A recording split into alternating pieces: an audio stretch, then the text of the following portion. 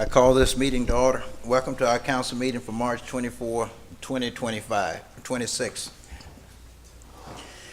Virtual participation in council meetings are available on your computer or smartphone via Microsoft Teams or by telephone. You can learn how to participate virtually by visiting our website, www.clermontfl.gov, and search for Attend Council Meeting online. In the interest of time, efficiency, and ensuring that everyone who wishes to address the council is given the opportunity to do so, the following will apply to all comments made by the public in person or virtually. Each speaker will be permitted 3 minutes to address the council. In an effort to be respectful during the meeting, please make sure your cell phones are set to silence. Thank you for participating in your city government. Tonight's invocation will be given by Police Chaplain Jane Pagan. I'm gonna throw a list. I mean, I would just ask everybody to, one of our big members of the community that's contributed a lot to our community, Mr. Softy, Patrick Wright, better known as Mr. Softy Ice Cream. He lost his wife on yesterday, so I'm gonna ask y'all to keep him lifted up in prayer. He lost his wife on yesterday, so I'm gonna ask you to keep him up in prayer, please. All right, thank you. So please rise and, I'm sorry, please rise and remain standing for the Pledge of Allegiance. Thank you. Heavenly Father, we thank you for this time that we get to worship you. We gather here today as stewards of our city. We ask for your blessing upon this council and all who serve our community. Grant us clarity of thought, wisdom in our decision, and the courage to act with integrity. Inspire us to work together, united in purpose, for the betterment of every resident. As we approach the upcoming feast days, we are reminded of the rich tapestry and the traditions and celebrations that uplift our souls and strengthen our bonds. May these special times fill our homes with joy, our hearts with gratitude, and our community with a renewed sense of hope. Let the spirit of these holy days inspire us to extend compassion, foster understanding, and build a more harmonious Clermont for all. In our Father's holy name we pray. Amen. Amen. Pledge allegiance to the flag of the United States of America and to the republic for which it stands, one nation, under God, indivisible, with liberty and justice for all. Thank you, amen. Thank you. Please be seated.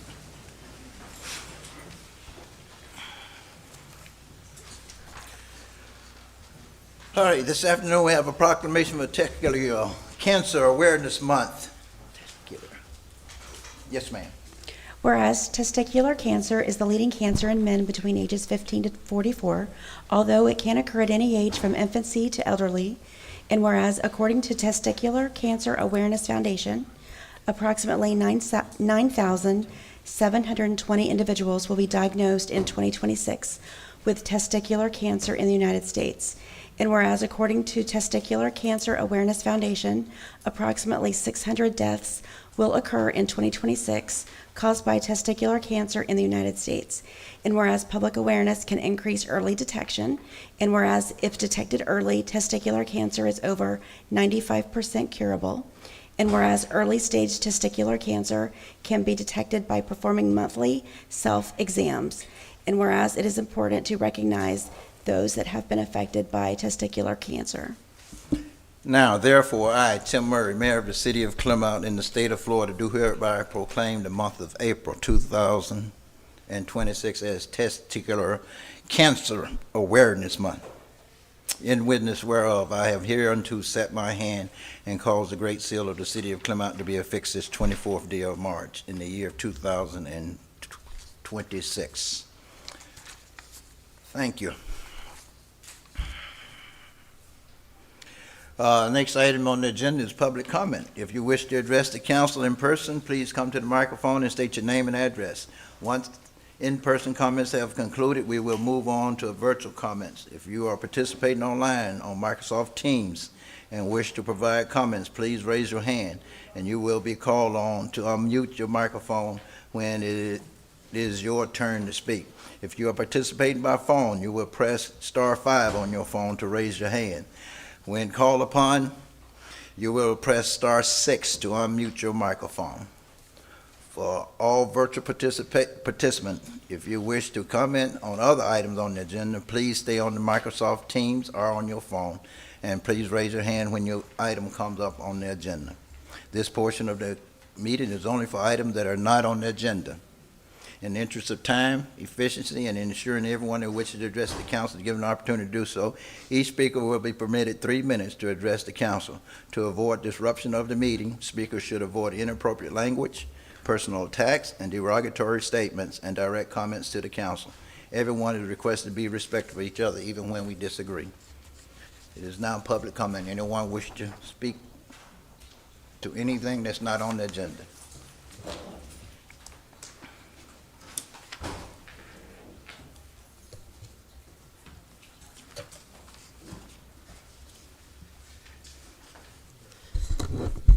Joe Famasi, 2693 Jumping Jack Way. I come to speak to you today about impact fee credits and CDD, building and borrowing money to build these infrastructures. I've brought up a CIP report from 2024 where it shows that my CDD through bond money that's paid back by the residents, Wellness Ridge only, has built several major sewer and water projects down there in the Wellness Way area. And none of the other developments that contributed to this. It was Wellness Ridge that built the traffic light. No other developments have built those traffic lights. I'm sure there was impact credit fees associated with that, as well as the lift station, master lift station. That master lift station that my residents paid for, part of that $7.4 million that was borrowed by public money, also helped facilitate the impact credits for the school land donated 15 acres from Lennar. That because the land was shovel ready, increased the impact credit for Lennar up to $3.6 million. It was $250,000 an acre, 15 acres. Because we paid for that lift station to go in there, they earned the impact credit because it was separate. It was a land donation. These are examples of where they're skirting the law. They might not be violating the law, but they're using us as financing for their purpose, the developers.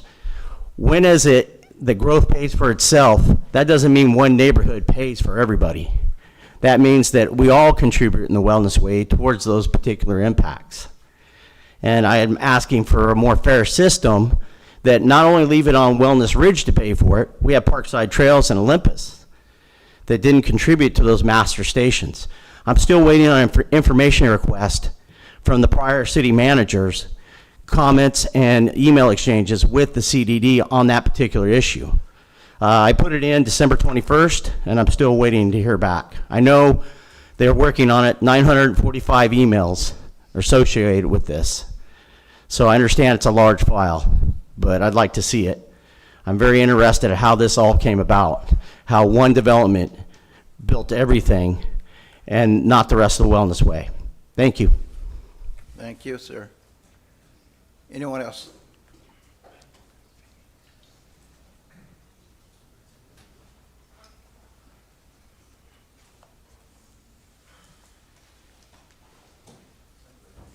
Good afternoon, Mayor, members of the council. Paula Hoisington, 564 East DeSoto Street. I'd like to follow up on some questions or inquiries that I had at the last council meeting. And during that, someone else came up and spoke about the need to feel that the information that we bring, the questions that we bring, that they are valued, and that we get follow-up when follow-up is requested. I asked a question about basically field trips, the seaside trip. What is the process? How do you decide? Who paid for those who were non-city employees to go? And in the event that there are other field trips, how does the average citizens have the opportunity to be included? I have not heard anything back on that. The other thing that I want to bring up is I found it very disturbing that Councilwoman Strange brought up the need to discuss the resolution and behavior on the dais. When your seatmate, your prior seatmate, almost every meeting, displayed rude, toxic behavior, demeanor toward our mayor. I could be mistaken, and if I am, I stand corrected. I do not remember you bringing it up or addressing his behavior as it applied to the mayor. I also found it somewhat that you brought up the fact of who shall or should the mayor accept support when he's running. I don't recall you asking any of the previous council persons who were up for elections. I don't remember you saying publicly, let's not accept those endorsements. So I find it strange that you would address that to the mayor where you didn't see the need to address it to your previous colleagues when they were running. It was somewhat disturbing. I checked with the Secretary of Elections, and it was nothing about getting endorsement was illegal, improper, or unethical. So the fact that you would ask the mayor publicly not to accept an endorsement is disturbing to me, particularly when you didn't do it with the others when they ran. So if somehow I can get a response to that later on, Mr. Mayor, that would be appreciated. Thank you. All right, thank you. Yes, sir. Thank you, Council. Mike Kramer, 208 Nautica Mile.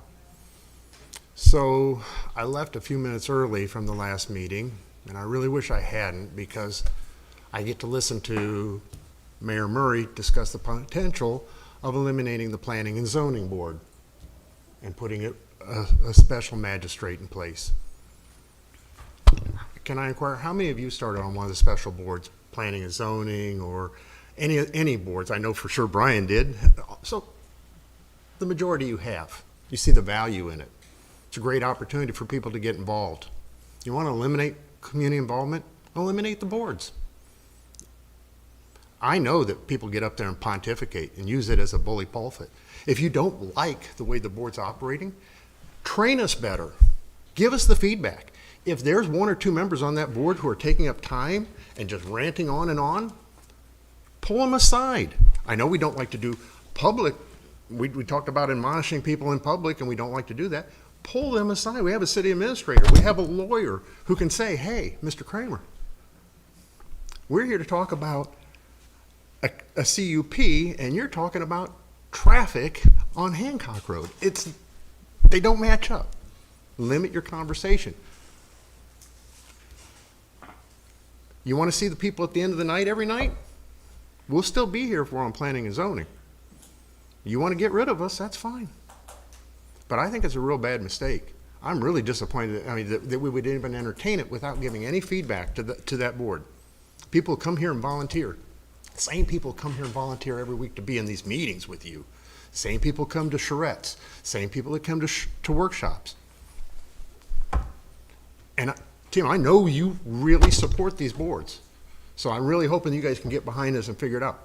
If this board isn't performing the way you like it to, do something about it. Don't just say, well, let's just fold it up. You know, maybe we can just let the city manager run things. Just fold you guys up. But it's just not that the way, it doesn't work that way. So I hope you have some robust discussion about it. We were entertaining where you said you were going to have a meeting with planning and zoning. Set some expectations. If they're not meeting your expectations, give them feedback so they know what to do. But don't come up here and say, you know, well, like tell Mr. Van Wagner, you have no job tonight with no feedback. It's not fair. You've done it before. Do it planning and zoning. I'm disappointed. People should have been informed of this instead of it being just brought up like that. I'm going to go sit down. Thank you. Thank you, sir. Anyone else? Yes, sir.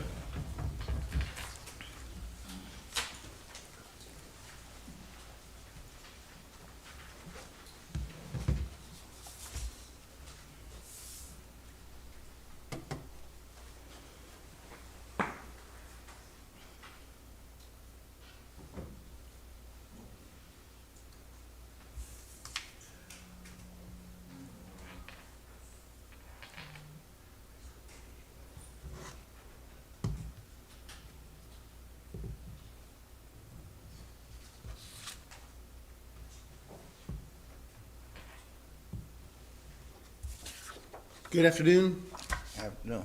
Mayor Murray, City Council members, City Attorney, Rick Van Wagner, Deputy City Manager, City Clerk. Don't want to leave anybody out, don't hurt anyone's feelings. My name's Kurt Shue. I have a restricted address, but some people know it now since there was a traffic accident at my house this morning.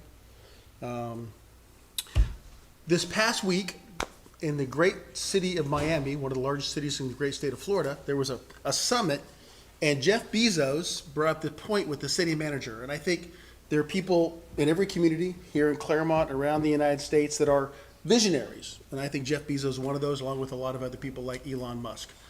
And so he brought up with the mayor, and I'll play the video in a second, we talked about how with AI today, when the AI we currently use, you can actually approve a building permit in 10 seconds.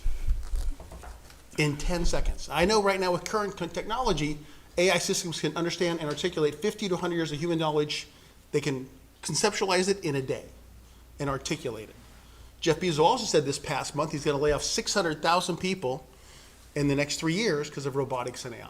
And that made a lot of people at Amazon unhappy. But we look at where we're going, and I'd like, since Clermont, I think, is an amazing city, choice of champions, where we look at how this is going to be, because they say between now and 2035, our world will change. So hopefully, a AI application that reads your building permit for a new house or a new building, and it should give you a yes or a no in 10 seconds.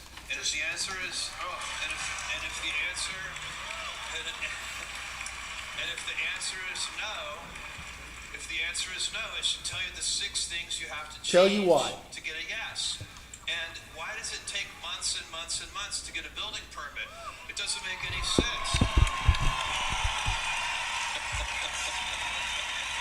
in Los Angeles and San Francisco, a building permit takes almost 300 days. And so of the 12,000 structures that were burned 14 months ago, only 30 have been approved and are under construction out of 12,000 in LA County where the fires happened last January. It's something to consider where we're going. Also, there will be cost savings in the future, but there's going to be unemployment issues too that we're going to struggle with over this next half a century. Thank you so much. God bless you all. Thank you, sir. This is public comment. In the public wish to come to speak to anything that's not on the agenda, may come to the microphone, state your name and address, and have 3 minutes. Anyone else? Anyone else?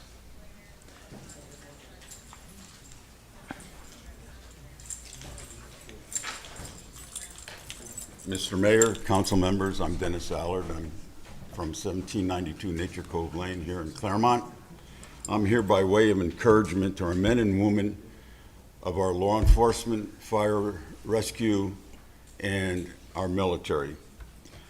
Like my friends and family members, just totally disgusted the way our first responders are being portrayed in the news and how they're not appreciated.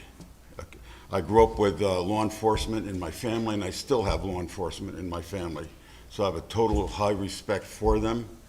And I've had the privilege, I've been 3 ride-alongs here with the Clermont Police Department under Chief Broadway and Chief Graysock.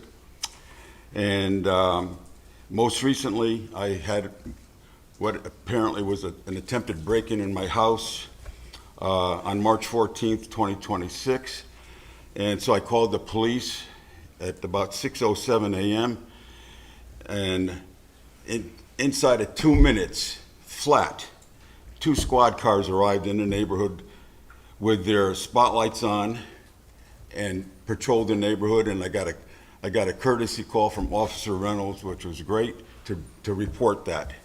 I've been on a ride-along with Officer Khan, Hernandez, and Zalweg.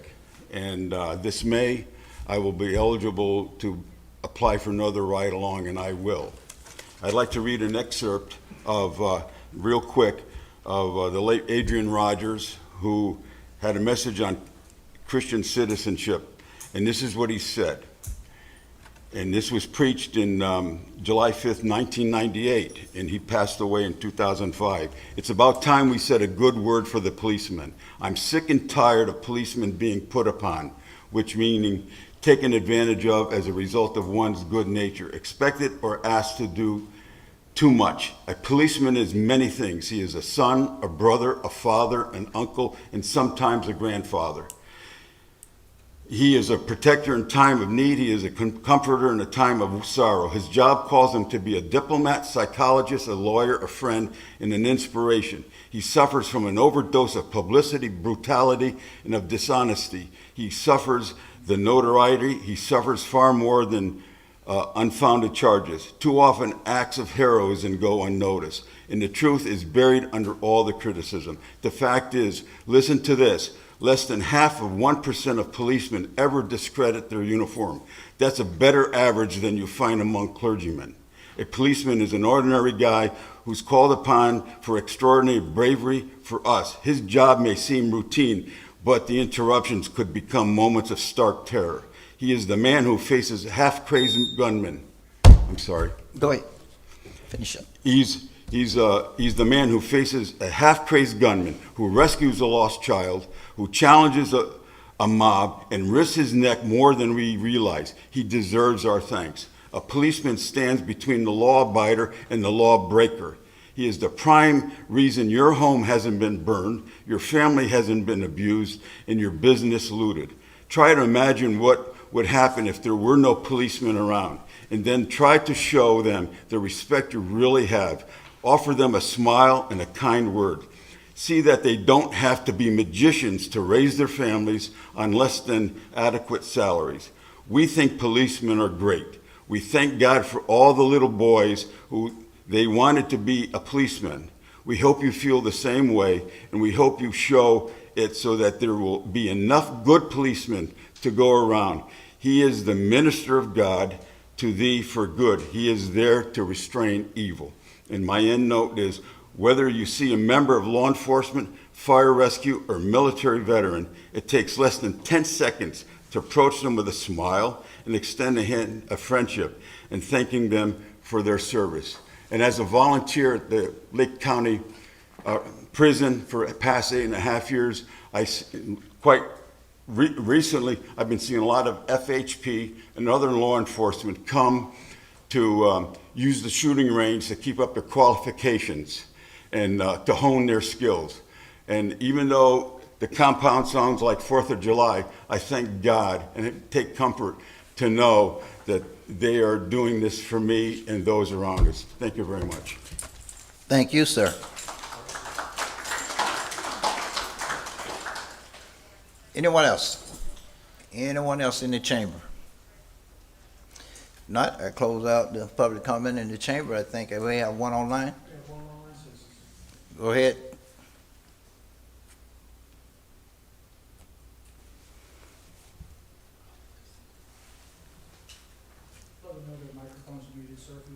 Sir, who's ever online, your microphone is muted. Please unmute your microphone. They on Teams or the telephone. My apologies, and I'm a ma'am. My name is Jenny May. I'm at 4062 Greystone Drive. I would like to add on to what Mr. Kramer, who sits on the Planning and Zoning Commission with me. Again, I was taken aback. I was told that the special magistrate conversation was brought up at the end of the city council when I was out of town. When I asked the reason why, nobody had the why. And that's the problem. So if we are doing something wrong, then why aren't we told what is the wrong?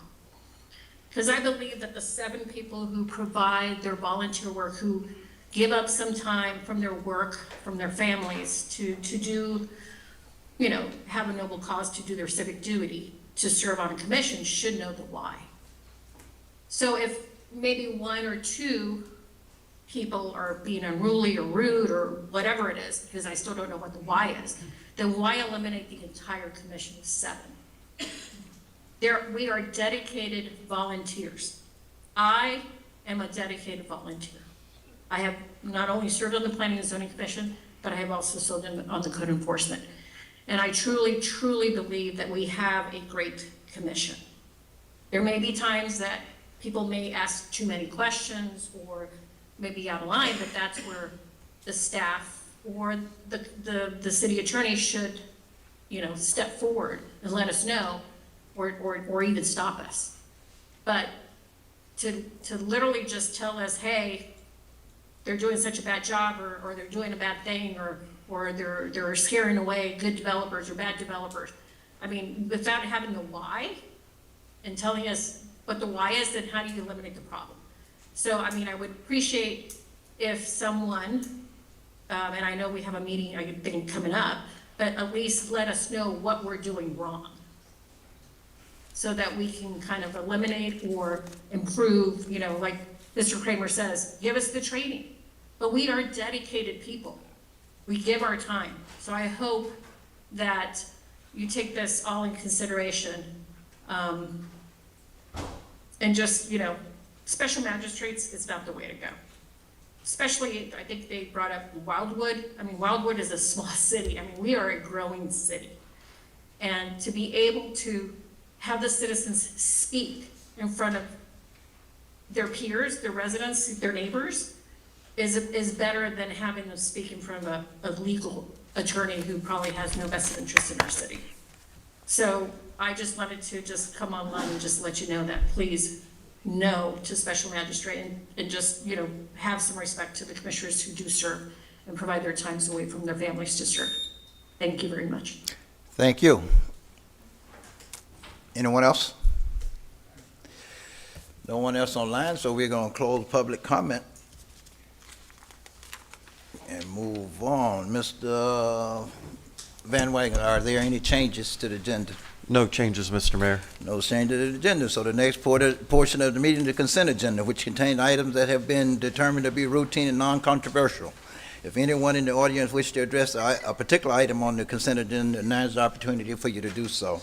Additionally, if staff or members of the city council wish to speak to a consent item, they have the same opportunity. The consent items for consideration tonight is items 1 through 12. Are there any items anyone wish to have pulled? Number 4. Number 4. Any other? Any other items? Seeing no other items, I would entertain a motion on items 1, 2, 3, and 4, and 5 through 12. I'd like to make a motion to accept items 1 through 12, leaving 5 after discussion. Item 4. 4, never mind. Leaving 4 after discussion. Okay. I second. I have a motion and a second for accept the consent agenda item as presented with items 1, 2, 3, and 5 through 12, leaving item 4 for further discussion. Any further discussion? Hearing none, all in favor, let it be known by saying aye. Aye. All opposed?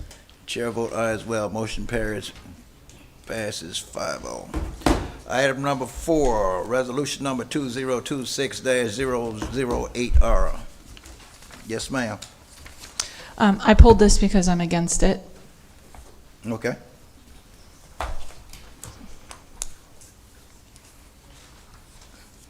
This is a public hearing. Anyone in the public wish to speak to this item may come to the microphone and state your name and address and have 3 minutes. Anyone in the public wish to address this item number 4 from the consent agenda may come to the microphone and state your name and address and have 3 minutes. Seeing no one, anyone online? No one online, we are going to close public comment. Yes, sir, Mr. Bain. I was just going to make a motion to approve item number 4. Okay. Is there a second? Second. Have a motion and a second for approval of item number 4. Any further discussion? None, all in favor, let it be known by saying aye. Aye. Aye. All opposed? Aye or nay? And the chair vote aye as well. Motion Nay. Nay? Motion passes 3-2. All righty. Item number 13, ordinance number 026-031, final certified recovery residence. Yes, ma'am. Ordinance number 2026-013, an ordinance of the City Council of the City of Clermont, Lake County, Florida, amending Chapter 125 to establish procedures for the review and approval of recovery residences pursuant to amended Section 397.487 Florida statutes, providing for conflict, severability, codification, administrative correction of scrivener's error, publication, and effective date. Yes, sir. Good afternoon, Mayor, City Council members, and guests. John Cruz, Development Services. This is Agenda Item 13. City staff is proposing an amendment to the Land Development Code in order to align with new state laws regarding the review and approval processes for certified recovery residences. The law requires local governments in the state of Florida to formalize and streamline the review and approval process for applicants seeking reasonable accommodation from local land use regulations that establish certified recovery residences. If the amendment is approved, a new article under Chapter 125 of the city's Land Development Code entitled Zoning would be created specifically for certified recovery residents to ensure consistency with the requirements in Section 397.487 of the Florida statutes. The Planning and Zoning Commission recommend approval 6-0. Staff recommends approval of ordinance 2026-013. That concludes staff's presentation. Okay. This is a public forum. Anyone in the public wish to address this item may come to the microphone and state your name and address and have 3 minutes. Anyone in the chamber wish to address this item may come to the microphone and state your name and address and have 3 minutes. Seeing no one, at closed chamber, nobody online. We'll close public comment, bring it back to council. What say council?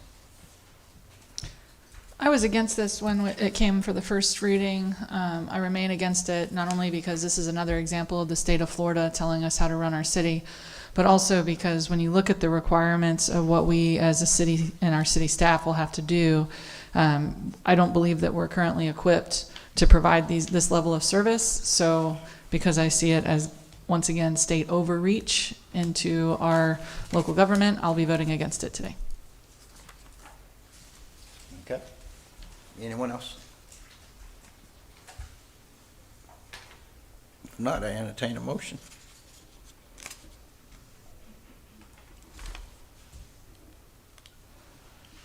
Well, to get a motion, I'll go ahead and move to approve item number 13 so we can vote on it. I second. Okay. Have a motion and a second for approval of item number 13, ordinance number 20.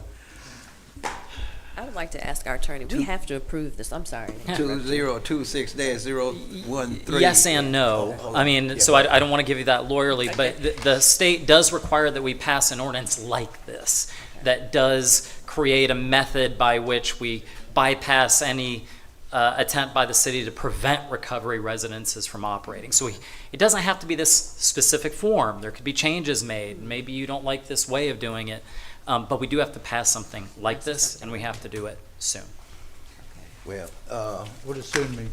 By yesterday. By yesterday, this is, and that's what I'm saying, and I agree with Councilmember Strange. It's another one of the things where the state is overreaching, but at this point, basically, it's a state law, and we have no other choice almost. So I would like to ask Councilmember Strange, what would you like changed in it if, since we do have, you do realize we do have to accept it, but how would you change it in your opinion? The rebel in me doesn't like that we have to do a thing. But the things that jump out at me are, for example, are we prepared to identify whether people in these homes have a minimum of 9 months sobriety? Are we prepared to determine whether the home is democratically run? Are we prepared to determine whether residents are following rules in the resident handbook? Are we prepared to determine whether the residents are paying dues? Are we prepared to determine and make a determination on whether the supervision by staff has formal training and that the residents are being held accountable? Are we even prepared to determine whether the residences are actually being staffed 24 hours a day, 7 days a week?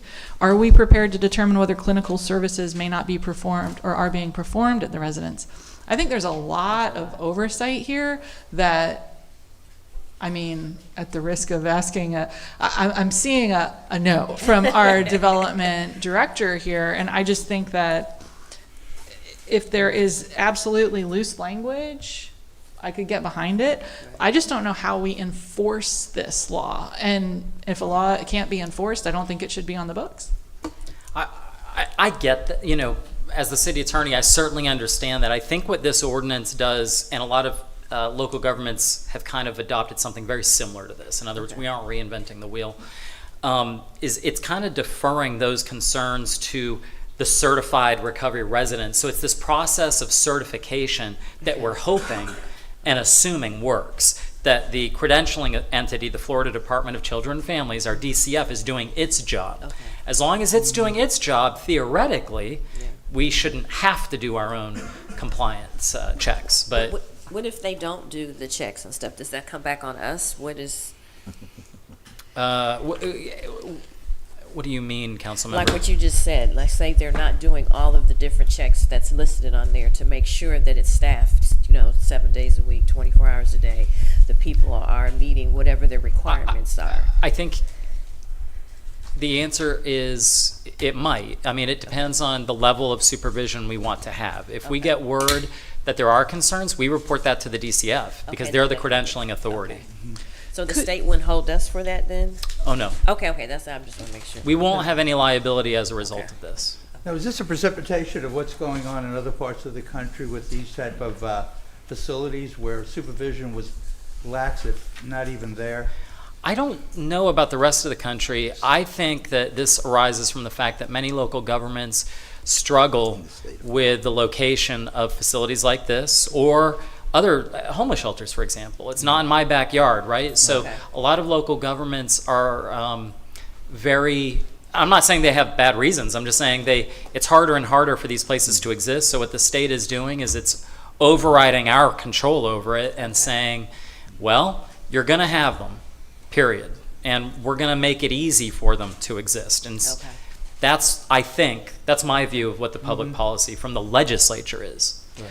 Is there a way for us to designate areas that would be approved?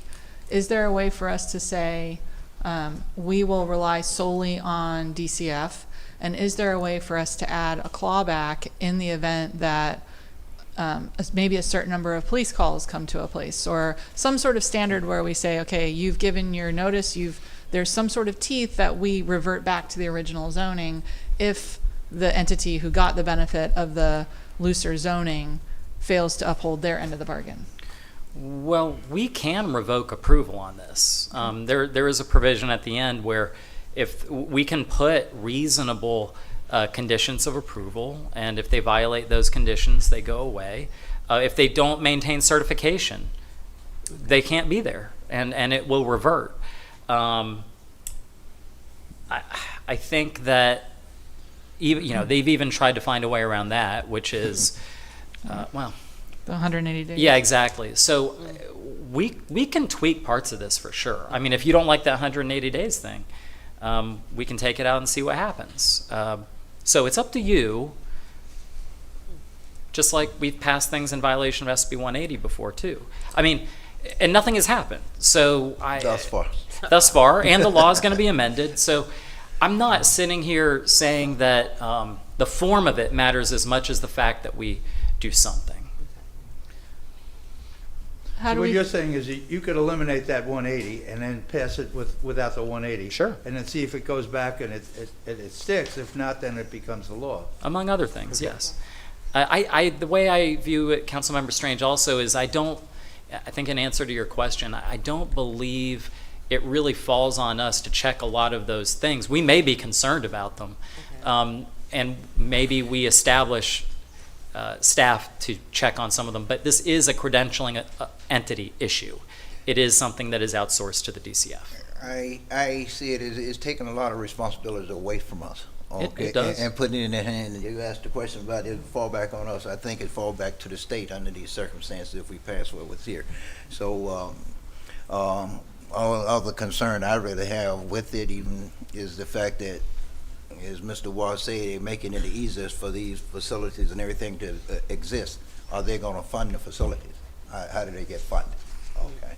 That's and you as a council may dictate to staff that in its application of the criteria in section 125-626 that we aren't lenient, you know? So for example, there's a condition here that we have to consider on an application whether the requested accommodation would impose an undue financial or administrative burden on the city.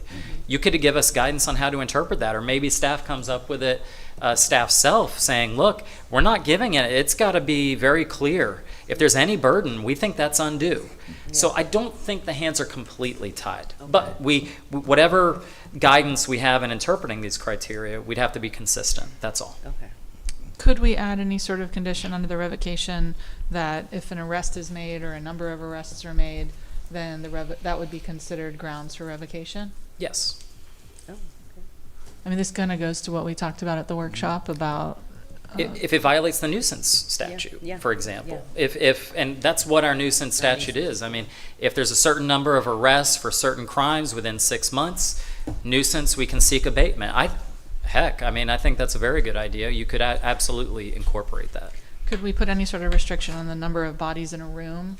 Like, I noticed some of these have like 9 residents, and you start dealing with 9 people in a 3-bedroom house, and you could start to run into vehicles being parked in the street, vehicles parked in the grassy area of the community. I mean, could we put any sort of standards so that it doesn't scream, this is a house that has 12 adults living in a 3-bedroom? I think we could. I don't think they have any interest in looking that way either. Normally they try to be fairly nondescript for obvious reasons. Sure. I just don't know. I'm just the lawyer, you know, so I don't know what those right numbers are. The way I look at it is we can always amend it if it's not working. Okay. So if this number doesn't make sense, we can change it later as well.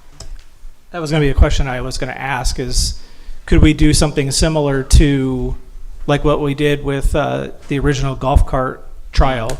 Could we put a 1-year time limit or a time limit which forces us to address some of these things? Because my concern is I think I've heard about 4 or 5 different changes, and I don't know if I fully understand where all those are going to be and the effect of those.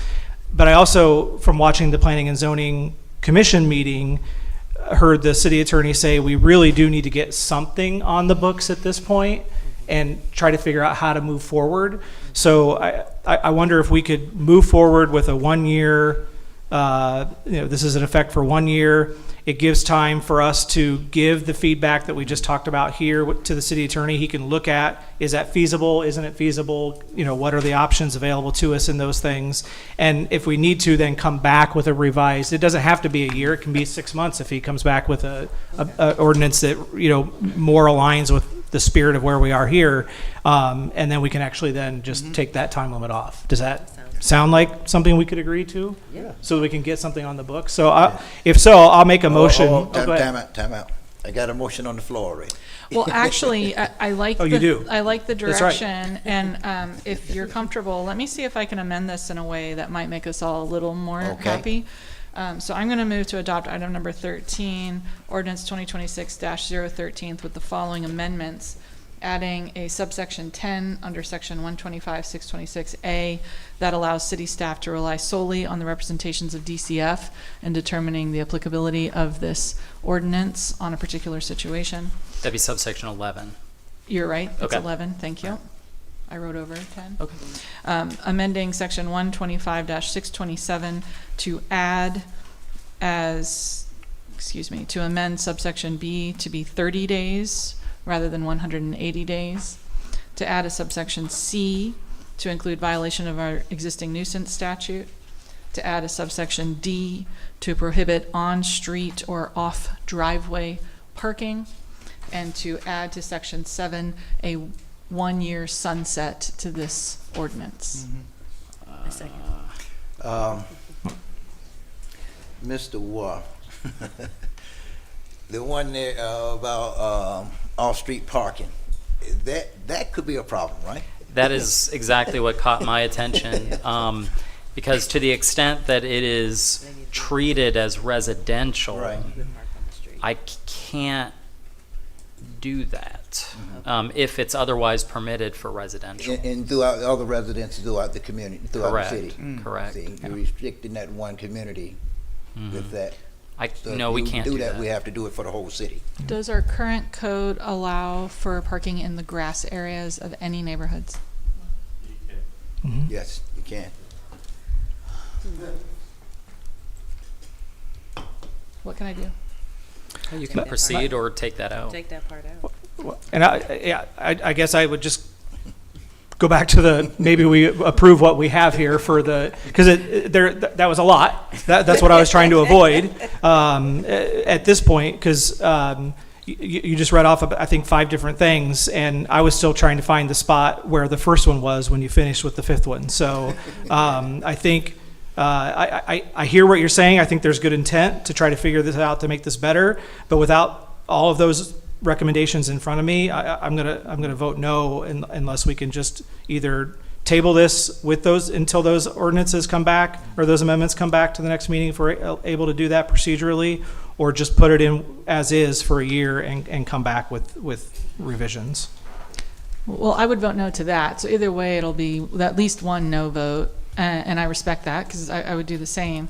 I don't mind, for purposes of moving this forward, to remove the on-street, off-driveway, Section D addition. So we would just be amending to add an item number 11 on page 271 to simply say that city staff can rely solely on DCF in making a determination about compliance, so that our staff doesn't have to make the assessments that I was concerned about under subsection Section 125-627. This is the revocation of granted accommodation under 271. What I was looking at was reducing that 180 days down to 30, and then adding the violation of our nuisance statute as conditions upon which staff could revoke or council could revoke the looser zoning that would be granted under this ordinance, the special zoning that would be granted, and then to add the 1-year sunset. So we're really looking at 4 changes, if we can get comfortable with that. Okay, and Mr. Bain, if... Can I have a second? My second approved? Yeah, we have a motion and a second. If I'm not mistaken, we can always come back and revisit this after it's on the book. You can take a look at it and come back and visit any portion of it that you don't agree with. So, is there any further discussion? Hearing none, roll call. Councilmember Strange. Aye. With the stipulation as presented. Okay. Yes, okay. with the 4 Except amendments. For the number of the parking. Okay. Mr. Bain. No. Councilmember Myers. Aye. Councilmember Peterson. Aye. Chair vote aye as well. Motion passes 4-1. So we make those changes, and then, of course, we can take another look at all that once the changes and really see what it looked like when it's actually in writing. Item number 14, resolution number 2025-037R. A resolution of the City Council of the City of Clermont, Lake County, Florida, granting a conditional use permit to allow for a convenience store, gas station, and car wash to be allowed within the Wellness Way planned unit development, providing for conflict, severability, administrative correction of Scrivener's error, publication, and an effective date. Yes, sir. Good afternoon again. John Cruz, Development Services. This is agenda item 14, 711 Wellness Way conditional use permit. The applicant, V3 Capital Group, is requesting a conditional use permit to allow for a convenience store and gas station as the primary use and an ancillary car wash use.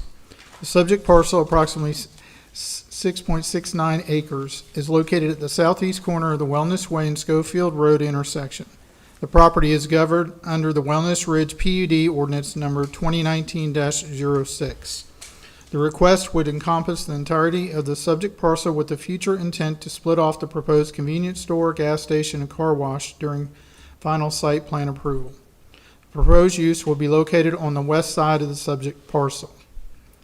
Here's an example of the elevation that was submitted. The proposed site is within the Wellness Way neighborhood center land use that is designated for C1 light commercial uses that complement the adjacent residential uses. Convenience stores and gas stations are a conditional use under the C1 light commercial use.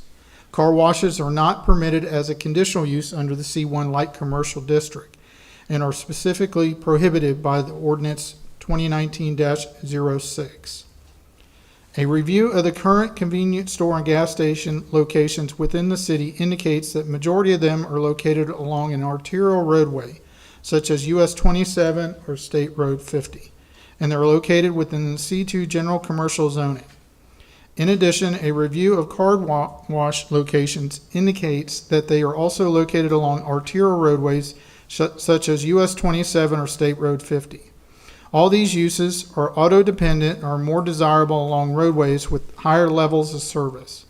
The neighborhood center is more suited for walkability from the nearby residents that provides a variety of services that are less intense and dependent on vehicles. The city adopted Wellness Way design standards in 2022, a set of form-based codes.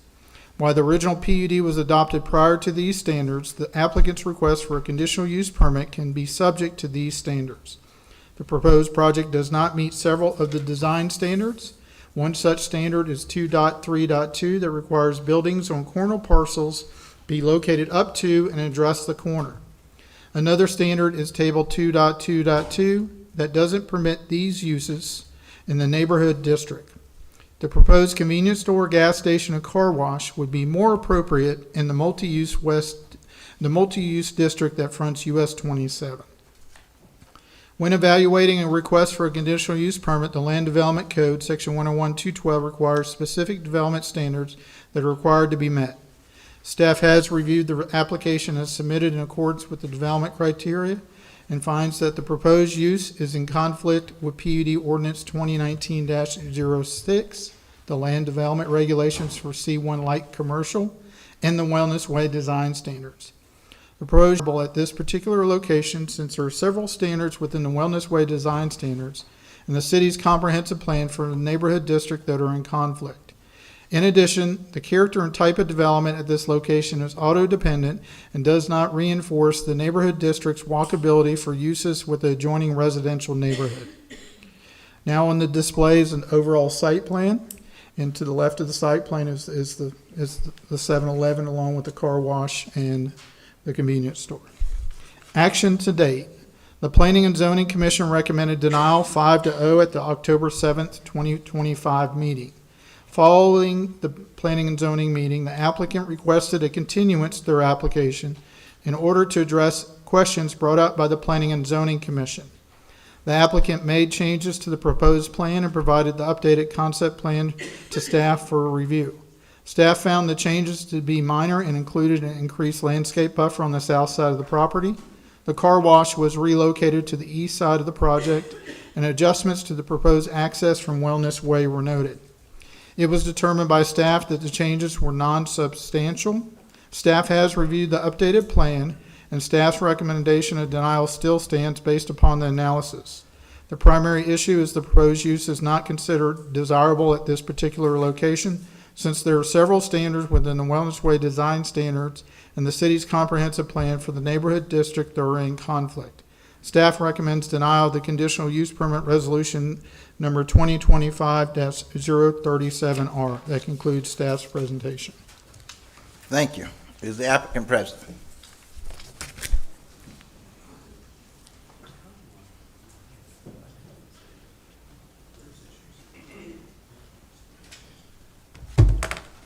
How are y'all doing? All righty, sir. How about yourself? Great. Trey Vick, CEO of V3 Capital Group. Thank you guys for taking the opportunity to listen to the project. We have been through quite a process with this project. We've met with staff several times. We met with the residents at a community meeting most recently on the 18th. Limited attendance on their side, but our team was there and has reached out. I know John mentions the changes to the site plan.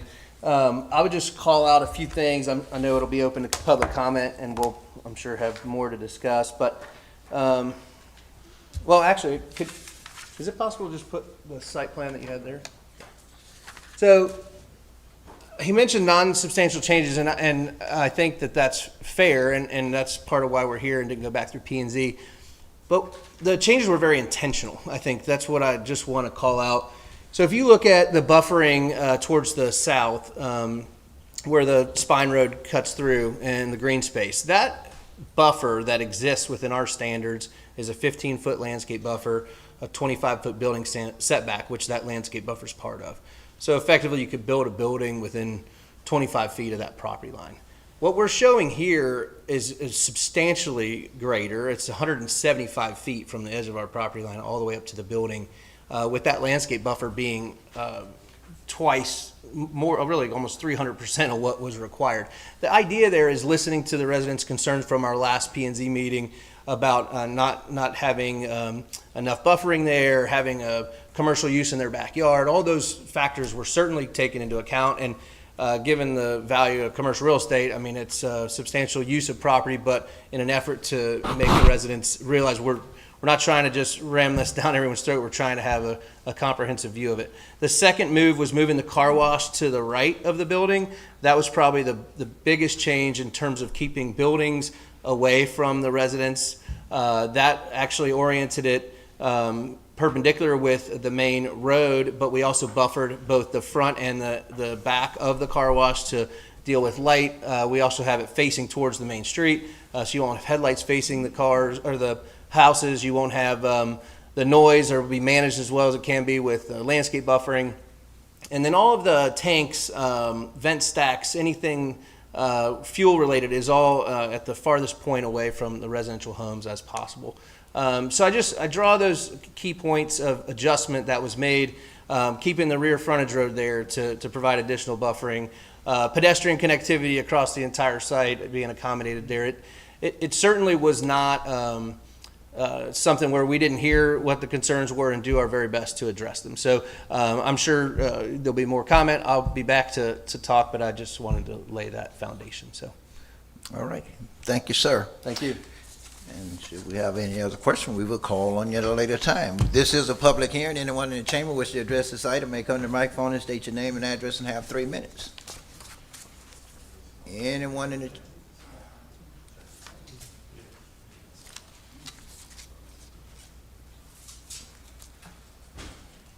Hello, good afternoon. My name is Matthews Morgan. I live at 2671 Runner Circle, Clermont. We've been, thinking about this for a real long time after we bought our house. But I'm gonna go ahead and just tell you what I've learned on the internet. There are several practical, environmental, and safety reasons why people often oppose a gas station directly behind their home. I'm sorry. Take your time. The safety risks. Gas stations store large amounts of flammable fuel, while modern stations are regulated. There are still a risk of fire or explosions, fuel truck traffic increasing accidental risk, spills during a delivery or storage. There are health concerns. Stations release fumes that can affect air quality. Long-term exposure has been linked to health issues, especially for children and older adults. Noise and light pollution, cars coming and going at all hours. Loud delivery trucks, especially early morning and late night. Bright canopy lights that may stay on 24/7 hours a day. Increased traffic. A gas station could bring more cars cutting through nearby streets. Congestion and entrances and exits. Higher risk for pedestrians in residential areas. Environmental risks. Underground storage tanks can leak over time. Soil and groundwater contamination is a major concern. Cleanup can take years if something goes wrong. Very important is property value impact. Homes located next to, which my house will be exactly behind it. I'm thinking it'll be right behind the car wash, exactly within 100 feet or so. Homes located next to or behind gas stations often sell for less, take longer to sell, are seen as less desirable by buyers. There are crime concerns. Gas stations, especially 24-hour ones, can sometimes attract loitering, theft, or vandalism, late night disturbances. There will be odors. Gasoline fumes and exhaust smells can carry into nearby yards and homes, especially depending on wind direction. And also, the Charlie Kirk Memorial Highway goes down Schofield Road, which is in Clermont, which will be right there.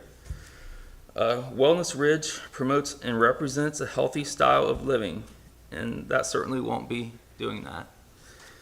People will be walking and trying to enjoying their lives with their families all in that area. It doesn't appear right and look right, and it just doesn't belong there.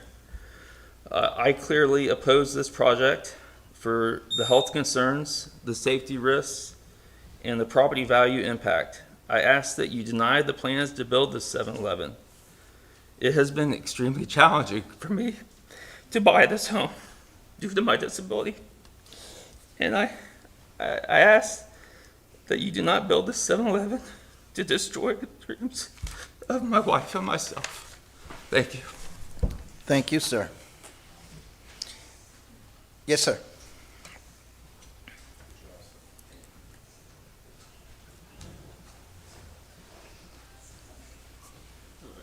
Good afternoon, everybody.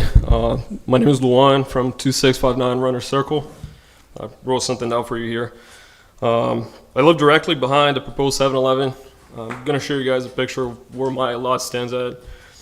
I'm here as a homeowner, neighbor, and a dad who cares about his family and where we live.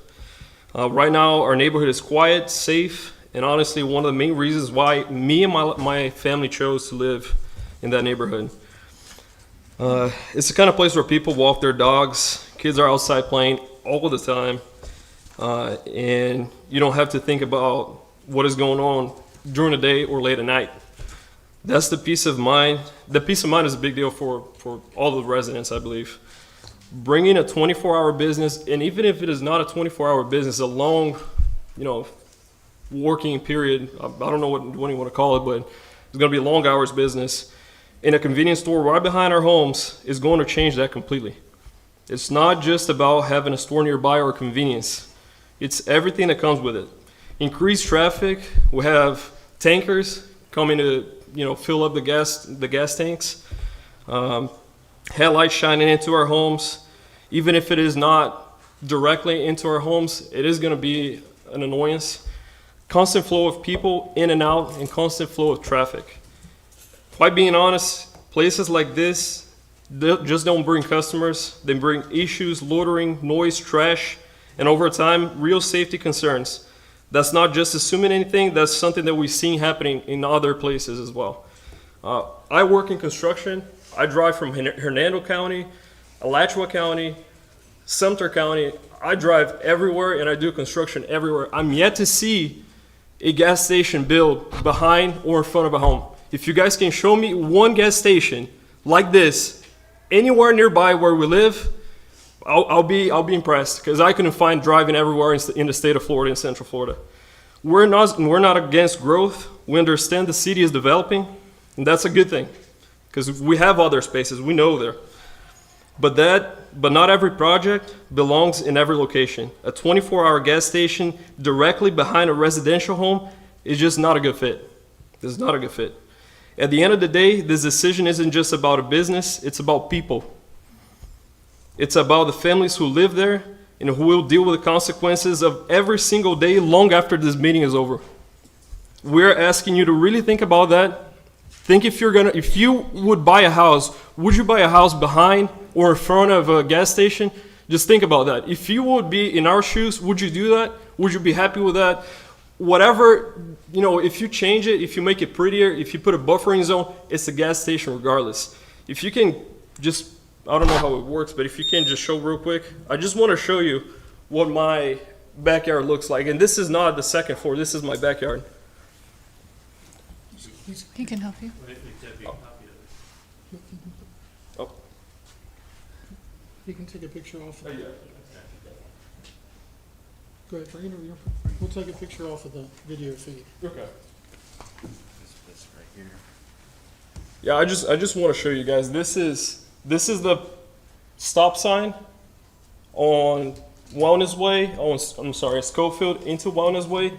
This is me standing at my backyard. This is how close this gas station is going to be to my house. Thank you very much for your time.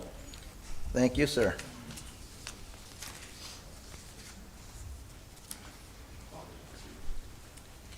Valerie Shuett, West Montrose Street. I'm going to keep it short. I'm just going to encourage you guys to make your denial swift.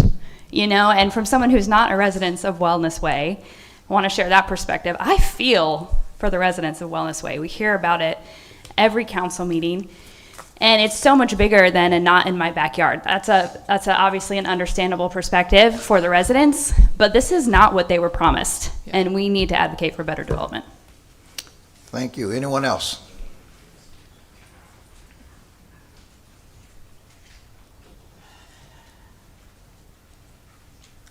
Joe Famasi, 2693 Jumping Jack Way, Wellness Way. When I seen this project come, I had lots of questions, especially with placement of it directly on what's going to be a commute road eventually. The entry and exit way for that property is only one way off of Wellness Way going towards, I guess it would be the Hamlet section, which raised lots of concerns for me getting in and out of that property. Schofield Road only has one entry and one exit that goes in one direction back towards Clermont, and it doesn't go the other way. So my question is I know they made some changes here, and I appreciate that, but at the same time, really they didn't. All they did is turn the plan around another direction, and they're really nothing changed. It's the same plan that came before the Planning and Zoning Commission, if we're going to be honest. And no buffering is going to protect that neighborhood. If you go to Clermont right now on Highway 27, how many, like my prior neighbor said, how many gas stations do you set next up to residential areas? None. That's done for a reason. That's to protect those neighborhoods and put them in a commercial area. If you also remember, DPZ also started a new comp plan where they were talking about developing Highway 27 and the Wellness Way area for commercial for that purpose. I made suggestions to the developer of bringing a recharging station with a bakery or a coffee shop or something that would draw the neighbors to come down and actually walk to. I think that that's where we need to start with this, and not a gas station. I appreciate the fact that they're the first ones that want to come in, but I'm sure with a little bit more hard work, we could bring something that the whole neighborhood could enjoy and actually serve the neighborhood instead of the outside community that uses it as a commute road. So I hope that you will follow staff's recommendation. P&Z, the Plan and Zoning turned this down, and I hope that you guys can find in your hearts to do the same thing, especially for the neighbors that are going to have to live with this night in, night out. Thank you. Thank you. Yes, sir. Good afternoon, City Council. Vincent Nemick, Regency Hills. I'm here to speak on myself and only for myself as a citizen. I got a question. That road, is that active? That gray area, is that going to be a road? Because that is a lot closer than the road of their setbacks. So headlights and noise is going to interrupt that. And on a real, I'm going to keep it short. This community was called Wellness Way. 7-Eleven doesn't sound like it's wellness with the toxic fumes. That's all I want to say. Thank you. God bless. Thank you.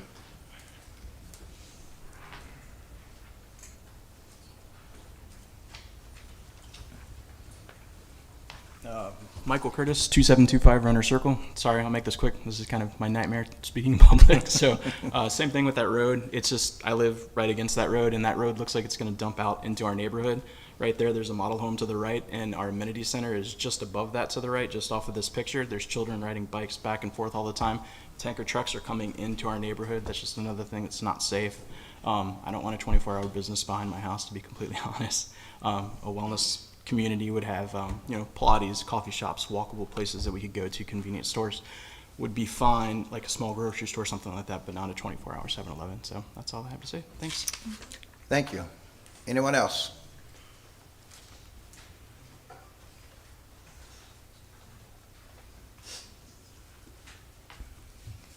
Good afternoon. Caroline Christina Franco Walden from 2659 Runner Circle. I'm a resident of Clermont. I have a business here for 7 years, 20 if you count my parents. I'm here today not just a homeowner, but as someone who deeply believes in the community that Clermont is.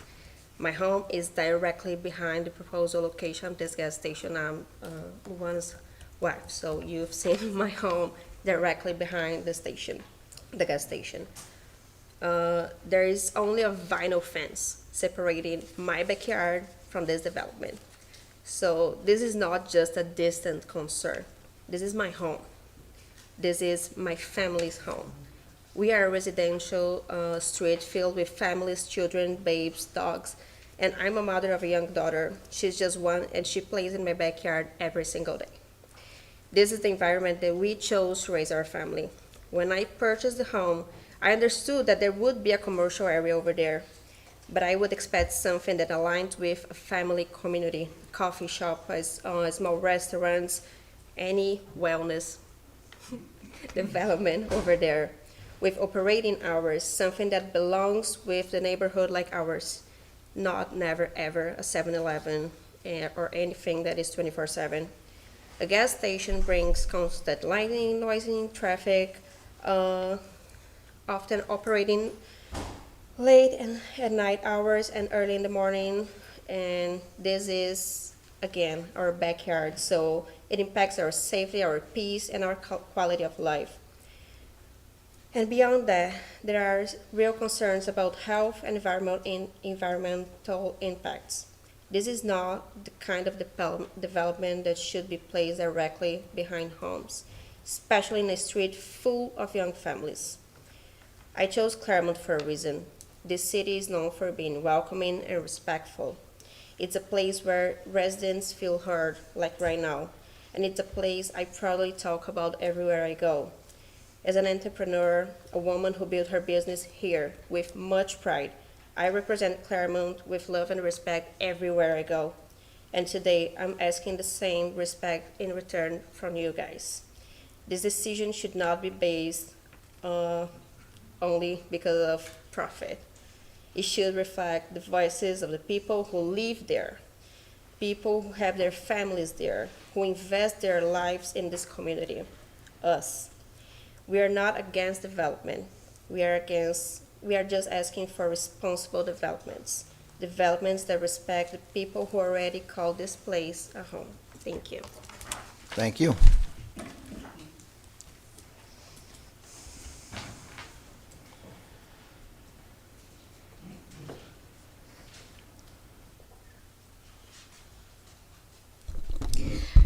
Good afternoon, Mayor Murray and council members. Thank you for your time, your service, and your commitment to protecting the families Can I get your address, name and address, please? who live in this community. We truly appreciate the responsibility you carry when reviewing projects like this one. This is Vicaris Yave. Can we get your name and address? Yes. I live at 6045 Shavasana Road. I'm a resident of Wellness Way. Thank you. So I'm here regarding about the item 14, Resolution 2025-037R. The V3 developers, they hired Damien to be a community liaison for us, for our community. And he's been in contact with us through private text messages. And the fact that Mr. Trey said that there was limited attendance on the community meeting, Damien actually just texted us, I believe March 6th, and the meeting was March 18. He did not even ask us whether or not if all the residents were available for this meeting. The meeting happened. So our neighborhood, I just wanted to point out, is made out of families with young children, and safety is our top priority. So in just the past few weeks, we've had a car theft incident, and also an incident where 3 adults approached children, asked for their names, and took photos. I'm a mom. I have 5 children. I homeschool, and obviously I let my children out in playing. And building a gas station like this, it could draw more additional traffic or unfamiliar individuals into the area. So I ask you to consider this as well in regards to safety. And And obviously, this is exactly why the Wellness Ridge PUD prohibits car washes as well, right? And why the Wellness Way design standards discourage auto-oriented uses. So these rules were placed to protect walkability, family safety, and the quality of life that residents were promised when they purchased their homes. So I'm a homeowner, and I would like that to happen. We are not really against the development, like some of the residents here that spoke said. We simply ask the development follow the PUD, respect the design standards, and support the safety and peace of the families who live there. For these reasons, we respectfully ask the council to uphold the Planning and Zoning Commission's unanimous 5-0 recommendation for denial. May I add again that there is a case study that was done in Texas, where they found out that gas stations, particularly being placed in residential areas, they attract more criminal activities. So again, thank you again, Mayor and council members, for listening and for continuing to protect the character and safety of our neighborhood. Thank you. Thank you. Anyone else? This is a public hearing. Anyone in the chamber which should speak to this item may come to the microphone and state your name and address and have 3 minutes. Seeing no one else, I close public comment in the chamber. We have anyone online? You have 2 citizens waiting in the queue. Let's go ahead and cue the first one, please, sir. Good afternoon. My name is Nicole Parker, resident of 2677 Runner Circle. My neighbors have done an absolute phenomenal job this afternoon reiterating my concerns, so I do not want to waste anybody's time by reiterating that. But I agree with them, and this should be denied. As a mother of 2 young boys, Santa magically put a playground into our backyard. My son climbs his steps and shouts, "Look at the pool, look at the basketball courts." I do not look forward to the day when he says, "Look at the cars, look at the car wash, look at the gas, look at the people." I'd rather him see the wellness aspect, the things that bring us joy, the reasons why we live in Florida. Our neighbors up north are jealous of us during this time of year where we can sit in our backyard, have barbecues, and play. And I have seen my neighbors do just this in their backyards, these very people that stood before you today. And we ask that you allow us to continue to do that, to promote our wellness community, to keep it beautiful and keep it a place that we are proud to live. I don't agree that this gas station will bring anything good. And yes, there's plenty of open land throughout Clermont, throughout other areas that this developer can go. Please deny this request and allow my boys and my family and our neighbors to enjoy the backyard. Please, we beg of you. Thank you. Thank you. Next.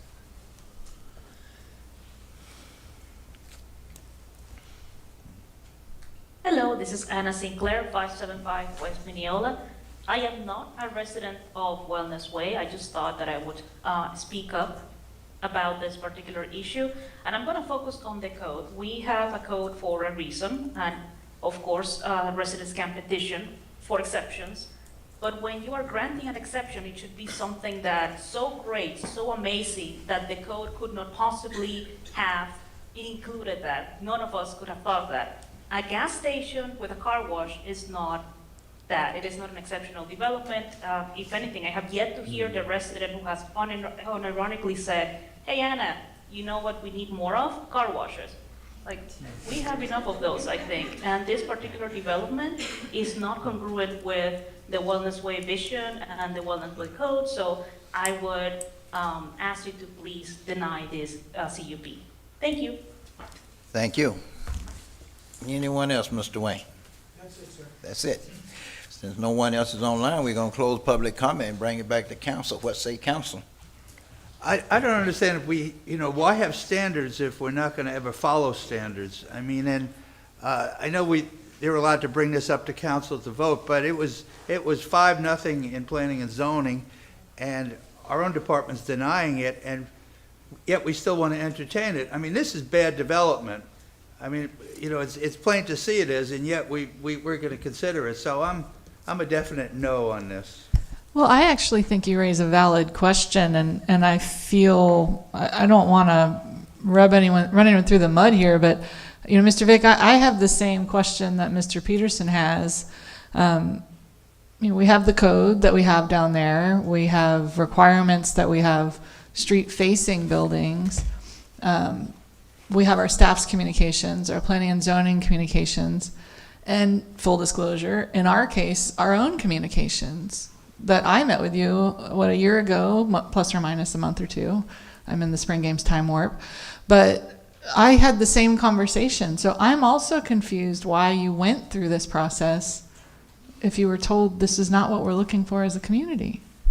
Why not spend this time doing something the citizens desire?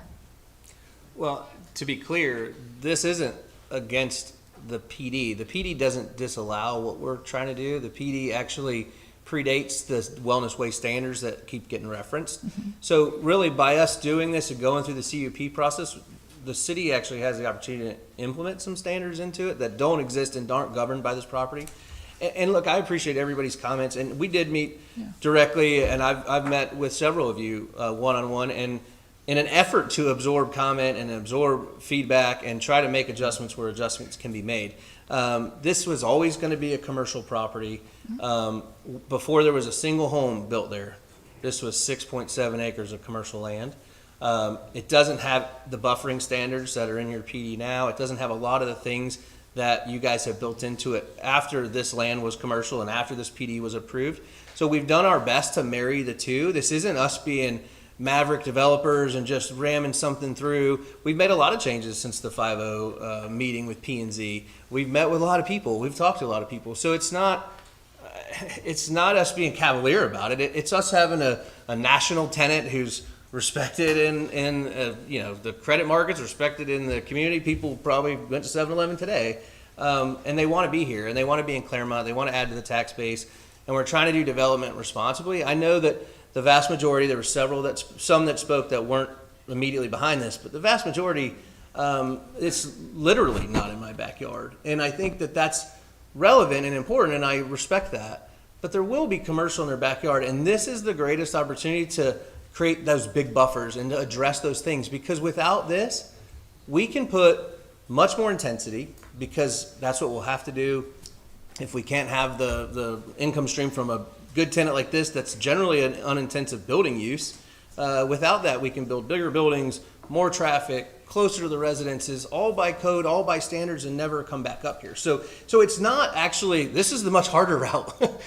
There's a lot easier routes we could have taken that probably in the long run, someone could stand up here and say all the same things about. So it's not us being cavalier, and I don't want to put that comment out there. It's not that we don't listen. We've done a lot of listening. That's why it was a year ago when we talked. I mean, we've done a ton of thoughts around that. I think we got the access approved off of Wellness Way with the county that was not in there before when we went to P&Z. So that was a major change because of the concern about traffic running through that site and not going into Wellness Way. There was a comment about dumping into the neighborhood street. That was always designed that way. I mean, even in the original plans, there was an exit point proposed to be at that light. So that wasn't something we made up. That was something the developer that did their neighborhood came up with.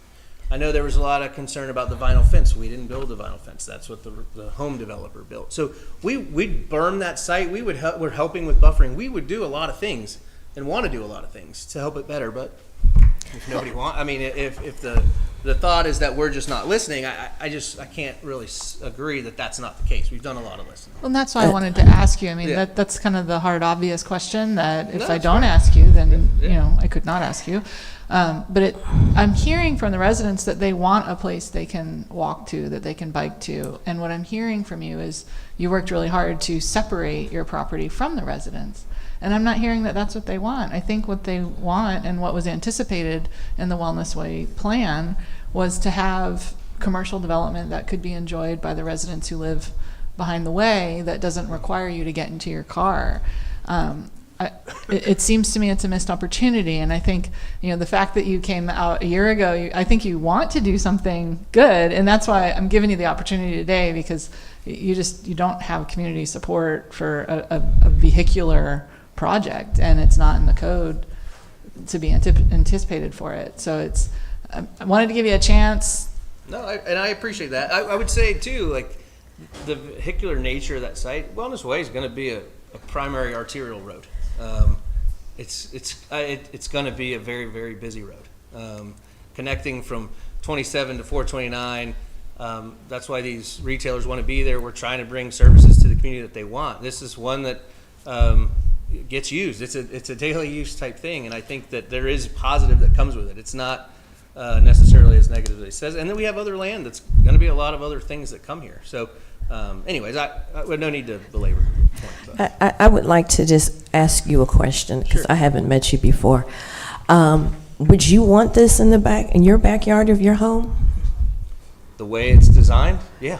So you would be okay with fumes being in your house, being near your children playing and whatnot? That would be okay with you? That's about the most baited question I could have. So I mean, I'll leave it at that. Because what I hear the residents, they're real concerned, and it is a real concern because gas has a lot of chemicals, it's toxic. And they don't want that near their children. And looking at your plans, it doesn't look like, according to what our staff has said and our Planning and Zoning Commission, you haven't made the substantial changes because really they don't want a gas station. They want other businesses like a coffee shop or something of that nature, but nothing that has those fumes, because I'm hearing the residents raise valid concerns about the safety and well-being for their children. Well, I'll tell you that 7-Eleven is one of the largest corporations around, and if it was as dangerous and presented the environmental challenges, they wouldn't be as prevalent as they are. You'd see things handled a lot differently. They have some of the most stringent environmental standards of any use you could have. So you could put a nail salon in there that could have a discharge vent off the back of that wall that's 25 feet from that building, and I could do it by code, and then people would be upset about the fumes from a nail salon. We've taken a lot of thought, and all of the gas-oriented is along the road. There's nothing gas-oriented or chemical-oriented towards those residential houses. So just addressing the comment, but we didn't turn our back to those realities. And the environmental concerns from the double-line tanks, extreme environmental stringent standards to do a deal with the gas station today, extreme environmental monitoring prior and post to ensure that they don't have environmental contamination. So it's not the gas stations of the 80s at all. And we've done a lot of gas station development. So I just addressed that as a point that you raised. Well, I just follow up to say, I'm a military wife and lived all over. I don't see 7-Elevens right next door to people's neighborhoods, and I wouldn't want it. I see it on major highways and stuff where it should be per se, but I wouldn't want that in my neighborhood like that either. But thank you for coming here and presenting. It was also not completely disallowed in the PD, the pre-PD and the post-wellness PD. So with the level of dislike for that use, it's somewhat surprising that if it was going to have that position, it would just be disallowed, not a conditional use.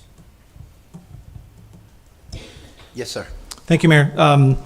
I was on P&Z when this came before us in October, and I think we heard a lot of emotional statements from people who live right in this area, and that's very valid.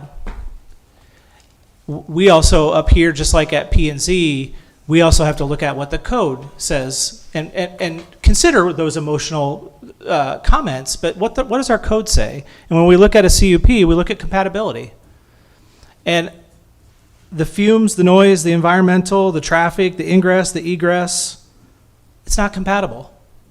It's not compatible.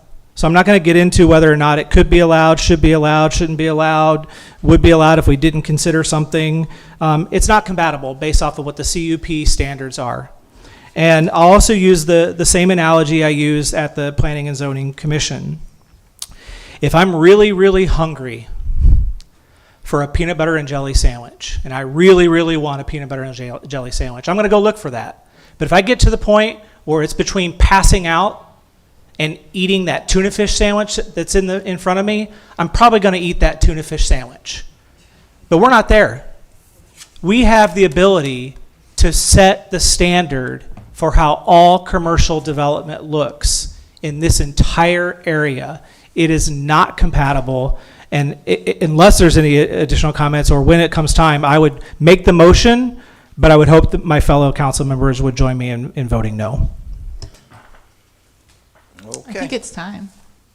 I don't know if you have any statements, Mr. Mayor. No, I don't have Okay, then I'll move resolution number 2025-037R. I'll Second. Oh. Sorry. What was the motion? Motion to deny. Well, I'm moving it because parliamentary procedure, we need to move it have to to take move it to action, but take if you action. want to deny it, you vote no. Okay, yeah. All right. Have a motion and a second for denial of, what's this, item number 14, resolution number 2025-037R. Any further discussion? No. Hearing none, all in favor, let it be known by saying aye. It was a denial. No, he No, moved I it moved, forward. I moved it forward, so if you. Forward, he did deny Yep, it. so we're all going to vote no if we don't We're all want it. voting All no. right, all right. All opposed? Nay. Nay. Okay, chair vote nay as well. Motion carries 5-0.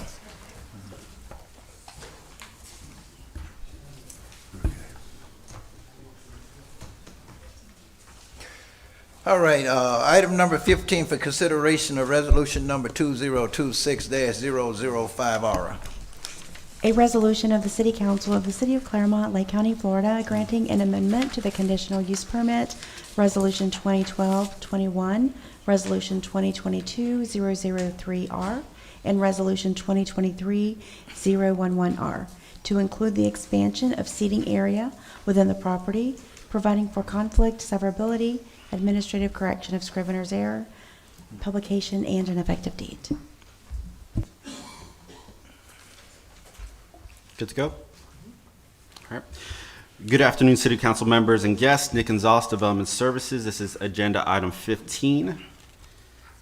The applicant, Jimmy Crawford, is requesting a conditional use permit amendment to revise the site plan in Resolution 2023-011R to include the expansion of the restaurant deck and additional outdoor seating area on the north side of the Salt Shack on the Lake restaurant, located in the CBD Central Business District.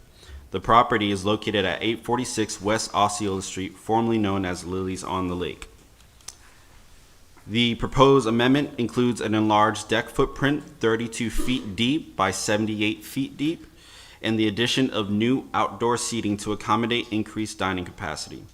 With the addition of seating, staff has included an updated condition in the revised resolution requiring that any additional parking demand generated by the expanded seating area be satisfied through payment in the city's parking fund as allowed under Section 115-14 of the Land Development Code. This payment must be made prior to the approval of the site review application. The current cost per space in the parking fund is $3,000 as approved by the City Council. If this is increased prior to the time of site plan approval, then the applicant would be responsible for paying the new fee. Based upon the anticipated additional seating of 104 seats, the parking requirements would be 1 space for every 8 seats. That would equate to 13 spaces and a payment of $39,000 into the parking fund at the current rate.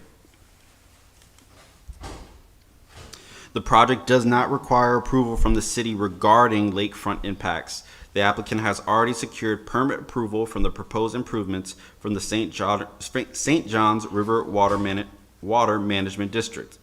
The CUP amendment does not alter the approved use but modifies the configuration of the outdoor dining area to improve functionality and enhance customer experience. All other conditions of Resolution 2023-11R remain in effect. The proposed increase in seating does not appear to be detrimental to the health, safety, and welfare of the surrounding community. The city did receive a noise complaint in May of 2024. An investigation was conducted and was found that the sound was a result of the mechanical equipment at the site. Sound compression blankets were installed on the exhaust fans and the HVAC equipment in July of 2024. This reduced the sound decibels well below the city's sound decibel limits, and no further complaints have been received. Action to date.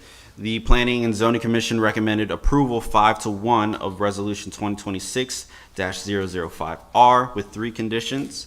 The applicant shall meet with DPZ to obtain recommendations. 2, Lake County Water Authority is included regarding possible shoreline alterations, and 3, installing additional waterfront signage to discourage boats from mooring near the vegetation along the property's shoreline. In your supplemental folder, you'll find an email from Nathan Norris, Economic Development Director, who reviewed the project with DPZ. Their only recommendation was to allow for a future waterfront connection by providing the city with a 15-foot easement beyond the proposed deck. This would allow the city, if desired, to construct a boardwalk that would not interfere with views from the salt shack and could potentially include space for boat mooring. This recommendation has been forwarded to the applicant. The second recommendation from Planning and Zoning was to include the Lake County Water Authority, and the applicant indicated this would be addressed during the interim period. And lastly, language has been added to the resolution to include additional signage along the shoreline. Staff recommends approval of Resolution 2026-005R, CUP Amendment for a Salt Shack on the Lake. That concludes staff's presentation. Thank you. Yes, sir, Mr. Crawford. Thank you, Mr. Gonzalez. Mr. Mayor, council members, staff, and support. It's good to be here this afternoon. My name is Jimmy Crawford. I am an attorney with the law firm of Crawford, Modica, and Holt, 702 West Montrose Street, Clermont, Florida, and I do represent both the owner of the property and the applicant. Well, I'm the applicant, but the user is Salt Shack that I think most everybody's familiar with. We have here today from Salt Shack, we have Jeff Smith, who is an owner's representative. We have Jeremy Darden, Catherine Horner, and Robin Muller, who are all involved in the management at the restaurant. And if there are any questions regarding those type of things, they will come up and answer them to the very best of their ability. We also have Jeff Banker, PE, from Highland Engineering, who was our civil engineer that worked on the St. Johns River Water Management District permit. Which took almost 2 years to get. We started this out thinking that we didn't even have to have an amendment to the conditional use permit because we are not asking for any kind of use change, and in the actual CUP itself, it doesn't say anything about how many tables, those are all addressed through site plan approvals. Staff correctly pointed out that there was a concept plan attached to the CUP originally in 2023, and it did not show the expanded deck. So to be consistent with that, we had to amend the CUP and the concept plan. So good catch by them, and that's why we're here. We did receive our St. John's permit for this deck expansion last June. As Nick just said, the P&Z conditions that were recommended for approval were DPZ input, which Mr. Norris's email just discussed, and I have discussed that with my client, and we are all for that. There is not a problem with that at all. We would have some details regarding who constructs it, who maintains it, and the only thing that they were worried about in the beginning is right now there are fences with gates that are closed when we're closed, and we'd have to do something different with security if it was open 24/7. So the hours that we're open, man, we'll do that next week. That's a piece of cake. The second one was they wanted Water Authority, Lake County Water Authority comment on, quote, possible shoreline alterations. And I did ask the Water Authority for input, and I have not heard back. I know in the past, I'm the attorney for the Lake County Water Authority, so I'll just disclose that right there for everybody. So I had a direct line, and they said we are not a regulatory agency, and if municipalities or local governments ask us water-related questions, we definitely try to cooperate and help. And if the city wants help through the site planning process, the Water Authority would make their people available for that, but they don't comment on zoning matters that are before local governments. St. John's River Water Management District is the regulatory authority for that, for this type of thing. And they deemed, and Mr. Banker's here to testify and answer any questions, but they deemed that we were not doing shoreline alterations. We are digging piers for the wooden piers that go in, but that is not considered shoreline alteration. That said, they drug us through the ringer and counted the entire deck as impervious surface, even though it has the cracks in between that allow water to get through. They count that as all impervious. And the garden dining area to the east of the restaurant, they counted that as impervious also because we had put shell down. We figured that that did not count as impervious, but St. John says, nope, we're going to count it all, and you have to dig French drains and then connect to the pipes and send all this to Victory Point. So right now, we have the existing old construction permits and water management district permits, and the new scheme required by the St. John's permit, which is in your packet, requires substantial improvements to that. So there will be even less of a chance that water from runoff from our property will go straight into the lake. It won't. It gets all captured, sent to Victory Point for treatment before it. All of it eventually winds up in our lakes, you know. That's why we're trying to be very careful.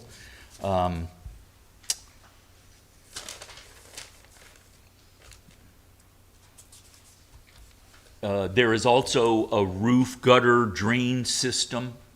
Part of the deck will be covered. I was incorrect at planning and zoning, and I'd correct that afterwards.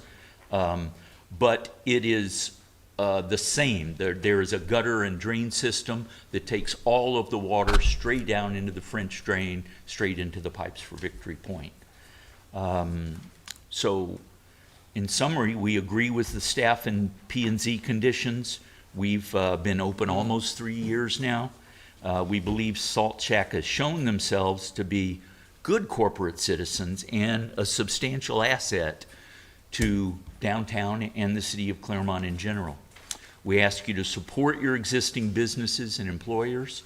Salt Shack has 100 employees, all except 4 or 5 of which live very locally right here in South Lake County, because some live in Sumter County because of the costs of living in Clermont that we're continuing to try to work on. We ask you to support Clean Lakes by improving the stormwater treatment that eventually winds up in our Clermont chain of lakes. You notice it's called the Clermont chain of lakes too.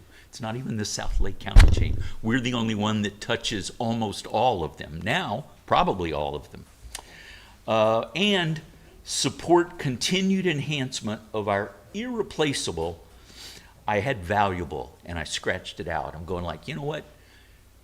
As DPZ pointed out, this is the last substantial private parcel on the waterfront in downtown Clermont. That's why they want the connection to make it connect the east and the west side. It's a vitally important site, and we think we're so glad that Salt Shack took it over 3 years ago.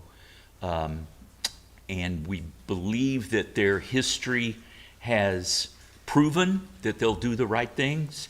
And we would ask for your support to try to do that. There's an economic argument that I don't really want to make, but I just want to mention quickly, and that is that you can operate a small restaurant profitably, and you can operate a bigger restaurant profitably.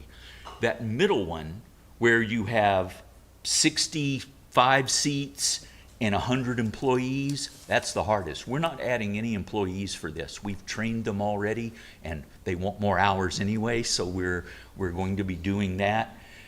There's an economy of scale with all the management, all the staff, everything that has to be done, and this will ensure the long-term profitability, that's not a bad word still, I don't think, and support for downtown Clermont. With that, I'm happy to try to answer any questions, get our team up here to answer any questions. We would like the opportunity to listen to anyone in the community who has questions and respond to those if we can. Thank you, sir. And if we have any question, we will call you back at a later time. But this is a public forum. Anyone in the chamber that wish to address this item may come to the microphone and state your name and address and have 3 minutes.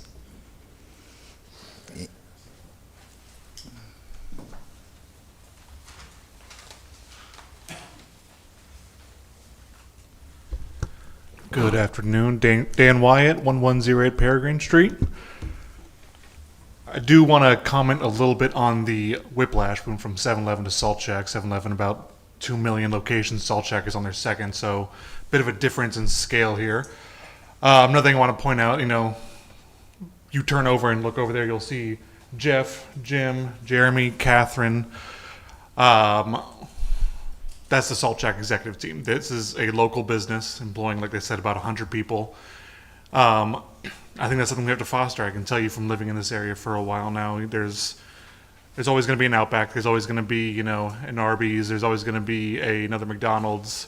Having a small, locally owned restaurant, I think, is wildly valuable. They've always been wonderful to me, wonderful to my family. I don't know if we want to pull the video up. I have a video of my 2-year-old daughter on her second birthday dancing to the conga music in their beachfront property. From the sounds of it, they've done everything correct. They're working with everyone. They've gotten all the approvals. I think this is an easy and slam dunk approval, personally. Thank you. Thank you. Anyone else? Anyone in the chamber wish to address this item may come to the microphone and state your name and address and have 3 minutes.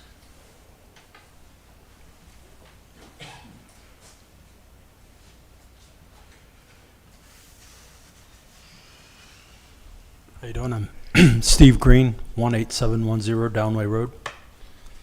I just scribbled this down. I was thinking about this. I just want to say, Salt Shack, I moved here about 5 years ago and was so excited when I saw the previous waterfront establishment and was sorely disappointed several times. But since Salt Shack's been there, I've noticed and thrilled about how exceptionally well run the place is.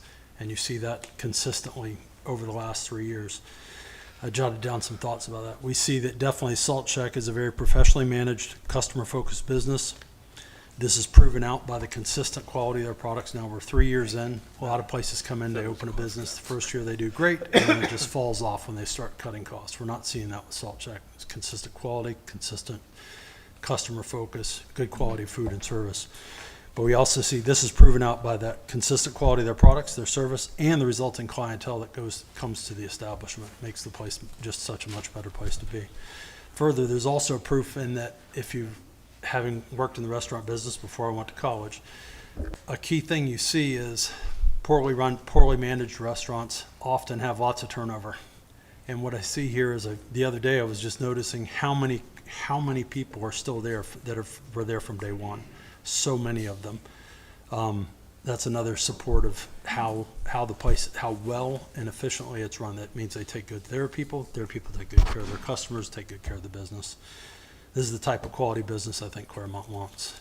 And that expansion, I've always thought, every time I've been there, I look and I go, this little small strip of sand where that deck's gonna go suddenly makes that area so much, can be utilized by, instead of 12 to 20 people, maybe another 100 people could be sitting there. I mean, shorter wait times, that means that frees up parking, because people will come with large groups coming to Salt Shack and they'll stand outside and they'll wait 30, 40 minutes to get in sometimes. That means they're tying up those spaces 30 to 45 minutes longer. So there's a huge benefit them having more seating, as well as the economies of scale, how well the restaurant can run its place. So that's all. Thank you. Thank you, sir. Anyone else? Anyone else? This is a public forum. Anyone in the council, in the chamber wanting to speak to this item may come to the microphone, state your name and address, and have 3 minutes. Seeing no one else in the chamber, do we have anyone online? No, sir. No one online. We're going to close public comment, bring it back to council. What say council? Just a quick question. You were saying about the deck, that it's considered non-permeable, but is it permeable or is it non-permeable? You said when water rains, isn't it gonna go through the deck into the lake? Right. Yes or no? Are you gonna about- put something underneath that's gonna catch all that water then and then steer it into a French drain to Victory Point? Is that what you're saying? Right, there, Mr. Banker, I don't want to start spouting off lawyer stuff that I don't know what I'm talking about. I think the answer is yes, but let me get it from the horse's mouth. Good afternoon, Mr. Mayor, members of the City Council. Jeff Banker, Highland Engineering, 1172 South Grand Highway, Clermont. The way the deck is conventional deck. You know, it has a half-inch spacing between the joists. But when we permit this with St. John's, we have to still consider that impervious area as part of the permit with St. John's. So we included that in the calculations we submitted through the district to make sure that it was accounted for treatment off-site in Victory Point. It may not be 100% captured, but it is counted for in the treatment capacity in Victory Point. That allocation was taken from the Victory Point pond accordingly. So Jeff, if water on the unroofed part of the deck, if rain falls and water does drip down in the cracks between the boards, what happens to that water? It's sand? It does hit the sand, yes. That is true.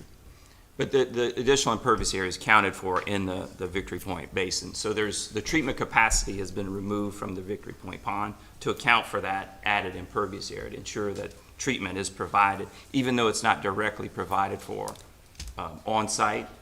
It does remove that treatment capacity for other projects from the Victory Point pond, and therefore the treatment is provided in the Victory Point system to offset that. If I can piggyback, I don't mean to steal your time, Mr. Peterson. If you want me to wait, I will. But related to that, it seems, and please excuse my ignorance, but it seems like it's almost unjust that they're doing that because now other projects can't develop.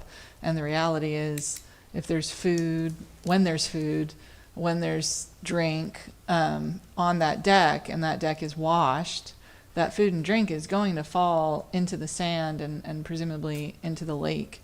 And I don't know if that's really even a problem. I think this is more an environmental type question, perhaps than an engineering question. But it does strike me as kind of odd that St. John's is counting that as impervious when clearly the items that are on the deck are going to fall into the sand below and therefore into the lake. And I think my concern is more about the pristine waterway in this case than it is the Victory Point. I agree with you. I don't think this is going to fall into Victory Point. I think it's more likely to fall into the waterway. Correct. I mean, The only way to 100% collect it would be to roof the entire deck and provide roof drain collectors to capture it all. well, even then you'd still have the food falls, which I have 3 young children, so I am very familiar with what happens underneath the table.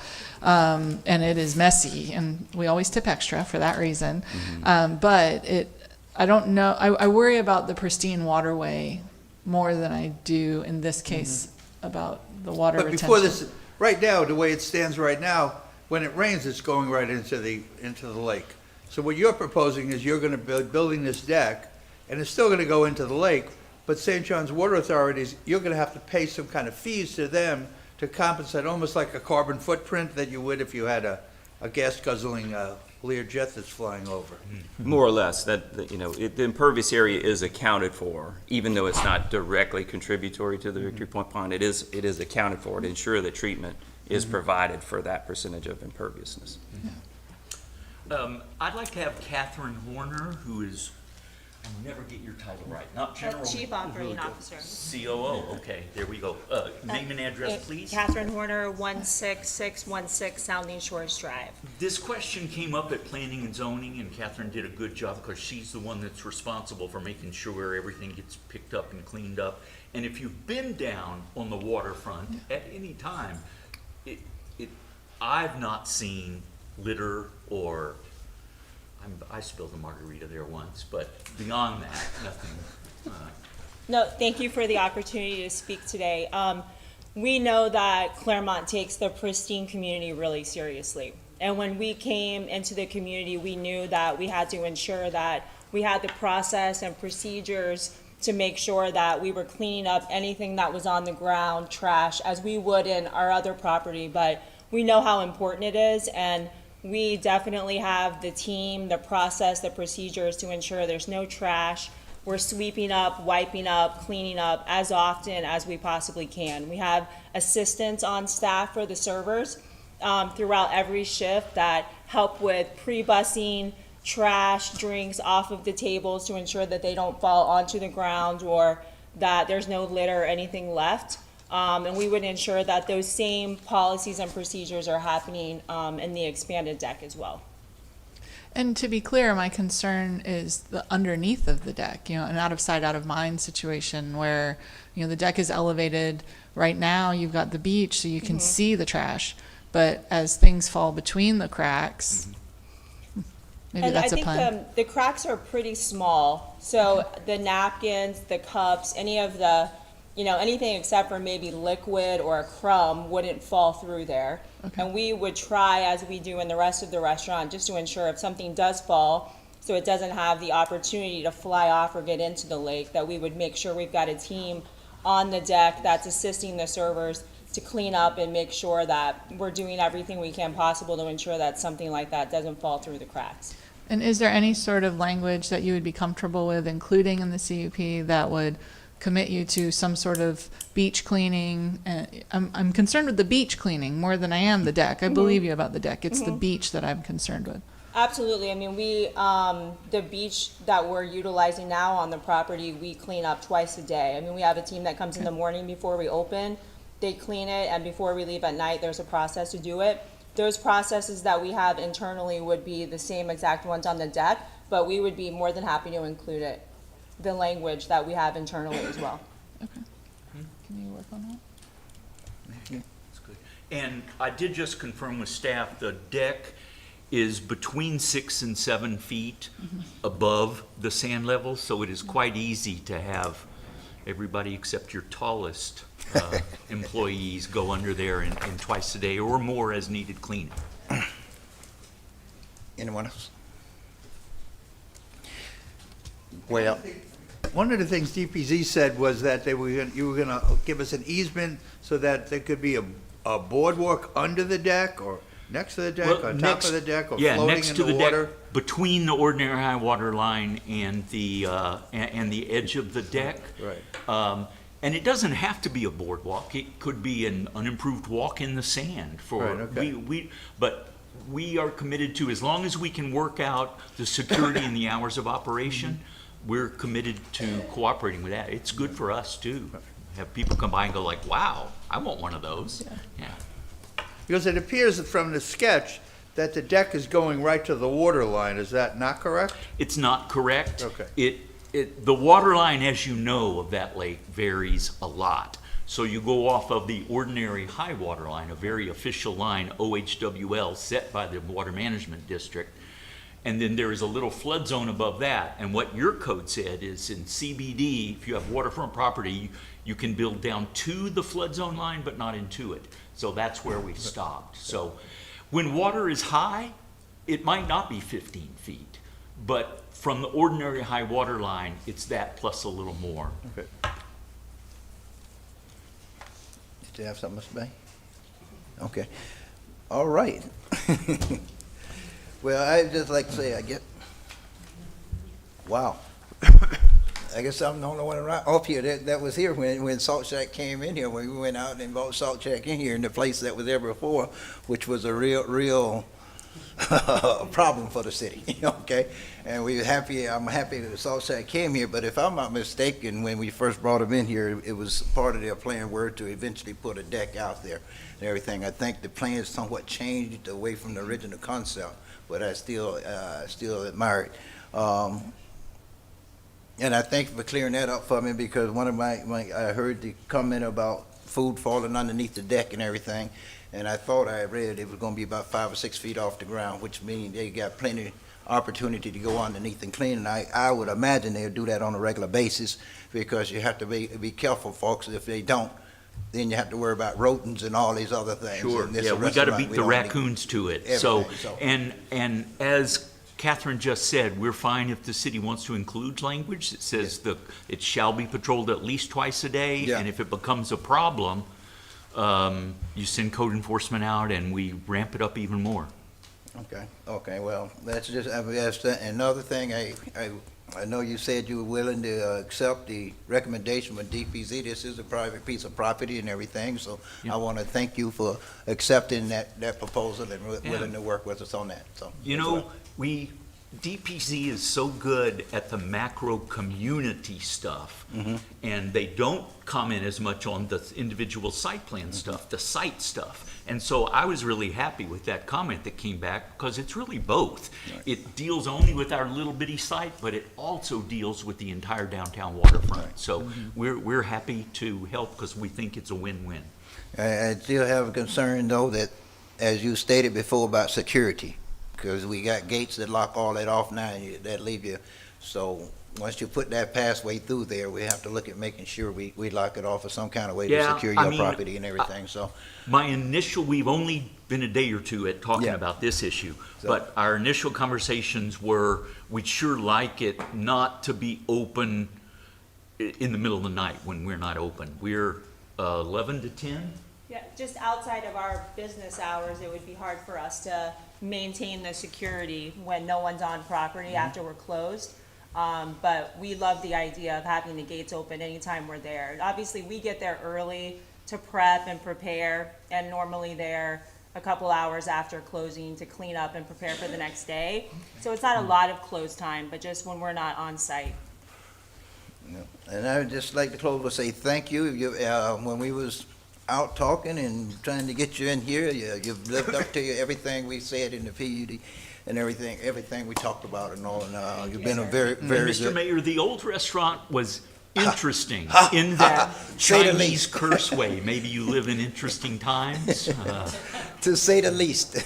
Okay, but well, we appreciate Salt Shack and everything they've done and everything, and it's been a growing thing, and I get nothing but raised compliments all the time about it. So thank you for living up to what you say. Thank you.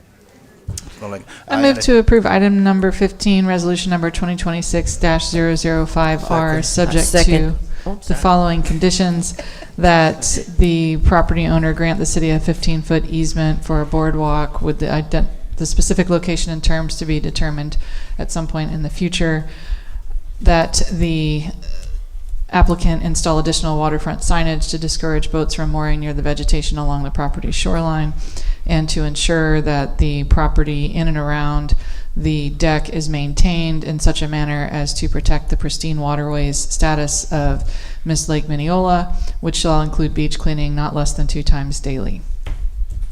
A second. I'm sorry. I got a motion and a second with all stipulations stated.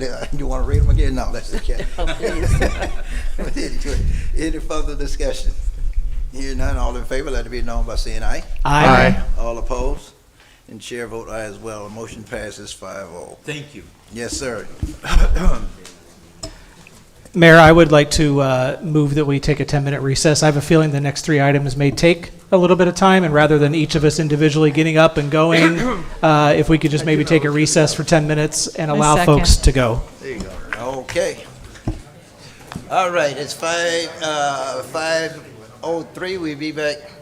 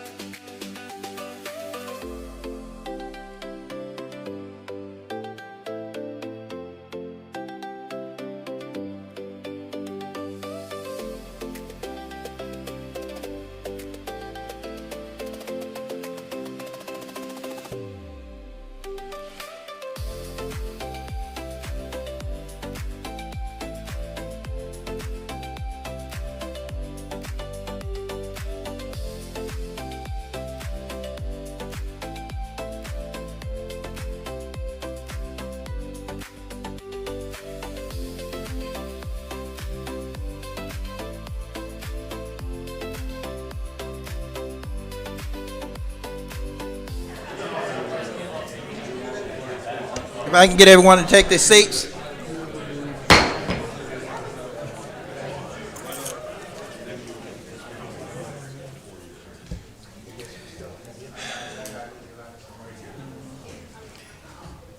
I thank you, and let me apologize. We're a couple minutes after 5:15, but 3 minutes after, but I had a little unexpected business I needed to take care of there.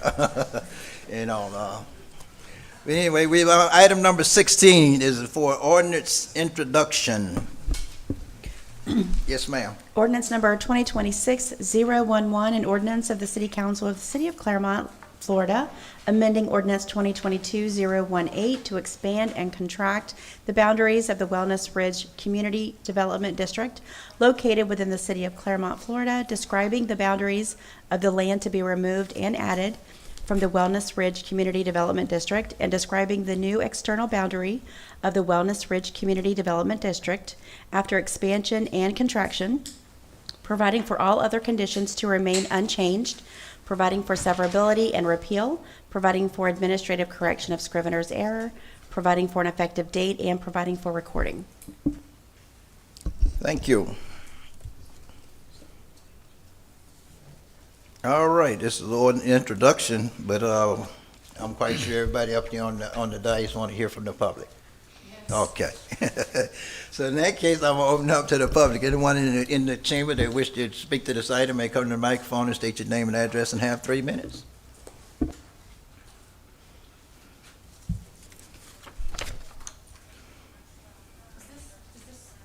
Is this one copy or is this one? There's several copies in there, maps, that kind of stuff. So, Joe Famasi, 2693 Jumping Jack Way, Wellness Way. Is there a copy for the applicant here, or not the applicant, but CDD council? I'm just curious. Oh, you have one? Okay, just checking.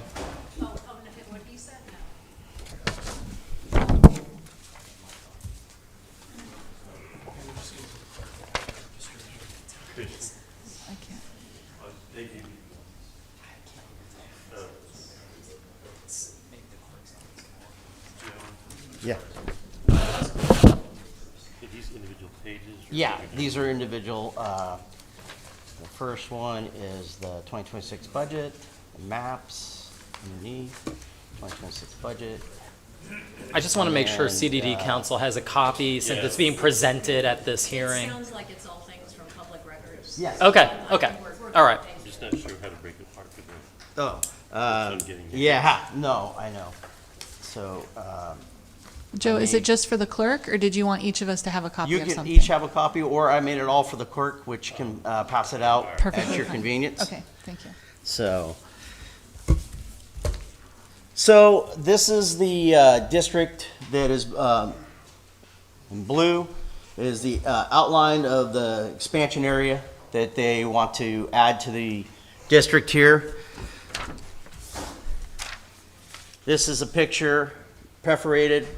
That's the area that they want to add to the expansion. Currently, as you can see, the expansion area is separated by the green swamp on majority of this area right here. This is the green swamp right here. This is the expansion area. This is Hancock Road extension coming into this particular thing here. This is the road, goes all the way up to the gate. The one section right here is what connects it to phase 2, which is currently inside the district. So the reason I'm against this particular expansion is because in the petition, it says that the whole cost for this particular project wouldn't cost more than $500,000. And our current budget right now is at $1.6 million for the total of 600 acres. And this is added of 200 acres. And I feel that 500 is a little lowballing, because how come they didn't attach cost constructions for flood control ponds, road constructions, because they've already constructed this in our district. So they have a more accurate estimated cost of what would cost to actually make this happen, right? And explain the cost in their petition. It just says 500, and then it talks about some of the other associated fees. But if you look at our budget, it gives you a more accurate picture of what those kind of fees cost for 2026. So I think that this project is actually, if you really would look at it, it's 55 and over. So the landscaping maintenance and other things, there's a roundabout in there. You're looking probably closer to a higher amount than what they're claiming in their petition. And under Florida law, they're supposed to do their best estimates. And I think there should have been more supporting document to support those best estimates. Our budget, 2024, was, for the total district, was $462,000. 2025 went to 1.3. That's a 184% increase. 2026 is now at 1.6, another 29%. That's without the expansion portion of it. That's a lot of money for one district. We're currently at 600 acres. So I think their first estimates were going to be about 87 million. And now, with the expansion, they're talking about 110 million possibly. That's a large portion of this to go in. Please indulge me a minute. So there's other things that were not figured into this: insurance cost, sidewalk repairs, those kind of things that I think should have been in this petition to explain what the costs were, to be a more accurate, at best guess. I hope that you'll ask for clarity on that. We're at a height right now of this is totally funded by the residents. And I think that we should just finish out the project that we have and that have not been plotted yet, because it seems like they promised that they're going to plot this first, 26 and 27, have that completed, instead of the other phases, which I don't understand, which hasn't even been put into the district yet. So why is there such a focus to move on this, but not get the rest of the project done first? I hope that you'll review the material that I've given you, and we'll consider the real cost. Some of you are very good at estimating budgets, and I think that if you really look at it, you'll see what I'm talking about, especially when you compare the 2026 budget. Thank you for your time. Thank you. Anyone else? Anyone else? Yes, ma'am. Hi, I'm Jan Carpenter, counsel for the district, and we're the applicant. And just, this is a first reading, so we aren't presenting the entire petition, and that will come, it's required by Florida statutes 190, that we present a petition at a public hearing, which will be on April 14th, and that's being published 4 times in accordance with the statute. And as you all know, I mean, you've got, I think, 4 CDDs now. The CDD is a special purpose government. So just like you all are on the city council, our board are all public representatives. They have to follow ethics law. We have to follow statutory law. They follow sunshine law. We have a budget process for every CDD, which is similar to the city's budget. We have a proposed budget. It was presented at meetings for the public. And then we also will have a final budget, which will be adopted at a hearing in the summer in time to get assessments on the tax roll, just as we get your taxes on the tax roll. So it's a process. The district is also audited by an independent CPA every year. Our audits go to the governor's office. If there is any financial discrepancy, we get a letter. I'm a registered agent, so I get the letters, and we have to respond with our financial folks as to what the issue is and if we need any help from the governor's office to address those issues. This district was formed in 2022, so there's been a history now of several budgets, several audits. They've been clean. There really are no issues. The petition, the information in the petition is set forth in the statute very explicitly. The petition to expand and contract is exactly the same as for forming a CDD. There are certain things that have to be listed, and you'll see them on the first couple pages of the petition. The size, what's being added, if there's any connections to water service. There's a statement of estimated regulatory cost that our district manager's office prepares, and that again is a statutory requirement that talks about what is the cost of actually doing this filing. There's maps that are prepared by our district engineer, and there's very specific requirements. In this case, there is a tiny contraction, and that's really for a survey issue along a small edge, less than an acre on a commercial parcel, and there's the expansion to include the new development known as the sanctuary that's, been permitted. And when we present you with the maps, it's on, I think, page 389 of your agenda, and I believe Mr. Fumasi showed you, it's at the top, there's 2 connections into the existing CDD, so they are a connected community. I have with me the chairman of our CDD, Adam Morgan. We have our district manager who is here, who handles the finances of the meetings. We have John Prowell, our district engineer, and Mark McDonald, the representative of the developer. So we're here to answer questions, and we know there's been a question or two from the public. We've given the public records, we've had explanations, and we will continue to answer any questions that come up.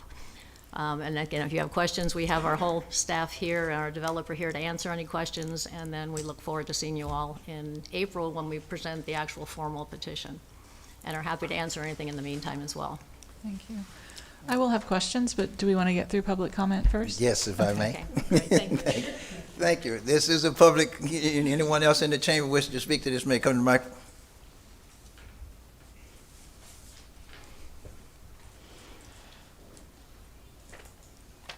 Michael Curtis, 2725 Runner Circle.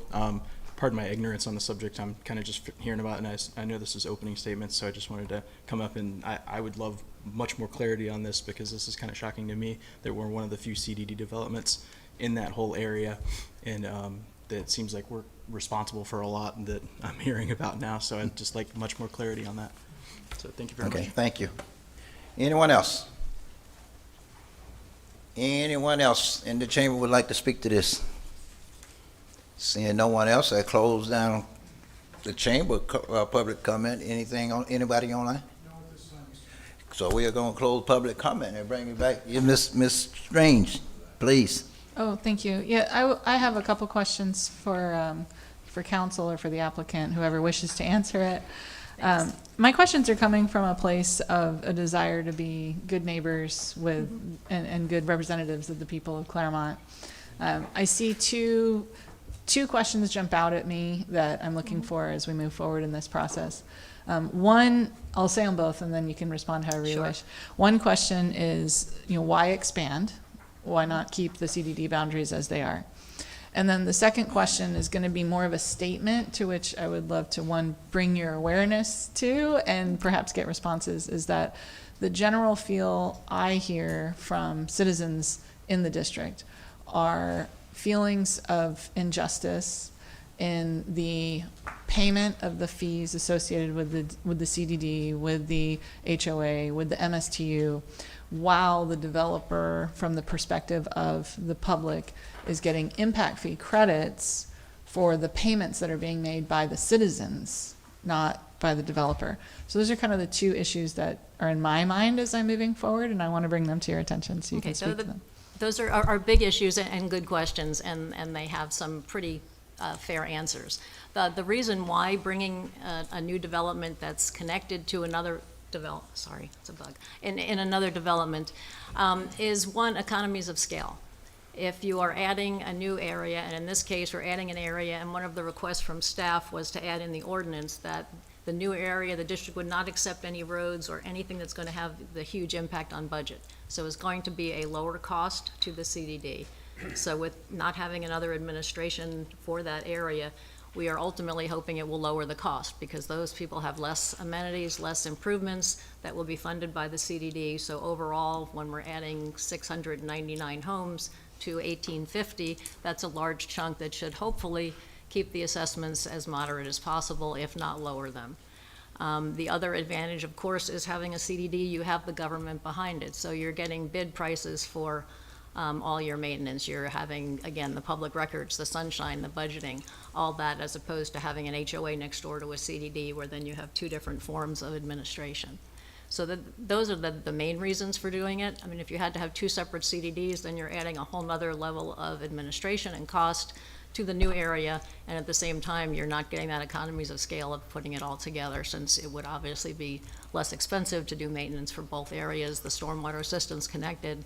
So if you have one engineer, one maintenance company, you're certainly saving money than having two separate ones. So that's the quick answer to the first question. The second question on on residents being concerned about impact fees. We use tax-exempt bonds to finance CDDs, and because of that, we're extraordinarily cautious of what is funded with those tax-exempt bonds. So the cost of a development and the improvements always exceeds the amount of bond capacity that you're able to issue, because you don't want to burden the homeowners with too high assessments. So we are very careful, and every time a requisition comes in, to make sure the improvements that are being paid for by the CDD and are being assessed to the residents only covers tax-exempt bond things of which there's no impact fees.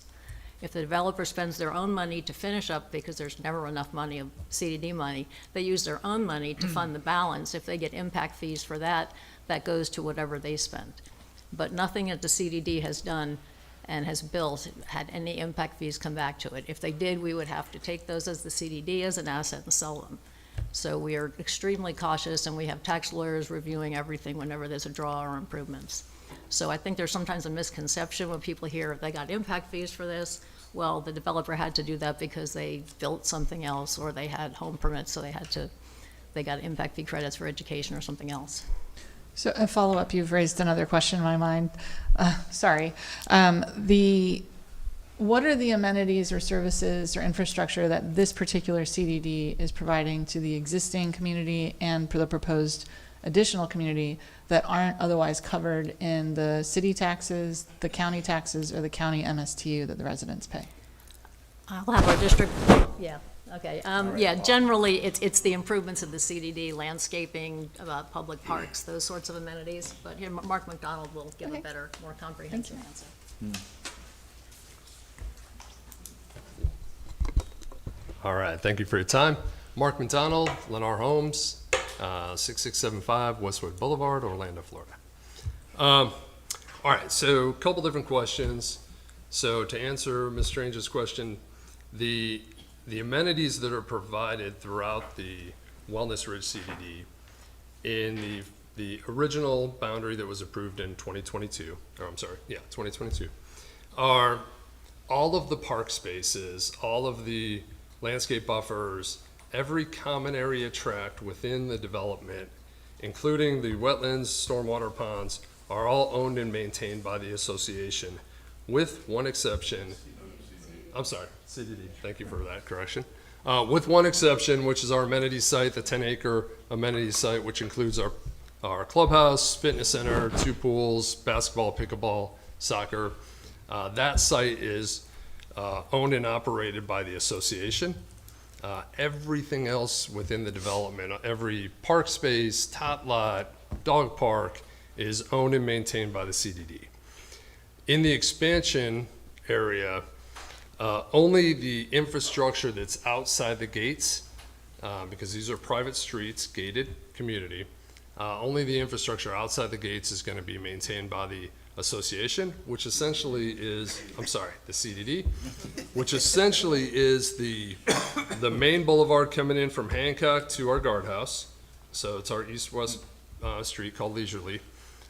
That landscaping will be maintained by the CDD, including the retention ponds, because like Ms. Carpenter said, all of the retention ponds are interconnected as a stormwater system. So all the ponds will be maintained by the district. And the landscape buffer that adjacent to 5 Mile Road. So very little actual maintenance obligation that's being added to the district for the budget. And like was stated earlier, adding 699 homes is a 38% increase in the number of homes that are paying O&M assessments. So a bigger pool of money without having that proportional increase in the budget for O&M. A couple things I want to clarify. So I love Joe. I love Mr. Famasi. We've had many, many conversations, and I am available 24 hours a day to any of the residents that have questions. You know, seeing the passion around item 14 was, it's inspiring. I'd rather have residents in a community that I develop that are passionate and want to make sure that the community is, a great place to live for their friends, families, and for many people to come. So I like the passion. And I'm trying hard to make sure that we're communicating effectively to the residents so that the facts are actually straight. So there's a few things I want to clear up. Like Ms. Carpenter said, none of the off-site improvements that we've had to do to make Wellness Ridge and eventually Sanctuary a viable development, which includes the roads. We built Wellness Way Boulevard, we built Hancock Road. We're continuing to build Hancock Road all the way up to Hartwood Marsh, which is not a responsibility that the development had, but we chose to do that to help Lake County and to help the city of Clermont get that connectivity.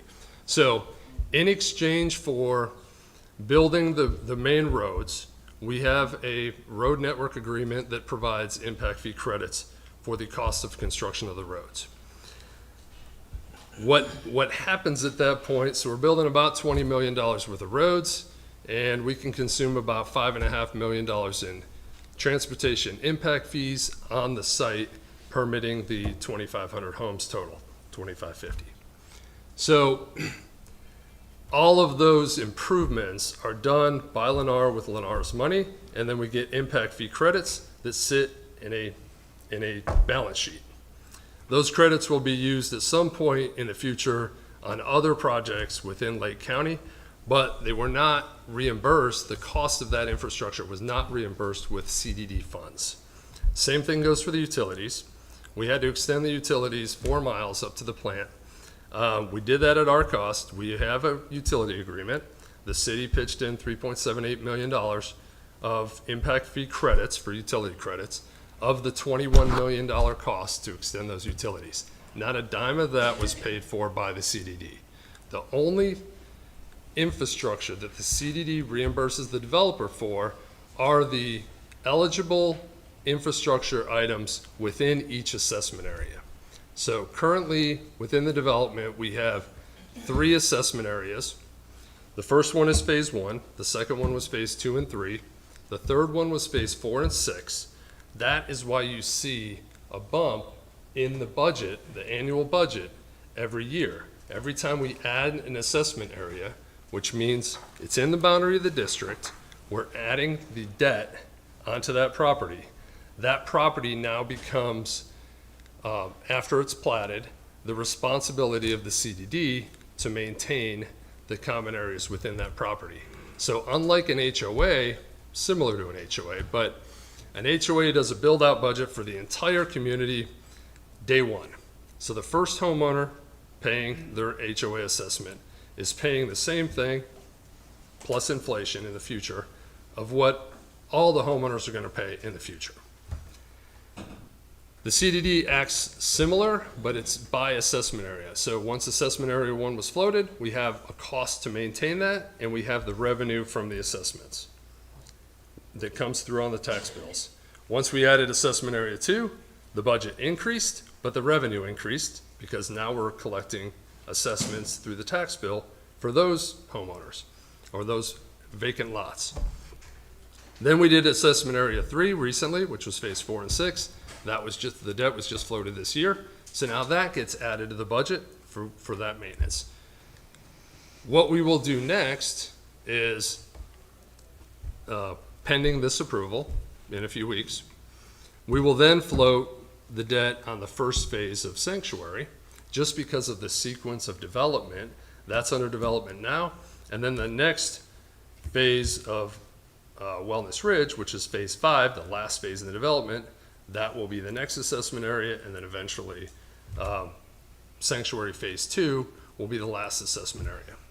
All that is important because as we add assessed property, the property gets platted, the assessments then become on roll, which means they go onto the tax roll come November, and then all of the assessments, which includes debt, interest, and O&M, is collected by the tax collector on each individual property's tax bill.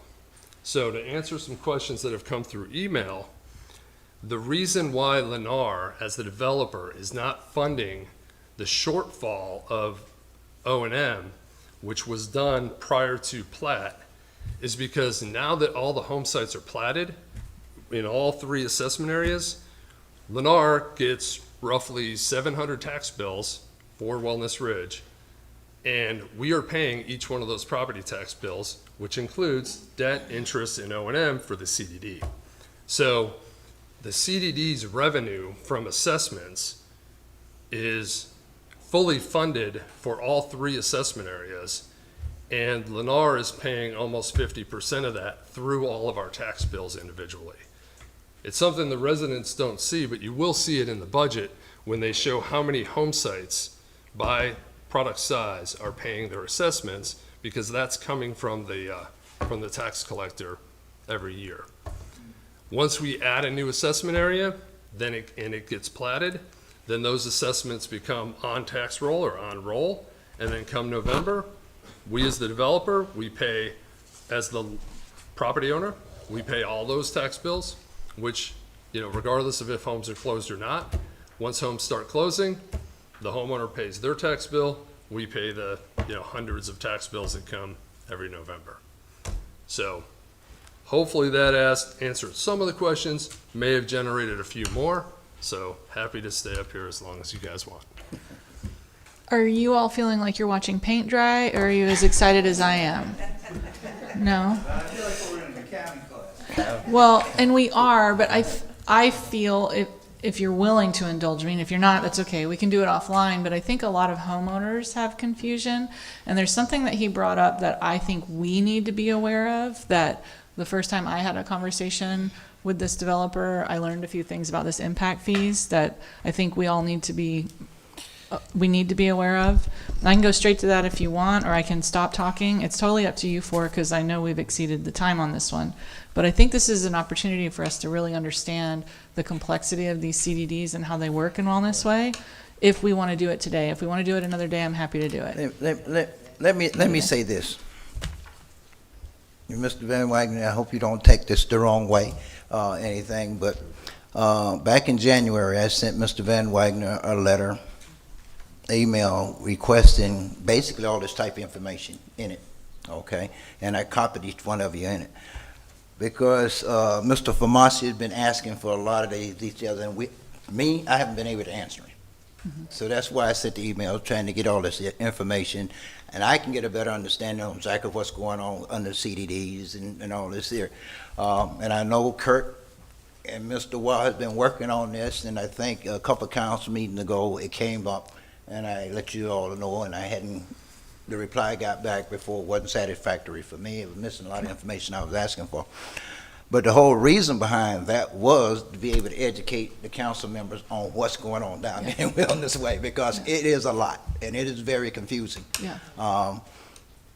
And every time I get a chance to sit down and look at this, I learn a lot. I think I met with Mark the other day. I learned a little bit more. Right. I know Kirk showed me the product he's working on for me, and I'm hoping, hopefully next week, he'll have all that. He's hoping we'll have all that and all that. I'm sorry it's taking so long, and I'm sorry we haven't been able to answer Mr. Famasi a lot of the questions he had, because I just didn't know the answer. Yeah. Okay, that's why I sent the email and asked for this information and everything, and it's taken us a while to get it, but hopefully next week we'll have all this. So I'm looking to just go ahead, and this is the introduction. Yeah. Okay. I don't know, Mr. Wall, whether once they get all this information to sit down, whether we need to come back and or we have an opportunity, once they get it, we can sit down as a council and talk about some of this stuff, or just go to the April 14th hearing or whatever. But I would like to suggest the fact that, hey, we just go ahead and move this forward. It is an introduction, move it forward. Hopefully you all get the information, and we can get a better understanding of everything of what's going on down there next week. If we need Mr. Water to sit down, or Kurt to sit down with us and explain all this, we can do that, okay? Because it is a lot. It's a lot. Yeah. Okay? It's a lot. Well, and understanding that you're paying the tax bill through your own individual owned property, is there any objection to us making this expansion take effect once the turnover happens to the homeowners? Because we're dealing with 300, or sorry, I've got it over here. We've got 699 homes now. We're adding 699 homes to 1,850. You've got the size of 10 towns. with almost 800 acres. I just would like to see these folks able to govern themselves. And so if we continue to expand it, they'll never be able to do that. So, Well, sorry for interrupting, but let Yeah. me speak on that real quick. So the laws that govern in the state of Florida, the statutes that govern CDDs is different than HOAs. Okay. So by statute, the CDD, the 5 board member board, is required at 6 years after establishment. We were established in 2022. After 6 years, 2 of the board seats, 2 out of 5, are turned over or offered up as general election in the November elections in 2028, which would be 6 years after establishment, for qualified electorates. So a qualified electorate is the same standards apply to everybody on the city council. You have to be a member of the district, meaning you have to live there, has to be your homestead. You have to, you can't be a convicted felon, blah, blah, blah. So at 6 years, which would be November of 28, 2 of the seats go to homeowner election. And then at 8 years, which is in 2030, the 3rd seat will go to homeowner election. Sorry, 2 more. So at that point, it's totally the homeowners. Now, in the case of HOAs, once we get 90% of build out of the HOA, so the Wellness Ridge is its own HOA, the sanctuary will be its own HOA. So once we get to 90% of 1,850 homes within Wellness Ridge, then by statute, we have to turn over the association to the control of the residents. So that will happen, in 600 more home closings or so, which is a couple of years. Now, I found out that a couple of days ago as well. Now, I also understand you don't have to wait the 6 years, right? We don't. See. And we've done this in many of the districts that we've ran throughout the Central Florida area. If we have a resident that is interested and wants to be on the board, all they have to do is express interest, and we can appoint, as the developer under control of the board. The board has the ability to resign one of the seats and then appoint a resident. So we leave that open to anybody that's interested. So. However, after that term is up, he has to qualify to remain on the board through the election process. At the end of the term, each of the board seats has a term, either 2 years or 4 years. And then come general election time, so come November of 28, any of the appointed seats that are up for election at that time period would have to then be elected by the residents of the district. But all in all, by year 8, the homeowners will have control of the CDD. They'll be in total control. Well, they should have total. At year 8, which would be Year 2030. 8, total control. That's and correct. 26, well, it's year 6, you have to release two That's correct. to the homeowners. That's right. And year 8, you have to release 2 more. So they give 4 out of the 5 back to the homeowners. That's right. So they're in control. and does this CDD have any water, sewer, sidewalks, public parks? Does it manage anything like that? Currently, right now, it doesn't manage any of the utilities. So all of the utilities are public utilities that are owned and operated by the city of Clermont. Okay. We can get a little bit more complicated, but we may want Wasn't there a well somewhere? There is, but what you'll see in addition to this petition to expand coming before you on April 14th, you're also going to have the interlocal agreement between the CDD and the city of Clermont, which is a critical document to review and approve.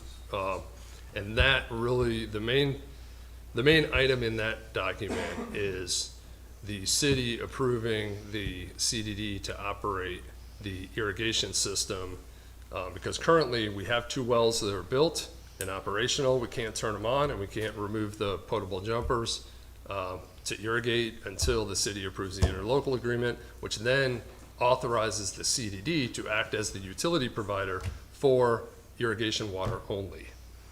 So gets a little bit complicated. Sure.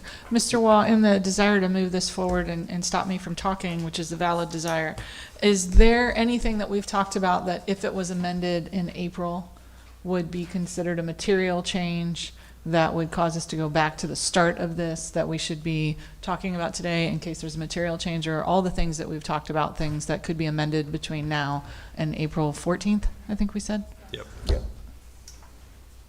And if counsel for the applicant feels like anything we've talked about would be material, I would love for them to have a chance to opine. Well, I mean, the issue really is due process and notice. So the main, as long as they're aware of what's being considered, I don't think there's an issue for that. Any objections to that? No, most of the questions honestly sound like they're more budget and financial, understanding the system as opposed to the actual petition. I mean, the petition is actually a short document that follows the statute, and these are the items we'll go through. This is what you're supposed to look at. It doesn't really sound like anything material has been brought up. It sounds like there's issues that you all need to understand clearly. But I don't see anything that I've heard today that would affect the petition or the hearing. Okay, thank you. All right. For purposes of moving this forward, I'll move to approve item number 16, ordinance number 2026-001, first reading, amended community development district. I second. Okay, I have a motion and a second for approval of item number 16, intro, ordinance number 2026-0111. Any further discussion? No. Hearing none, all in favor, let it be known by saying aye. Aye. All opposed? And chair vote aye as well. Thank you, sir. Thank you. 1754. Yes, sir. Item number 17, for consideration for a bid award for construction of fire station number 2. All righty, sir. Yes, good afternoon, or good evening, good afternoon, council members and mayor. My name is Freddie Suarez. I'm the procurement director for the city. And item 17 is to consider a bid award to the lowest qualified, responsible bidder, Mulligan Constructors, Inc., in the amount of, for fire station number 2, in the amount of $2,975,290. The estimated time for construction completion is 300 days, roughly 10 months, from issuance in order to proceed from the city. If you have any questions regarding procurement, I'm here to answer any questions. Fire chief is behind me to answer any questions about the fire station, and the contractor is also here to answer any questions regarding construction. Thank you. Thank you. Okay. This is a public forum. Anyone in the council chamber that wish to speak to this item may come to the microphone and state your name and address and have 3 minutes. Anyone in the chamber wish to speak to this item may come to the podium, state your name and address and have 3 minutes. Seeing no one, anyone online, we close public comment. Come back to council. What say council? Do we know how much would be required to move this project forward? And specifically, I'm asking how much of the 2.9 million would be requested during this fiscal year? Do we know? Anybody? Let's see if we can have Mulligan come up for estimations on timelines. Wouldn't this be paid off in phases? Yeah. Yeah, I would expect this is easily going to span 2 fiscal years, but Yeah. I'm going to defer to the contractors to give a better idea on timelines for payments. So it's, okay, it's not really. So the next 7 months would be this fiscal year. Good evening, I'm Jason Mulligan, Mulligan Truckers. First, thank you very much for the opportunity, and hopefully we're going to build your next fire station. But it depends when we're permitting, when we start. A 10-month project, obviously when it starts, it'll be built out in 10 months. Okay. So I don't think we're in for permitting yet. Is that correct? Do we not? Okay. So 90 days for permitting? So to roll this year and into next year would be my best guess. So we only have 6 months left in this fiscal year, so. Yeah. So we'd get to 4 of the 10 months this fiscal year. What, Sounds close, yes. What do we, of the 2.9, how much do you think we would see this year? I'm not trying to hold you to it, Yeah. I'm just trying to anticipate a budgeting question. I would guess probably, you don't get any finishes, probably 35%.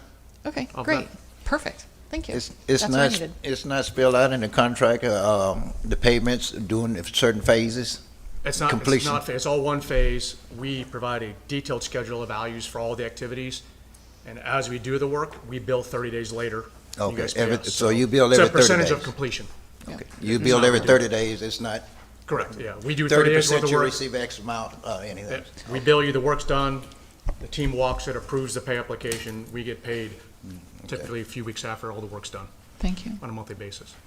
Here's why I asked the question is, in the conversation about the fire station and the costs and things, in fiscal year '25, we had built into the budget $900,000 to be paid toward what would have been debt service on the original plan for a $15 million fire station. Right. So those funds are actually sitting in our general reserve now because they weren't spent in fiscal year '25. So one of the things I asked as I was preparing for this was how much do we have currently in our fire impact fee, understanding that we can only use the impact fee funds for certain projects, and also understanding the desire to provide a fire station out at Verde Ridge, which isn't going to have a lot of impact fees over the next however many years. That's pretty much a built out region. So if we can use impact fees towards projects, I think that's a good thing to do. But also looking at where those impact fees were paid so that we're putting the impact fees back into the community that paid the impact fees. This will be relevant for Fire Station 5. All this to say, I had a really nice conversation with our city manager and our finance director about this. And what I'm proposing is that, first of all, I'm in support of this. So I'm going to start with, I'm proposing that we approve this, but that we start by funding $900,000 from our general fund reserve, which came from the original capital for Fire Station 2. So that's general funds rather than using impact fee funds. We have $5.5 million in impact fee right now.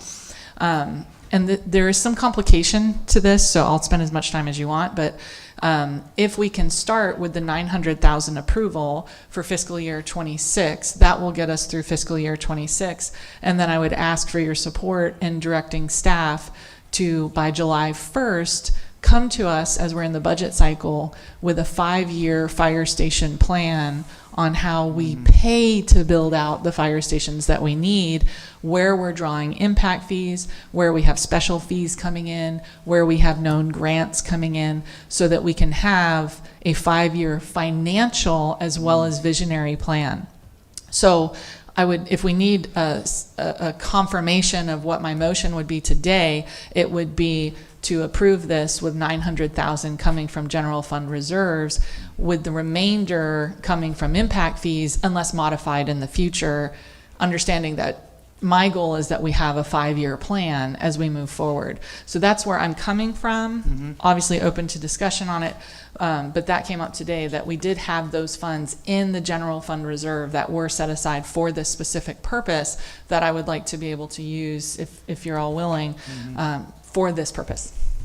Well, first of all, let me say this, you gotta be careful, this is a renovation. This is not new construction, okay? Right. So impact fees may not be available for this project. Well, that's why I like using Okay. the general fund, Well, because I'm it's not just saying impact the whole fees. thing need to probably come out of general, unless we go back through, Mr. Van Wagner, you go back through it, and I understand they saying some of it may be new, considered new construction, you may be able to use of it, some impact fees, but you gotta keep in mind, impact fees can only be used on new construction. This is a renovation project.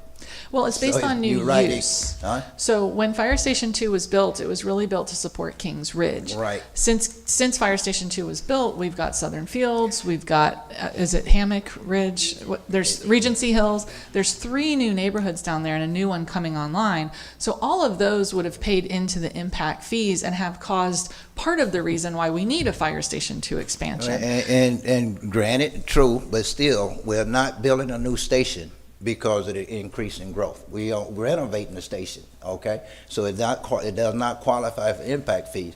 That's why we had strapped plans before to renovate the station and look at building a whole new station. So we could, it would qualify for impact fees, but we've got rid of that. So I'm just saying, be careful on looking at using impact fees, okay? And everything, and make sure we don't use fees that we're not eligible to use. And for some, we got it in the budget right now. I think it's all been budgeted for this amount, and I think it's a low amount and everything for this. So just take it all out of general fund, you know. But if you can look at it and find some areas in there that we can slip by with impact fees, I'm willing to do that too. But be careful. I think you do accurately state the law, Mayor. I mean, my understanding is that some portion of this will be new. In other words, not just redoing the kitchen, so to speak, which we would not be able to use impact fees for, but additions that we attribute to the growth. And so, yeah, we might be having to split hairs on what portion must come from the general fund and which might and can come from the impact fees, but my understanding is they've thought of that and accounted for it. So I think that's in everyone's mind. That's why I like starting with the 900,000, because it is general fund, and it gives our staff time to do this assessment of the impact fees and also put together the plan so that before we start spending impact fees, we've done that assessment. Right. Do you like that? I mean, I'm in total agreement with that. And, you know, going back to the original Station 2, where we're going to be spending like 12 to 15 million, we're doing this now at, 3 million, 2.9. Granted, it might not be the same size, but it's going to do the same purpose. And now we really got to think, for the future for Station 5 up in Wellness Way. And, we already have the temporary buildings that we have there. And we, Chief had found the wherewithal to figure that out ahead of time, which give him kudos for that. Yes. So this way we're not going to be sending, we're going to be running around half-cocked out there because we're going to be able to service the community. Maybe not quite as well as they need to, but it'll be serviced, and it's not going to put a huge damper on Station 2 as servicing everyone up there. Yeah. Okay, make a motion. Mr. Bain, do you wish to comment? Yeah, I do. Well, do we have a motion on the floor? Not yet. No, you won't. Okay.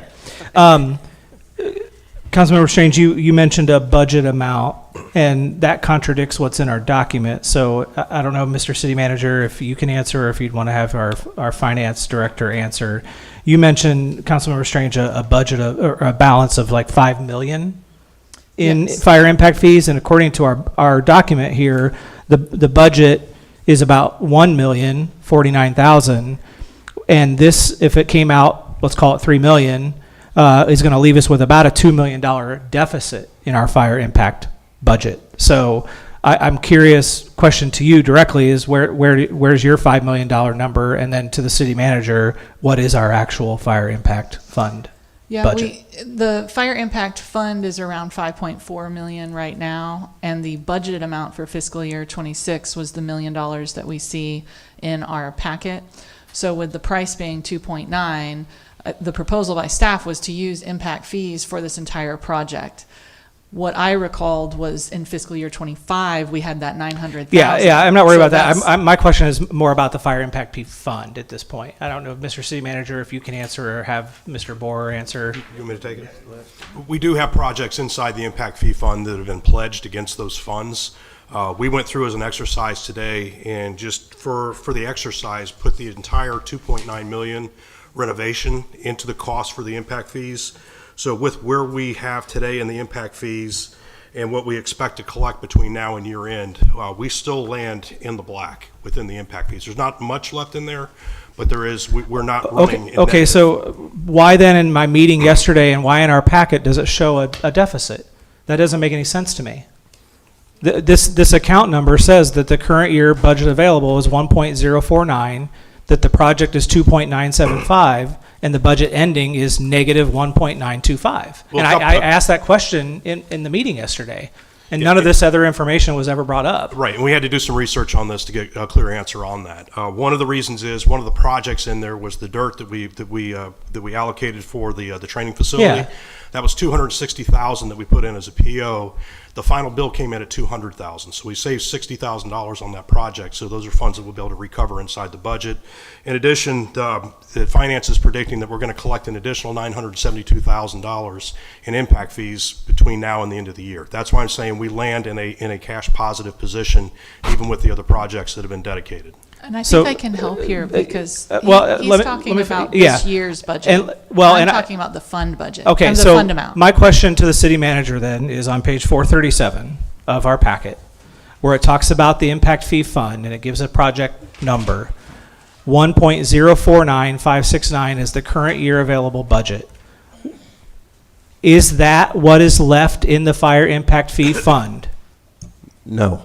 then why is that our number on this document? Because that is incredibly confusing, and that was never brought up in any conversation that I had. There was some things before you were on the council, Mr. Bain, that were obligated by the city council members that were part of the budget, and so we're considering all those things, but we went ahead to be proactive, and as Chief was saying, we went to look at what was coming in for forecasting. So you have some things before, and there's some things new that were included that as well, and then we had some cost savings as well. So there's no bait and switch here. It was just some shifts and proactive budgeting on Chief's part and the finance part and planning and zoning's part. We're just trying to get you the accurate information so you'll know what's coming this next year. But gentlemen, again, we're talking about apples and oranges. We really are. This is kind of the problem for folks watching at home. Government often operates in this fiscal year. So what you're seeing, Mr. Bain, and even what Mr. Van Wagner is responding to, and what I heard our fire chief responding to, is how much is in the current year. When you see available budget, that means that's what they're seeing as their restriction on what they can spend. We are council. We have access to the entire fund balance. And although we mostly talk about the general fund, the enterprise funds exist and are usually loosely discussed during the budget cycle.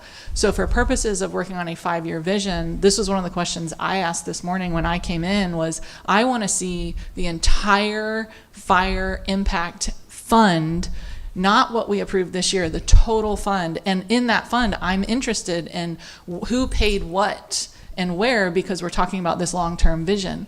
So the responses you're getting and you're hearing, and I commend all of you, you're staying within your fiscal year budget.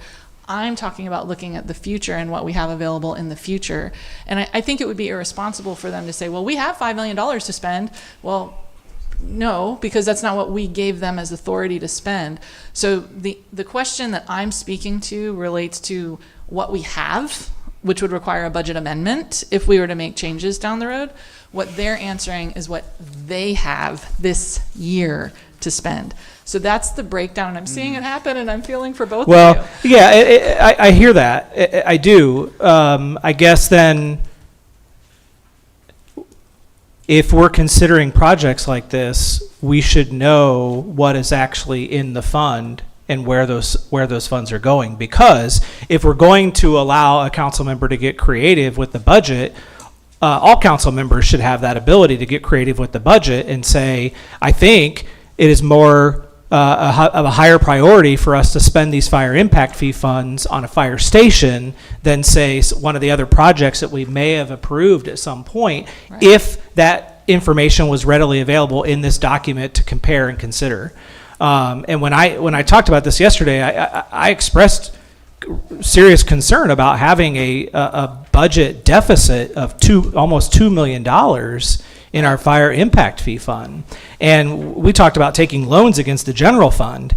And I think that we got to be very conscientious about that fiscal responsibility that we have in leveraging the general fund and loans against the general fund with fire impact fee funds and taking loans out against that.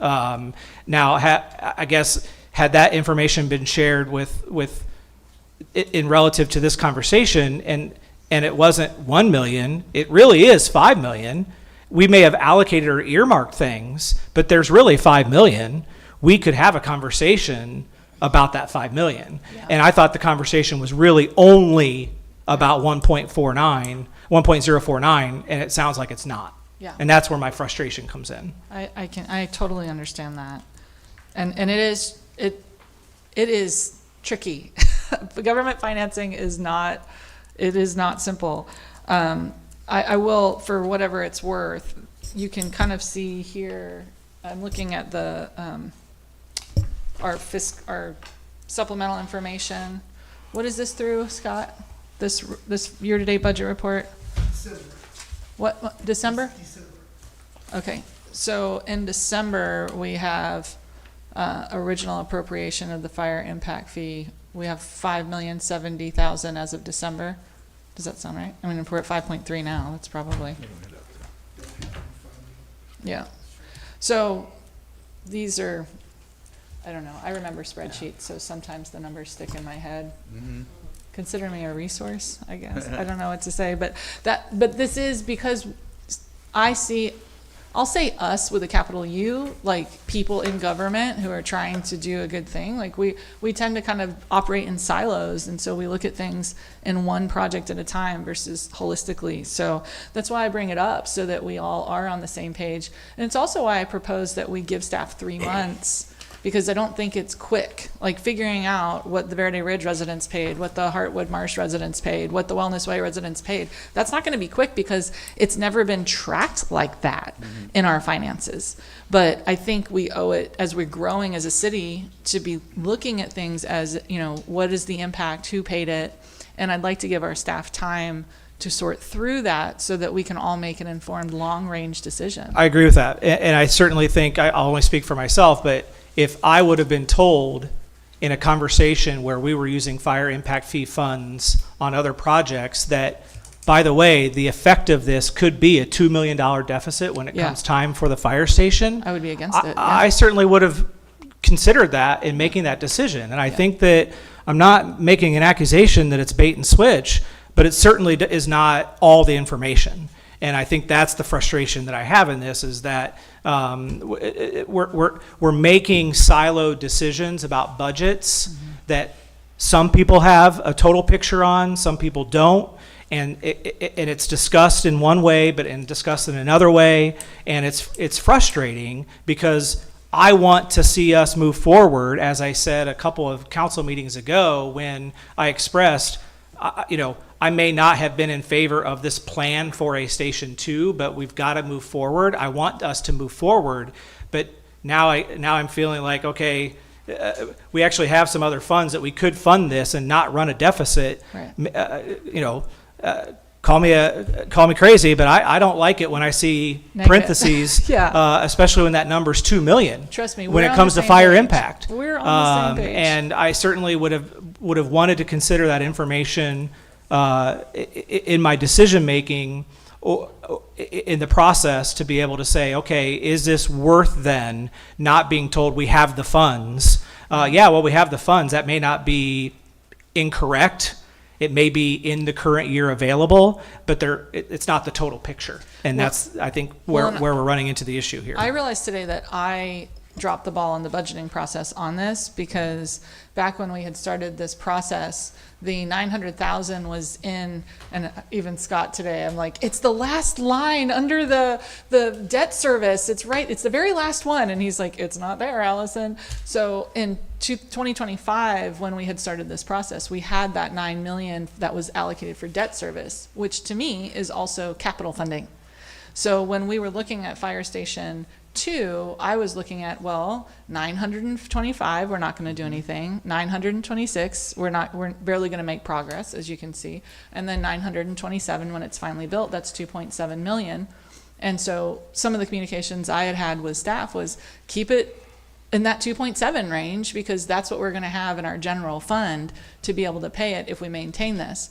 Now, when we went through this process, we didn't need the bond anymore. Frankly, it slipped my mind to say, we need to keep that 900 debt service. Why would we do that? We don't have debt service. Right. So in talking to Mr. Borer today, the only item in our debt service right now was $400,000 for the parking garage. And I said, let's pin that one and talk about it another day, right? But that's in our general fund that won't be spent in fiscal year 26 either. So we're going to have some overage in 26 that we could use toward paying cash for this. So the question becomes, to your point, Mr. Mayor, how much of this is renovation? How much of it is new construction? And my point to you is not to be flippant about we have the money, because that's one thing I'll never be when it comes to money. But it is to say, we know we have 5.5 available. I don't think it should all go to one location. But how much of that can we allocate to this? Mm-hmm. How much do we need to put in general fund? I know we have 400,000 because we're not going to spend it on debt service this year. So we have at least 1.3 available that would have been in that capital construction concept plan. Do we want to spend it all on this particular project? I think those questions need to be had. in the meantime, we do have the funds in the 900,000 in the general fund that was already allocated toward this in 25, and then we do have the impact fee funds. So I'm comfortable. I have what I need, and you may not have what you need, but I have what I need to move forward. And you know, Mr. Bain, please don't beat yourself up. I've been going through these lines since 2022, so I probably know them better than most, and it took many weeks of doing it to get this comfortable, but I feel good about it. Well, and it's not about beating up, it's about having all the information, and you know, I guess I'm going to have to be very specific about the question rather than assume that it's the total picture. I do have a question about the general reserve fund balance if we're going to use 900. I don't know if that's for the city manager or if we'd like the finance director to answer that. But what is our current general reserve fund balance? Do we have any earmarks for that, and how does that affect our 25%?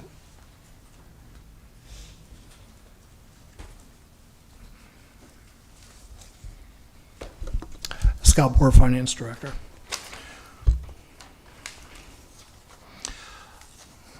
In order to answer your question, Councilmember Bain, I'm going to give you a little bit of a preview on our 2025 audit. Great. So I'm speaking a little bit ahead of, putting the cart a little bit ahead of the horse, but I'll be glad to share with you some numbers that have not yet been shared with you. Let me find it. Bear with me just a second.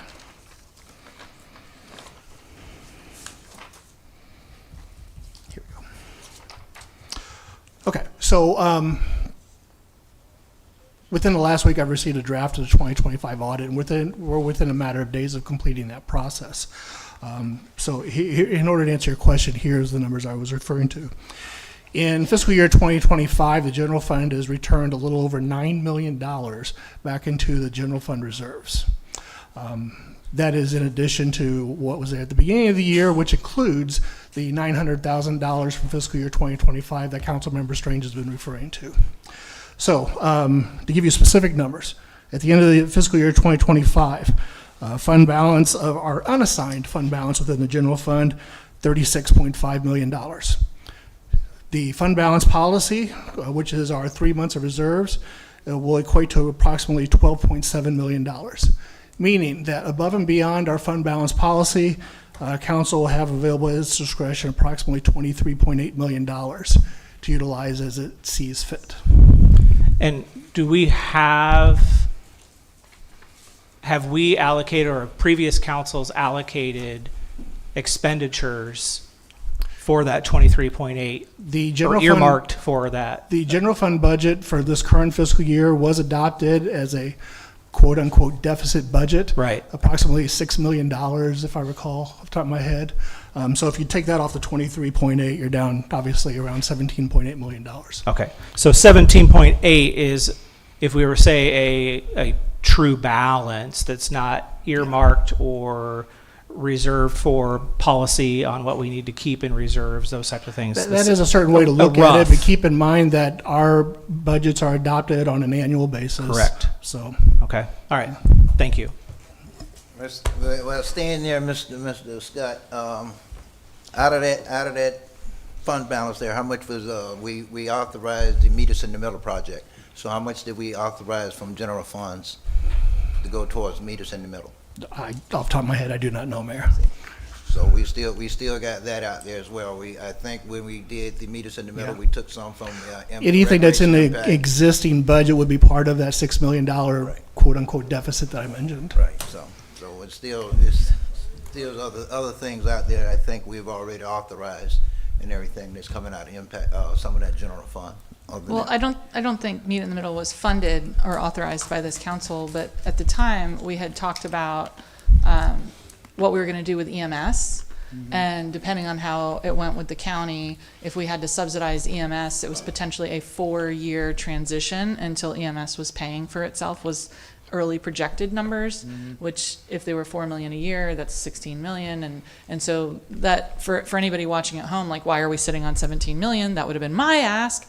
It's because we were watching that EMS, and I think we still need to make decisions on that. So I'm looking forward to the fiscal year 27 budget cycle so that we can have a plan for these funds we have collected from the citizens.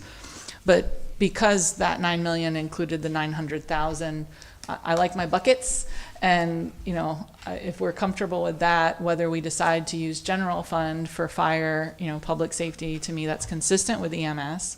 Or if we decide to use impact fees, we know those funds are available. So all that big picture is why, for me, I'm comfortable saying, let's move forward with this. Yeah. Allocate 900,000 from general fund reserves today and have staff come back by that first meeting in July, or I would say July 1st, so that we get it before maybe we can have a workshop or we do it in the budget cycle. But by July 1st gives them 3 full months to work out a proposal for a 5-year plan. Or do we feel like that's... Make a motion? I'll make a motion to approve item number 17, the bid award for construction of Fire Station 2, with a budget amendment to come back to us for 900,000 from the general fund reserves, and instruction to staff to have a 5-year plan for the remainder of the funds brought to us by July 1st, 2026. I second that. Have a motion and a second for approval of item number 17, with 900,000 coming out of the general fund reserve. Any further discussion? None, all in favor, let it be known by saying aye. Aye. All opposed? Chair vote aye as well. Motion carries 5-0. Item number 18, council member request to discuss and consider amending the city charter. Okay, I think I submitted this. I submitted this in as a proposal, and or hoping we can get a motion. I can get a motion tonight to go ahead and move forward with changing our term limits from 2-year terms to 4-year terms. Basically, as I travel around and around the city, around the state, pretty much the different places, these 2-year terms is putting a lot of strains on a lot of cities. So most of the cities are moving away from it, including Groveland and Mineola. Just went from 2 to 4-year term. And the other thing is that by going to 4-year terms, we have more stability and continuity on our city council and all. I've been up here 6 years, and every year I've been on this council, each year I've had a different council. Somebody's been different on this councilman. And as we were just talking about the fire station, okay, that's a project. I mean, Fire Station 2, I started talking about that when I first came aboard back in 2020. Okay, and here we're still going. So by giving you being up here 4 years, you get a project started, you give you time to be here and hopefully see some projects through. Okay, and in addition to that, going to 4 years, it'll eliminate our need to have a election every year, which give our staff a little break and be able to be better plan each year. Because the way it would be set up is the fact of the matter is this year we still do the 2-year terms. In 2027, what is it, seats 2 and 4 that's up, we'll do a 3-year term, okay? And then in 28, 1, 5, 3, and 5 will go to 4-year terms. And in 2030, 2 and 4 will go to a 4-year term. In addition to that, this is something, I don't think the council, it's not our decision. I'm just asking for the council to go ahead and make the motion, put it on. It's something that need to be done by the residents out there. So I'm asking for a proposal to go ahead and have the city manager and the city attorney to go ahead and draft. I think I've already gave the city managers, city attorney some language for the 4-year term. But we would probably also have to look in considering, because I don't want to lose the 8-year term limits, okay? Keep the 8 years. But do you want to reset the time limits, okay? Once we go into 4-year term, reset it there and go limit your time to 8 years. To me, it doesn't make any difference. You can reset it, or you can leave it and use time served. Once you go in there, it make it a little bit more difficult. Because if so, you still have to have, I guess Mr. Wall will still have to sit there and hash out how we're going to do that. For example, if the resident approved this, you get reelected in 27, you had 7 years. So now, are you eligible to run for another 4-year term because you exceed 8 years? Okay, so these things come into play. By starting it all over, everybody, once you go into a 4-year term, everybody you get 2 4-year terms and go from there. I know there's talk out there, but I'm trying to do this to be able to stay in power, but trust me, people, if I decide to run this year and I should happen to win another term, I'm done after 8 years. I came in on 8-year premise, and I'm taking my life in my hand because I told my wife I wasn't going to run again. So even if I run again, you know, I may have to deal with home, you know. But trust me, I had no intention of trying to stay up here any longer past my 8 years. So my main thing is to try to make it as simple and easy as possible to make this transition. And most people, and everywhere I've talked to, most cities I've talked to, they always did the reset, which is makes the most sense and easier.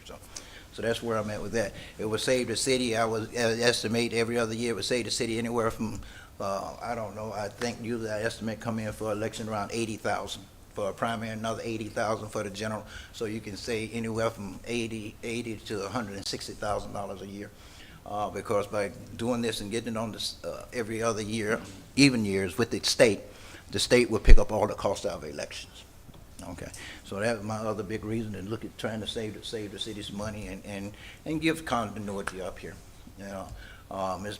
Strange, you've been here ever since you came on this dais last year. You've been talking about the comprehensive plan.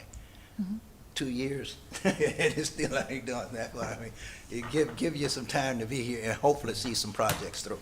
Because I'm not sure we're going to even finish the comprehensive plan in this 2 years. Of course, you're up for re-election, and it give us a chance to focus more on the city business rather than worried about election every year. Okay, so that's where I'm at. But Public comment? I will open it up to the public. Anyone in the public wish to address this item may come to the microphone, state your name and address, and have 3 minutes.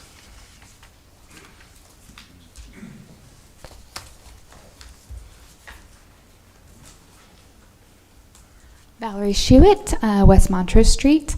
So I am actually for a 4-year term. I think just looking at it, but I'm looking at it from one perspective. Looking at it from a citizen's perspective, trying to do good things and move things forward and needing council support or doing it alongside you. It's a lot to be constantly kind of recalibrating to new councils every 2 years. And I agree with what the mayor said. You know, the second year y'all are thinking about re-election and campaigning and all that kind of stuff. So that's why I like the 4-year term. I do think no reset. It should be 8 years and cap. I just think if you send it to the ballot with a reset, it's probably not going to make it anyway. I understand it makes things logistically easier, but you could also say you just don't run if it's going to push you over that 8-year limit, you know, which I know means then 6 years for a lot of you, but that is the flip side of that. Or we deal with the headache of like the transition phase, which I think is worth it for something like this. So there's something else I was going to say, and I can't remember, but I'm sure someone else will say it from the public. Thanks. Thank you. Anyone else?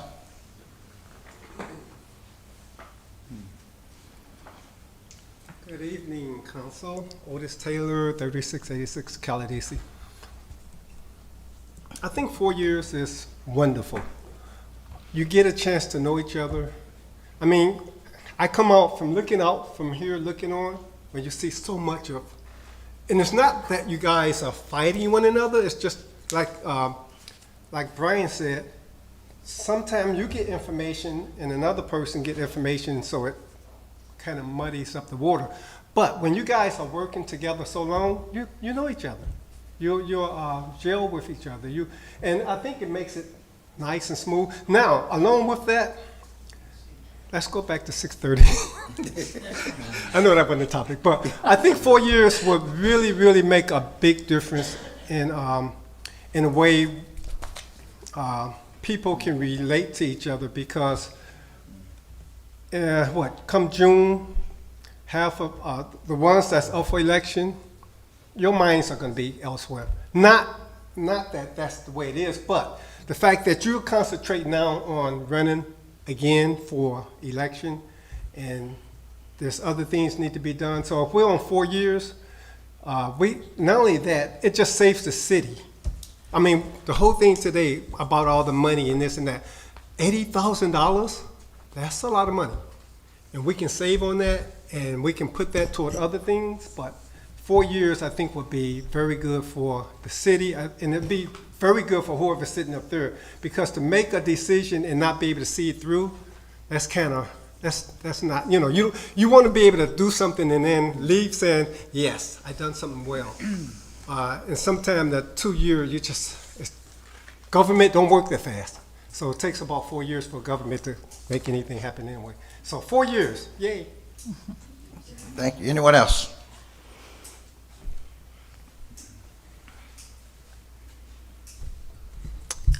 Good evening. Jenny May, 4062 Greystone Drive. So in regards to the 4 years, and I can understand why the mayor's bringing it up, because there are cities that do have the 4 years because of the continuity and the accountability and all that. And I can see the 2 years. Now, I have to remind everybody that we did go to vote the first time, right? I think that was like, what, 2-3 years ago, and the public did speak, and they said no.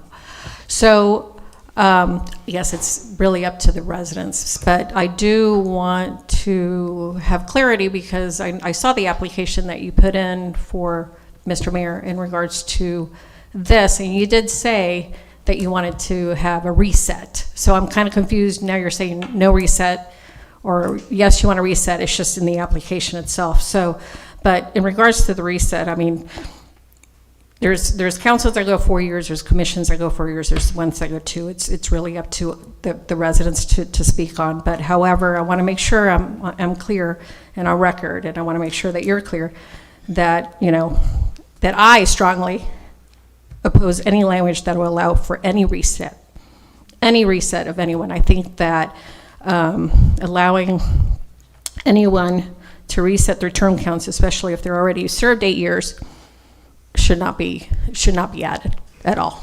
I mean, your time has served. 8 years, you're good.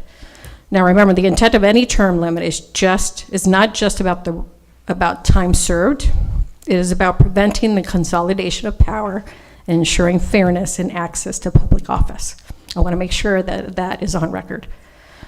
You know, if we allow a restart provision, we effectively undermine that actual intent. So 8 years should mean 8 years, regardless of whether those years were served under a 2-year or 4-year term. So no reset. I thank you for your time. Thank you.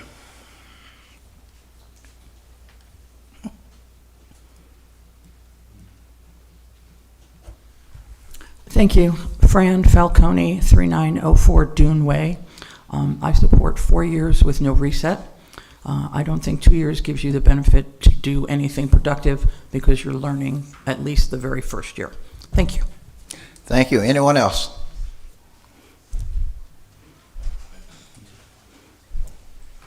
Good evening, Mr. Mayor, members of the council. Paula Hoisington, 564 East DeSoto Street.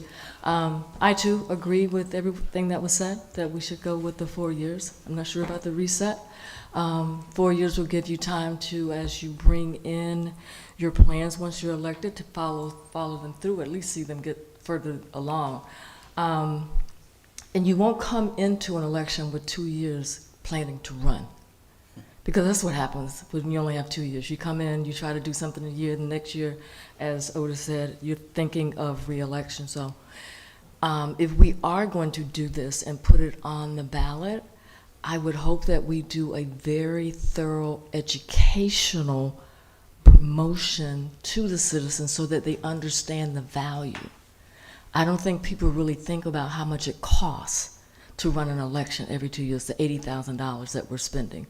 But if we can explain the benefits, not only financially, but how it brings cohesiveness to our council to see things through, I think we can get this done. So let's go for it. And I'm with Otis. Can we reconsider 6:30? What was that? I didn't hear that. 6:30. Oh. Because, I mean, even though we have it online, if I'm at work, right, and I want to listen to my city council, no, because I'm working, right? So I still don't have access if I'm working and I want to tune up because I'm walking in my staff's office and they're listening to the city council instead of doing no. Okay? Okay, thank you. Anyone else? Anyone else?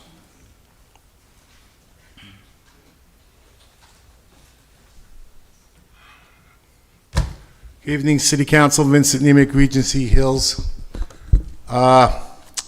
We tried this before, had that work out, not too good. All right, I'm not here to attack anybody, but I recall many years, and staff could back me on this, where I say people use the planning and zoning as a stepping tool. Some used it as a stepping stool. Some, I agree, that should be from the P&Z on that council. Okay?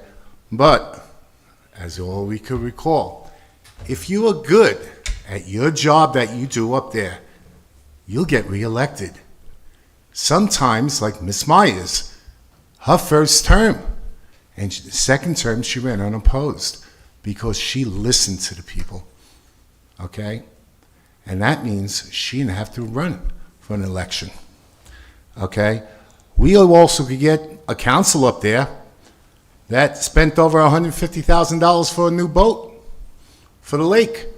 And just last workshop, you said, we had a councilman or mayor says, let's give the lake back to the county. So there goes the $150,000. We had a council up there that wanted to spend $14 million on a firehouse. New council came in and spent, what was it in here? 2 million. Less than $3 million? Don't make sense. We also have volunteers on the planning and zoning. And I bit my tongue sitting there because I know it's directed towards me by a certain individual. Okay? A special magistrate is going to cost anywhere from $35,000 to $40,000. Okay? You also said it at a workshop, you wanted to get rid of the code enforcement. There goes another $40,000. So there's your $80,000 that you could be saving and giving to the election. I just set it up. But just keep in mind, we need real council people up there, not puppets. It didn't work out before. Take it to a vote. You'll see it's not going to work out again. Resets. What's next? A mayoral power, one person in charge. You're taking the government and making it government. You're taking the power away from people, from the people of Clermont. Okay? 2 years, yeah, I agree. I only had 2 years as a planning and zoning commissioner, and then there was a vote when I had 1 year as a planning. I didn't complain about it. I took my lumps. But I did my job, and the council kept voting me on because I did my job. Do your job. Thank you. God bless. Thank you. Anyone else? Anyone else? Seeing no one else in the chamber? Anybody online? We have one person in the queue, sir. Please go ahead and queue them up, please.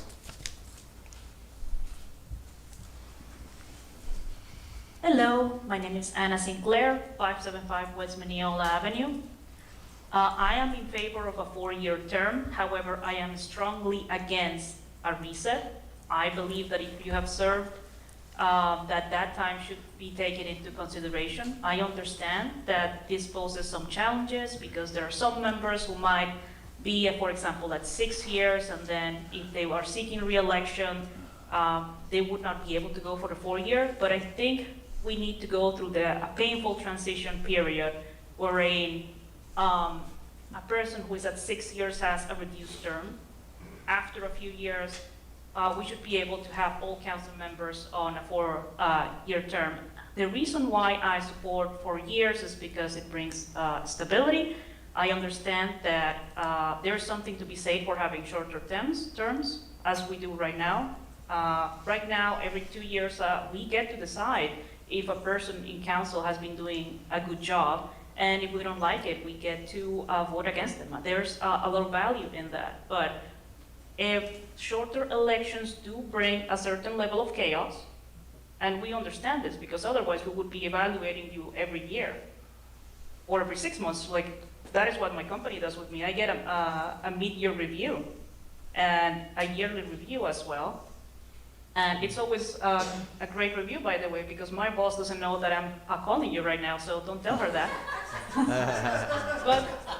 But there's a certain level of instability that brings. We understand, therefore, that we need to have a certain level of balance, that we need some chaos, yes, because we don't want somebody being there for 20 years, but also we cannot have yearly or monthly elections. And just 4 years is the period that I'm comfortable with. That is it. Some of my fellow residents are going to be comfortable with too, and that's fine. There's nothing wrong or right about this.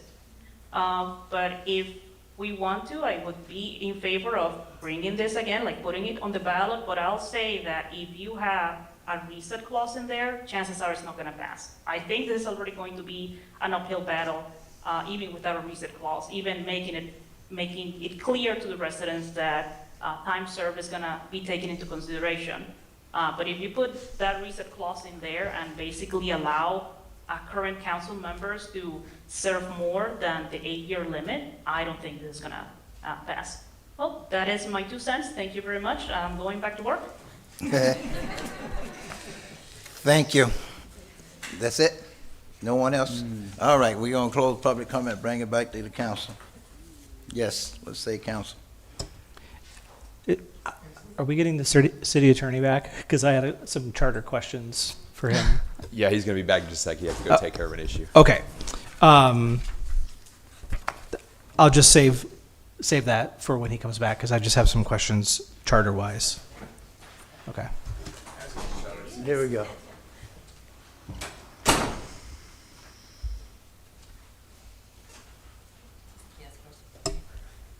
Welcome back. Thank you. On cue. I have a couple of questions for statutory and charter. Councilmember, Yes. if you would just give me 1 second to say something to the city manager. Please. That's new.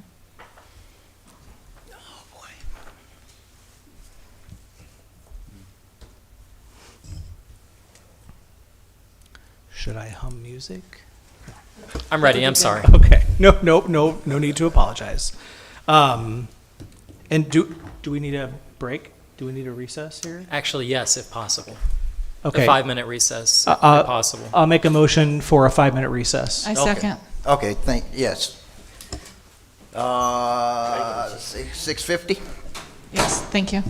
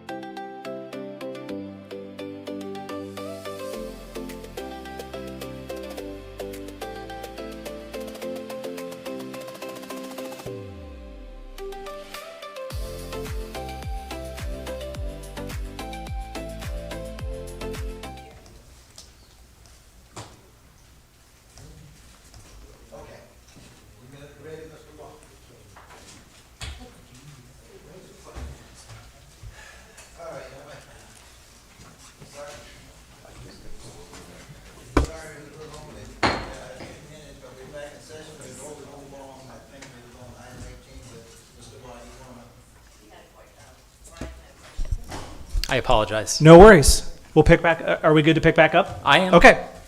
Let me get back into that mind frame here. First question is there a statutory requirement in Florida for municipalities to have a charter review process? No. Okay. Was there did there used to be, or is it like well, there's city manager, or sorry, a city attorney, like best practice that communities do? No. Okay. It is an older traditional practice that older cities and counties had. I myself was on the Orange County Charter Review Commission. A lot are beginning to discontinue the process. Okay. Because there are these citizen-led petitions. But long story short, there's no best practice. Everyone has their own way. Okay. I just wanted to make sure, because I did get that question on whether or not, I think there was an assumption that like people had heard every 5 or 7 or 10 years, and I just put that out there. With our charter as it currently reads, so if we were to change to a 4-year term, it would obviously change that language specifically in the charter, that it would be from a 2-year term to a 4-year term. And then there's the second question of term limits.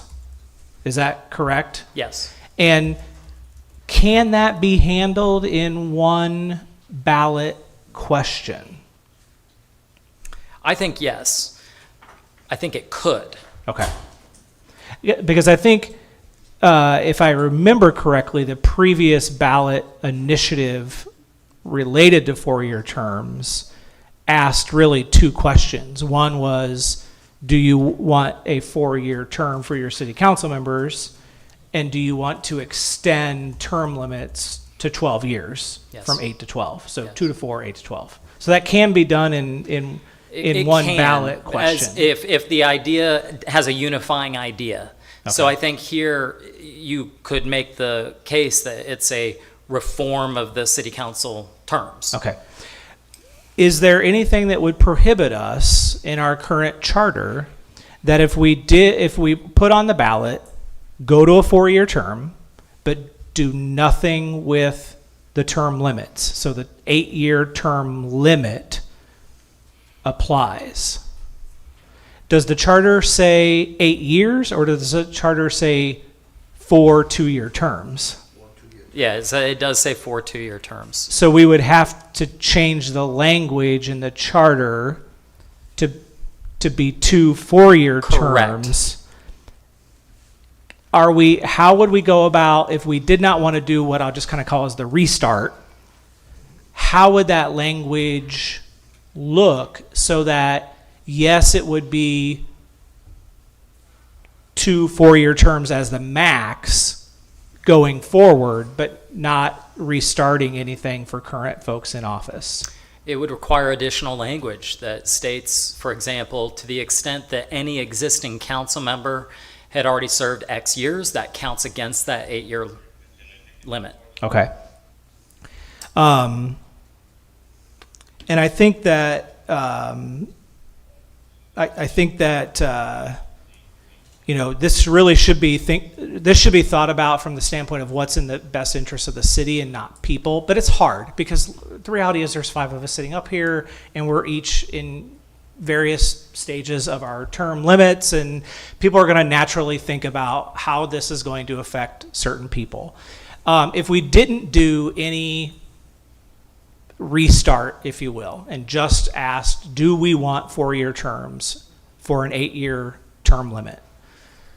To go into effect in 2028 for seats 1, 3, and 5 is when that would go into effect. Is that right?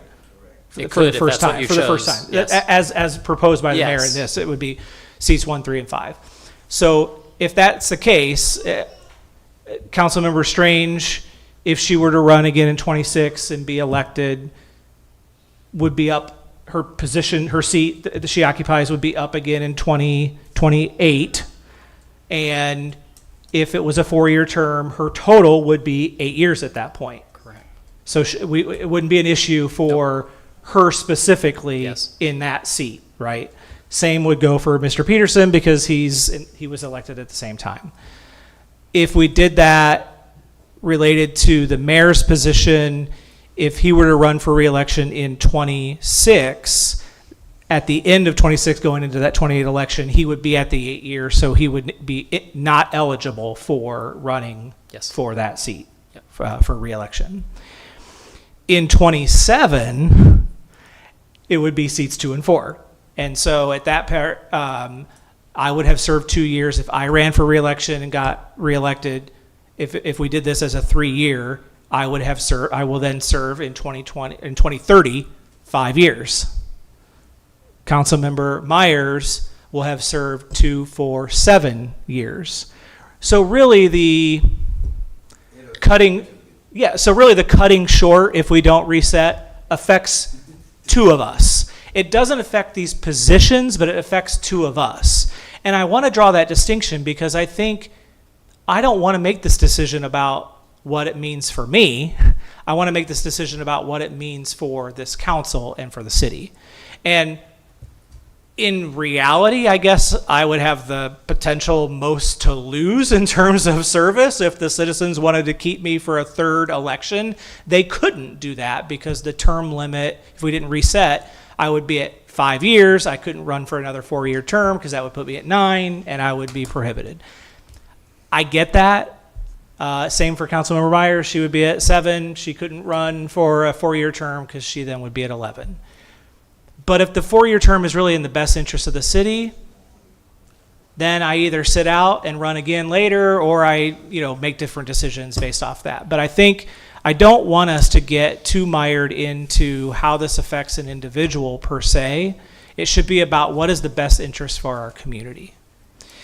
With that being said, I think the biggest downfall to the previous ballot item that was out there was because it really did ask 2 questions. It said, do you want a 4-year term and do you want to extend the term limits to 12? And for someone like myself who went into that ballot box and said, I may feel one way about a 4-year term, but I may feel a different way about 12-year term limit, I only have 1 vote though. And so I could be yes and no or no and yes, but I only can vote yes or no. And I hope if we're going to put a ballot initiatives with this or any ballot initiatives that we approve to go on the ballot, that it be as straightforward as possible with as little mixing of things in there, so that it really answers the question, do you want a 4-year term? Regardless of what it means, and in this case, in all reality, for Councilmember Myers or Councilmember Bain, it doesn't matter what it means to us. Do you think a 4-year term is the right thing for the city of Clermont? And so I bring all that up because I think it's important to discuss, and it's the elephant in the room. It's human nature to tie it to people, but it really isn't and shouldn't be about people. It should be about the positions and what's in the best interest for the city. So if we do move forward, I hope it's a clean-cut 4-year term with no restart clause. Initially I thought it was a good idea, but now I don't think it's a good idea because I think it takes away accountability. Just like we were discussing, people every 2 years give us a review. They say, do you want them or you don't want them? And I don't think 4 years is a long time. You lose trust, you lose transparency. We become, I think, a little bit too complacent then, because a 4-year incumbent has a lot of power. So it's going to cause you're not going to have people coming up against a 4-year incumbent. A 2-year incumbent, if you're here for 2nd term, then you're going to have more power. But if you're here 4 years straight without anybody, any opposition, you're not really listening to the public anymore. And I think you're breaking away from the voters as opposed to, you're always thinking about what they're going to think when you vote. Not, you don't care anymore because I'm here for 4 years. And, people have a very short memory, so they're not going to remember what we did. But a 2-year memory they do have. And they'll remember every single word you say, every single vote you take, and it'll come back and haunt you. And that's my feeling. So I would be a strong no against this. I see both sides. For the candidate, it's of course easier because you're, one, and you don't have to spend all that time campaigning. But the other side to that is that if you get a bad candidate in there for 4 years, they can do a lot of damage. We see people who are in office now who have been in for a year and some change, and the damage that they are already doing to a lot of citizens. So I would be a no on that. I'm sorry. May I ask a question? Because both of you talked about your vote on that. Why not give the citizens the opportunity to actually vote on that rather than you? Because we already did that. We did in a double item, if you will. And if because it was a 4-year term and a 12-year term limit, so extension of the term limits. If this was an item that just voted on a 4-year term, if you may choose to vote against that, but why not allow citizens the opportunity in the ballot box to have that same right to say yes or no to that 4-year term, straight up, with no other caveats to it? Well, I would like to answer that question, and it goes to something I commented to some folks who opined publicly to me that 4-year terms are good, and it's how many of you have actually run for office. And I don't mean that facetiously. I authentically mean it, like, getting up here and running for these seats, 4 years, if you're a parent, that's most of elementary school.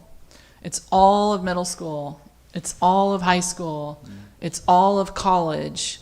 You're committing, when you decide to run, to give up all those years. And if you're a small business owner, small business is volatile. Small business can change from 1 year to the next. It definitely can change over 4 years. So I think we look at, what type of people do we want? And if the question is, are we letting the people decide? I would submit that as a republic, it's our responsibility to, in our seats, in the positions where we've chosen to make policy, to offer to the public the questions that should rightfully be in the hands of the public. We are a republic, not a democracy. And so if we're asking people to make a decision about information and things that they really don't have firsthand knowledge of, I think that's irresponsible, and I think it abdicates our duty to the public if we just offer that up. And so I go to the question of, we're talking about our Constitution, our charter. A Constitution should be universal truths. It should be the law of the land. It is the highest law that we have. And then why would we change it? And what I heard is we want to change it because that's what everyone else is doing. And I'm not, that's not an attack. It's like that, but this is what everyone else is doing. And so we want to do it, and it'll save us a little bit of money, and it'll help with continuity, and there's some pluses, but we're a very large city that has had 2-year terms since our founding. And in being a large city, we are the envy of many. And so having 2-year terms with that dysfunction that comes with 2-year terms has served us in the past. And when we look at classical study of ideas, we want to measure the ideas against time. And in our case, time has served us well having 2-year terms. So I don't think that if there's a problem that we're trying to solve, I think the problem here is relative to a $200 million annual budget, a small amount of money, where the potential counterpoint of that is wasting of millions. And so I look at, to your point, Ms. Myers, if the wrong person or people are sitting up here and there's nothing the people can do to get them out, to your point, Mr. Mayor, if the comprehensive plan and the vision I have for the city is not a good one that's supported by the city, the citizens can vote me out. And that's within their power in the ballot box. But if we have 4-year terms, they can't vote me out. And so the decisions that I'm making with millions of dollars, the citizens can't do anything about it. I've taken the power out of the hands of the citizens. So I think that the test of time and the test of ideas and the frequency of the voting at the ballot box is actually good for the citizens. And so I can't get behind 4-year terms. Ironically, I might be digging myself a hole here, but I actually would be for longer term limits. And the reason why is somebody who spent a great deal of time in government has shared with me an expression that the talent pool is shallow. And I don't disagree, actually. I'm a big, like, oh, term limits are great, but honestly, like, finding people who are willing to do this, who are good at it, who are willing to continue to do it year after year, that's really hard. So I think if we were talking about something that I was willing to change, I'd be more inclined to say, let's talk about the term limits. But I think the terms and the frequency of the election by the people is really good for the city, and I think it served us well. So I don't see a need to change that piece of it. Let me say this. It sounds like you're talking from both sides of your mouth. In 1 minute you're saying 2 years is enough, and 4 years is too much. But yet and still you're talking about extending the term, amount of terms. Sure. So beyond 8 years. That means you're getting reelected. If 2 years is 4 years is too much, why would you want to serve more than 8 years? See, because the people vote you in. And then, well, it's true. And again, as Mr. Bain say, it's not. I don't think this is our decision. This is something that the people out there need to vote on. You put it on the ballot. Let the people make the decision of where they want the city to go. I'm out there with the people every day, and that's one of the biggest questions I get. Why are we still at 2-year terms? Not just because other cities are doing it, because residents are asking me, why don't we go to 4-year terms? It makes more sense. Besides, some of them saying they tired of having to try to donate to campaigns every year. We asking all this here, and money is getting tougher and tougher every year for the people out here with the economy and everything. So I understand this. For continuity and stability here, we go to 2 years. And you're right, it was on the ballot in 2022. But the big mistake we made in 2022, as Mr. Bain said, we grouped everything together. And to be honest with you, I wasn't happy with what we put on the ballot in 2022 because it extended it to 12-year terms. And I'm not for extending the 8-year term. And when we got ready to put it on the ballot, I voiced my opinion about it. I wanted to go to the 4-year term, keep it at 8-year term limits. However, other council members voted different. Okay, so that's how I got on the ballot, and I think that was one of the biggest things is because most of the people that came to me, hey, we're for 4-year term, but we don't like the 12-year term limits. Okay, so that's one of the things that people keep telling me no about. They like the 4-year terms, but not the 8-year term limits. And you're right. We've been sitting here for years and years at 2 years, but as you said, the city has changed. See. I'm not coming to a city council now where I used to come around here and see 5,000 or 10,000 people. The city have gotten bigger. Okay, so things change, and so that's why it's a time for us to look at our charter and is some things on the charter. And ever since we've been here, Miss Strange, ever since you've been here, we've been changing things in the charter. We've been changing ordinance and everything else. See, we've always been making these adjustments. All right. Because we look at them, you think they're ordained or whatever, so you make the changes. Now, we sitting up here worried about what we think. My thing is, hey, vote, put it on the ballot, let the people speak. We're here to represent the people, and most of the people I come to, they come to me asking to go to 4-year. I think just about everybody that came to the dais basically just now supported the 4-year term. Okay? So, the people are speaking to you. But yet and still, we keep worried about us. It doesn't matter to me whether you reset it or time served.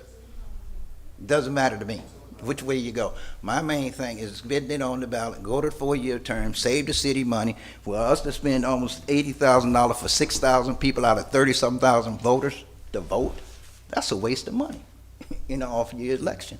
I don't care how you feel. And you can sit here and talk about how much money was in there and saved here and there, but I beg to differ, because if we go back and look at everything, we haven't saved too much money and spent too much money over the last year. Okay, all these figures they throwing out about saving this and saving that. So, my thing is, hey, let's make the offer, give them the motion, put it on the ballot, let the people speak, and quit trying to. I'm not worried about it. And as the comment was made, you're right. If you're good, people reelected. I guess that's why I've been reelected 3 times. Okay, and so I'm not worried about it. And if I don't get reelected, I don't get reelected. But it doesn't matter to me. Okay. Yeah. I would like to. I think we've all spoke. So I'm going to make a motion that we put on the ballot 4-year terms with no with no reset for the people to give us feedback on that. I guess I just have more faith and trust in the voters to give us that feedback. And without any other process by which we've established as this council to do so, to put those ballot initiatives on the ballot, I think this is the opportunity that they have to do that through us. So I make that motion. Have a motion, there's a second. I'll second to call the vote. Okay, I have a motion and a second to go ahead and put the initiative on the ballot, and give directions to the city manager and city attorney to go ahead and draft the ballot issue for the ballot to go to 4-year terms and no reset. And we're gonna keep the 8-year term limits. Yeah, this is just a straight up, do you want a 4-year term for your council members? Okay. But no reset. No reset. Mr. Waugh, is that the only question we need to put on the ballot? Just go to 8-year terms?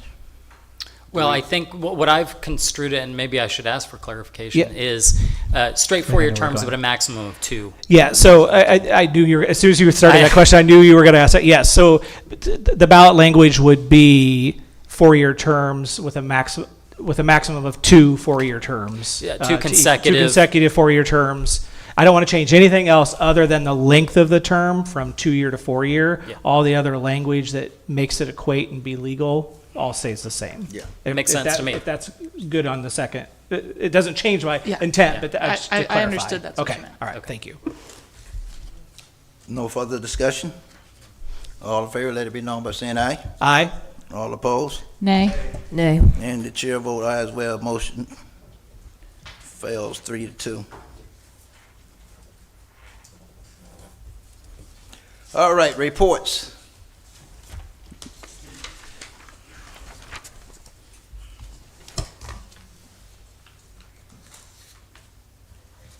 Mr. Van Wagner. I'd like to let Mr. Boer come up for a moment and share some exciting news with the council and with the community. And while he's coming up, on Wednesday, March 25th, we have a public safety training media event at 2 p.m. if any of you would like to come. And then this Friday and through Sunday is Pig on the Pond at Waterfront. And then Saturday through Sunday, there is the Lake County Boating Regatta at Victory Point from 7 a.m. to 4 p.m. And then there is another regatta on April 4th and April 5th. That's the Sunshine State Invitational Regatta on Lake Mineola. That's from 7 a.m. to 4 p.m. as well. And that's college teams, right? Yes. And then we have the Masters Point Showcase Disc Golf Tournament at Lake Hiawatha on March 28th from 8 a.m. to noon. Scott Boer, Finance Director. A couple audit reports for you. I'm going to work in reverse. In regards to our most recently completed fiscal year, I mentioned this a little bit earlier, fiscal year 2025, we are in the last few days of completing that process, and we expect, currently we are scheduled to have our auditor from CRI to present to you the fiscal year 25 audit at the second meeting in April. Is that on time? We are hopeful still to have it technically completed by the end of March. Okay. Yes, but the state deadline is the end of June, which obviously we're well ahead of the curve on that one. Great. Then the second item, which Mr. Van Wagner was alluding to, in regards to the previous audit, the fiscal year 2024 audit. You will recall that Ms. Moser from CRI presented that audit to you last summer. Last week, we received notification from the Government Finance Officers Association, GFOA, that with that audit, they have awarded us the Certificate of Achievement for Excellence in Financial Reporting.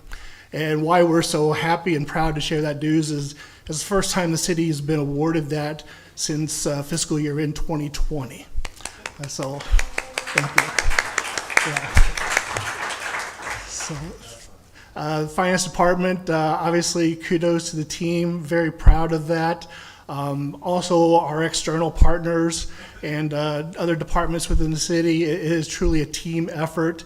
And credit goes to the current and former administration and councils as well for their patience in getting us back to this point. And we're very excited to share that news. So It's very exciting. Wayne's got a copy of if I can ask Wayne to pull that up. You'll see this in the audit report for 2025. That will be given to you in a couple weeks here. Of course, we'll post this online, and there it is, right there, Certificate of Achievement. And Excellent work. yeah, thank you.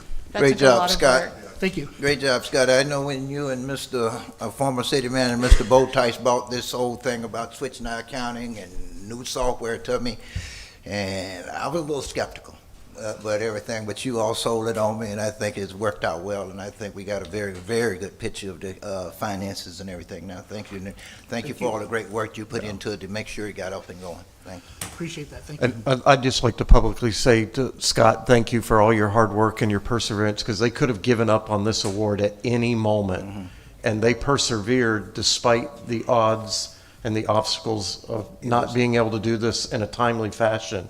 And we worked together with you guys and the auditing team. We didn't hire them until last year. It was late, so all of those things were attributed to the challenge, but they looked beyond the challenge and did it. Yeah. And I will also add for the council, they're 3 months early this year compared to last year. That's a difference in our procedures that we've done intentionally, because we don't want to be at the mercy of the committee saying you are qualified or you're not. We just wanted to follow the rules. Right. So they made an adjustment in the accounting department, which we haven't had for years and years, and that's all, Mr. Boer, I give you all the credit for that, making that adjustment. So I just wanted to publicly say thank you for your support, and Mr. Boer and his team, like I said, they're 3 months ahead. So we're hoping to get the award again. So thank you, council members, for your support, so we could make the necessary adjustments and go get that award again and again. That's what we want to do.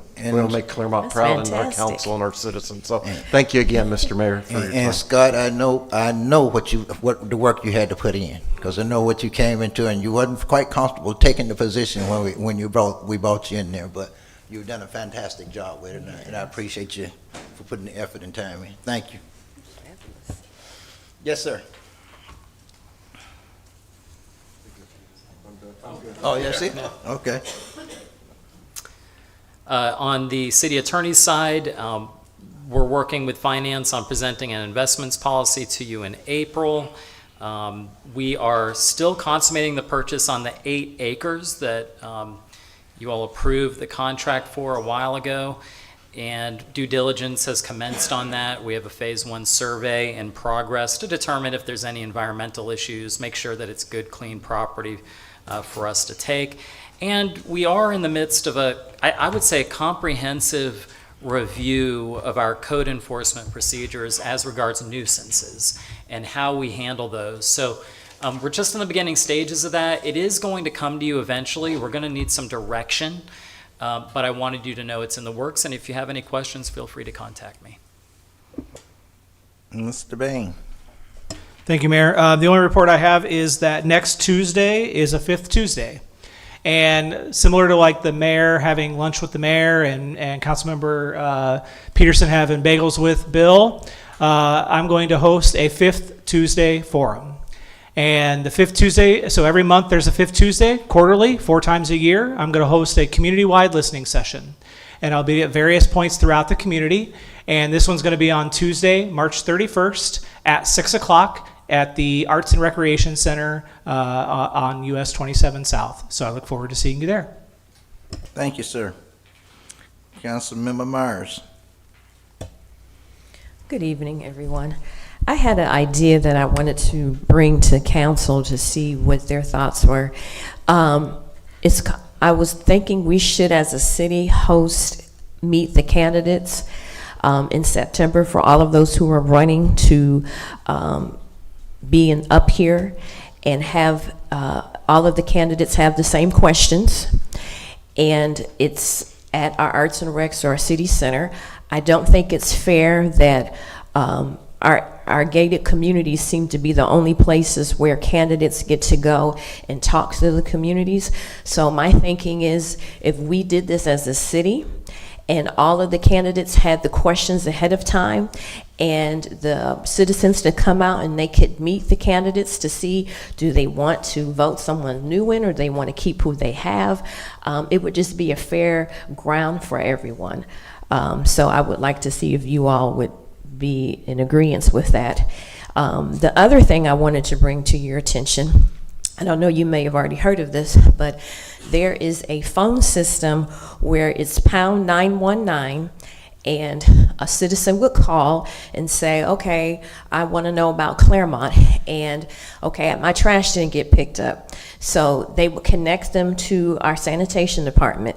Or if they wanted to know where, hey, a gas station is on 50, it would give them that.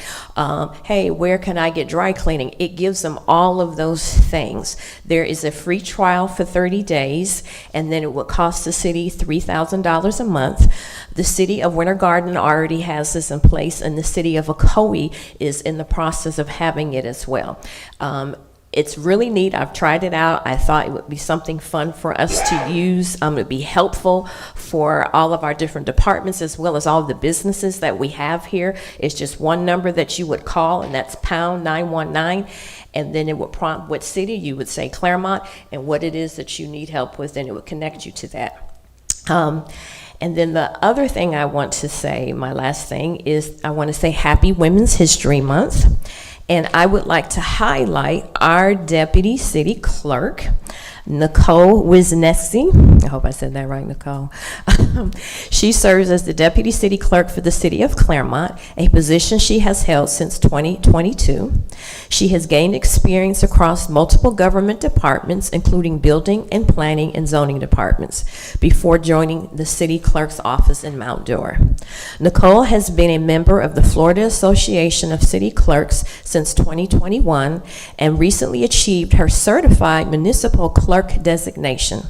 She is also a member of the International Institute of Municipal Clerks. Nicole is married and has 4 children and 2 grandchildren. She values family and time spent, and I appreciate all that she does for our city. Thank you. Thank you. Councilmember Peterson. I think you forgot somebody down the end there. He comes back. Okay. Thanks. This past weekend, we went to see a show of at the ARC. It was a phenomenal show, and you know, I'm in Kings Ridge, and a lot of people were just telling me how the shows are getting better and better over there, and I just want to give kudos to Brian, or wherever else he is, who's marketing the new talent that's coming over there. But it's a great asset to Clermont, because we're getting a lot of people from adjacent areas coming in thinking that, you know, we're turning into a cultural center for the community. And I agree with all the other things you said about, you know, having an open forum. I think once before they had that in the ARC, right? I don't know who was the sponsor of that forum, for the, you know, where they had the candidates there. You talking about the Hobnob? Yeah, That's the the South Hobnob, Lake yeah, Chamber. that was it. It's a South Lake Chamber Yeah, event. so I think they're going to do that. I'm in total agreement with that, and that's it. Thank you. Councilmember Strange. Well, Little League Baseball is officially underway, as is Babe Ruth softball. There's probably soccer. There is soccer. It started on time this year, so that's exciting. I may be missing one, but those are the new and exciting things, I think. Did I get all the sports? I think I did. I don't have any other reports right now. I think everyone else took all my exciting news with their meetings. With their reports, excuse me. Mr. Mathis. Yes, sir. Just one quick thing. A couple months ago, we hired True North to help us with our social media stuff. They are doing an analysis of our current situation, and part of that analysis is they're going to be doing some stakeholder meetings. And so you probably received an email tonight. If you did not receive an email from Lori Chavon of True North, let me know and I'll forward it to you, because she copied me on all of them. But she's basically just asking you to set up a time, either in person or Zoom, just to quick go over some of your thoughts, and that way they can help them with the assessment and where we go with that. So again, if you don't receive it tonight, let me know and I'll forward it to you. Thank you. Okay. Mr. Mayor, could I ask a question? Sure. Councilmember Myers asked if you all wanted to move forward on a few items, and I just need to know if there's consensus or not to do those things she mentioned. Can you guys let me know? I'm in support of the community. Any community forum, I think, is always good. So I'm in support of that. I'd like to see the pound 919 maybe come to us. We've got the social media strategy, public information. We've got the budgeting coming up. So I think that's a great. Anything that helps with communication, I think, is a good idea. Was there a third item? It was Nicole. Nicole was number 3. Okay. Thank you for your service, Nicole. Yeah, I think the pound option, my first thing that came to mind, is there a procurement kind of related issue here? Would we have to go out to some sort of bid if we're going to contract out a service and not give everybody equal opportunity? It sounds like a good idea, but I don't know, are there other places that do this? And would we need to competitively bid this to meet our requirements? So I don't know if it needs to be workshopped a little bit more or discussed, but in theory, I like whether it's text 11111 or dial pound something that would allow an easy access, particularly, when it gets outside the city, whatever, but for the actual city to say there's a pothole, there's a stoplight out, there's a stop sign that is obscured, my trash didn't get picked up, anything city related, I really like the idea of a text a number or a pound thing that people could call in and do that. And I don't know where that plays into the one-stop kind of shop conversation that has been out there for a while. So maybe this could be a workshop topic. And also give us feedback on the procurement piece. The other thing about the public forum, I love the idea of public forum. I couldn't believe when I moved here that there weren't community-wide public forums outside of our gated communities, outside of the hobnob, which really, it's everybody who's on that ballot. And there's so many people that you may get 5 seconds with one person and 30 seconds with someone else, and that's about it. I'm a little hesitant about the city doing it because I feel like then it becomes the city getting involved with it, even if we give the answers. I would like us to encourage an outside entity like a League of Women Voters or the South Lake Chamber or partner with someone to do that rather than have the city do it. Yes. That's my thought process on the city sponsoring events like that, election events, meet the candidates. I hate to see the city get involved, and I've always been under the impression, hey, we want to keep the city neutral in everything. So then when we start sponsoring the event, even though you're inviting all the other candidates out there, I think we're getting into some real great territory there, so I don't want to see that happen. I know a lot of the subdivisions, they host their hobnobs or whatever you want to call them and everything. The chamber does a hobnob every year for all the candidates, and I do understand the fact that you can't really talk to anybody too much there. You kind of limited on what you can do at the hobnob under the city, under the chamber thing. And I was like Brian, I would like to see more events outside the gated communities. But I don't think the city need to get into that into these things. So, for the pound 911, I think we can look at that a little bit further. But right now, I know I got a couple programs on my phone that basically I can do that with. It doesn't cost me anything. Okay, if I'm driving down the road, I got one I can hit, and it can tell me what's happening up ahead of the road, what's the traffic, what the police at, what's this, that. And I thought on our website that we updated a couple of years ago, been updating. We already provide a lot of different type of information on there. You can go to the one there, where are you or what you need to know, and you can hit that on our website now and know some of the stuff. I don't know if we can find out where a gas station is at, but I know in my car and everything, all I have to do is hit a button and it'll tell me everywhere a gas station along the road, and I can actually tell it specifically if I want a Pacific gas station, it'll tell me where the closest one. Okay, and it doesn't cost me anything. So I think with Brian, I think that maybe you need to look into and maybe work if it's better than what we have now. And everything, we can after workshop and everything. We'll get more information. I can probably support it. Okay, but right now, I would like to look into it a little bit more myself. All right, where were we? Oh, it was? I lost. Okay. Mr. Van Wagner, I think somebody came up and asked for the second time on how did he get their name on field trips? Are we playing field trips and everything? Can we try to get that answer to I think Ms. Horsington asked that. I think she asked it at the last council meeting, and she asked it again tonight.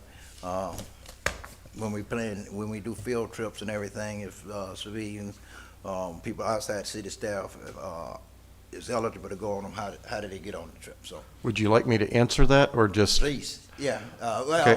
It's pretty simplistic. I was unfortunately unavailable because my wife was in the hospital the night before, so I wasn't able to be here to discuss that trip when that was discussed publicly. So I'd love the opportunity to take a few moments to do that.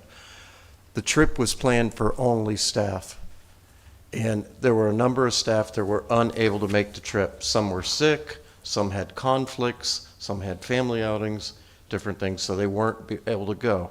The bus was already booked for a certain rate. The rate doesn't change because you have a different number of people that can or can't go. It's the same. So the thought was, let's get the council to come. So we communicated with the council, and there's some discrepancy of whether our communication was clear or not with with our mayor or not versus the others. So be it. I'm not here to get into that argument. I think that time has passed.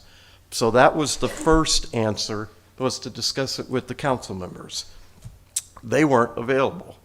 So then we went out into the community trying to find people that were going to be involved in the process with DPZ.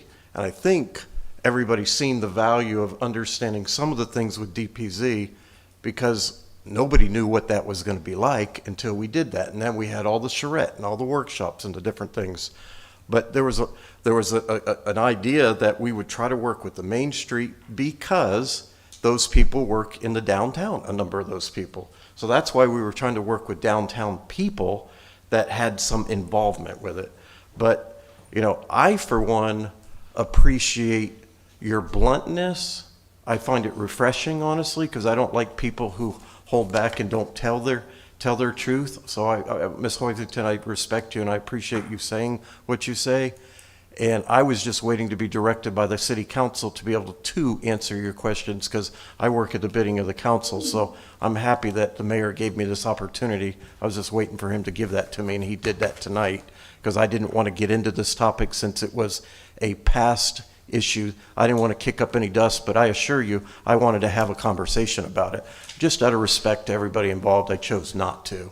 But if you are expressing a desire to be involved in things like that, you're on one of my A1 lists personally. I think you're a quality person, and I have a star by your name. I think very highly of your knowledge, and I'm not trying to placate you, ma'am. I think very highly of you. So if that's something you would want to be involved in the future, if there are some endeavors, but, you know, it makes me a little nervous spending an extra $3,500 after the response that I just received from the council, to be honest with you, although that's another subject in itself, my ability to spend money for $3,500 to $5,000, but I don't want to get into that either.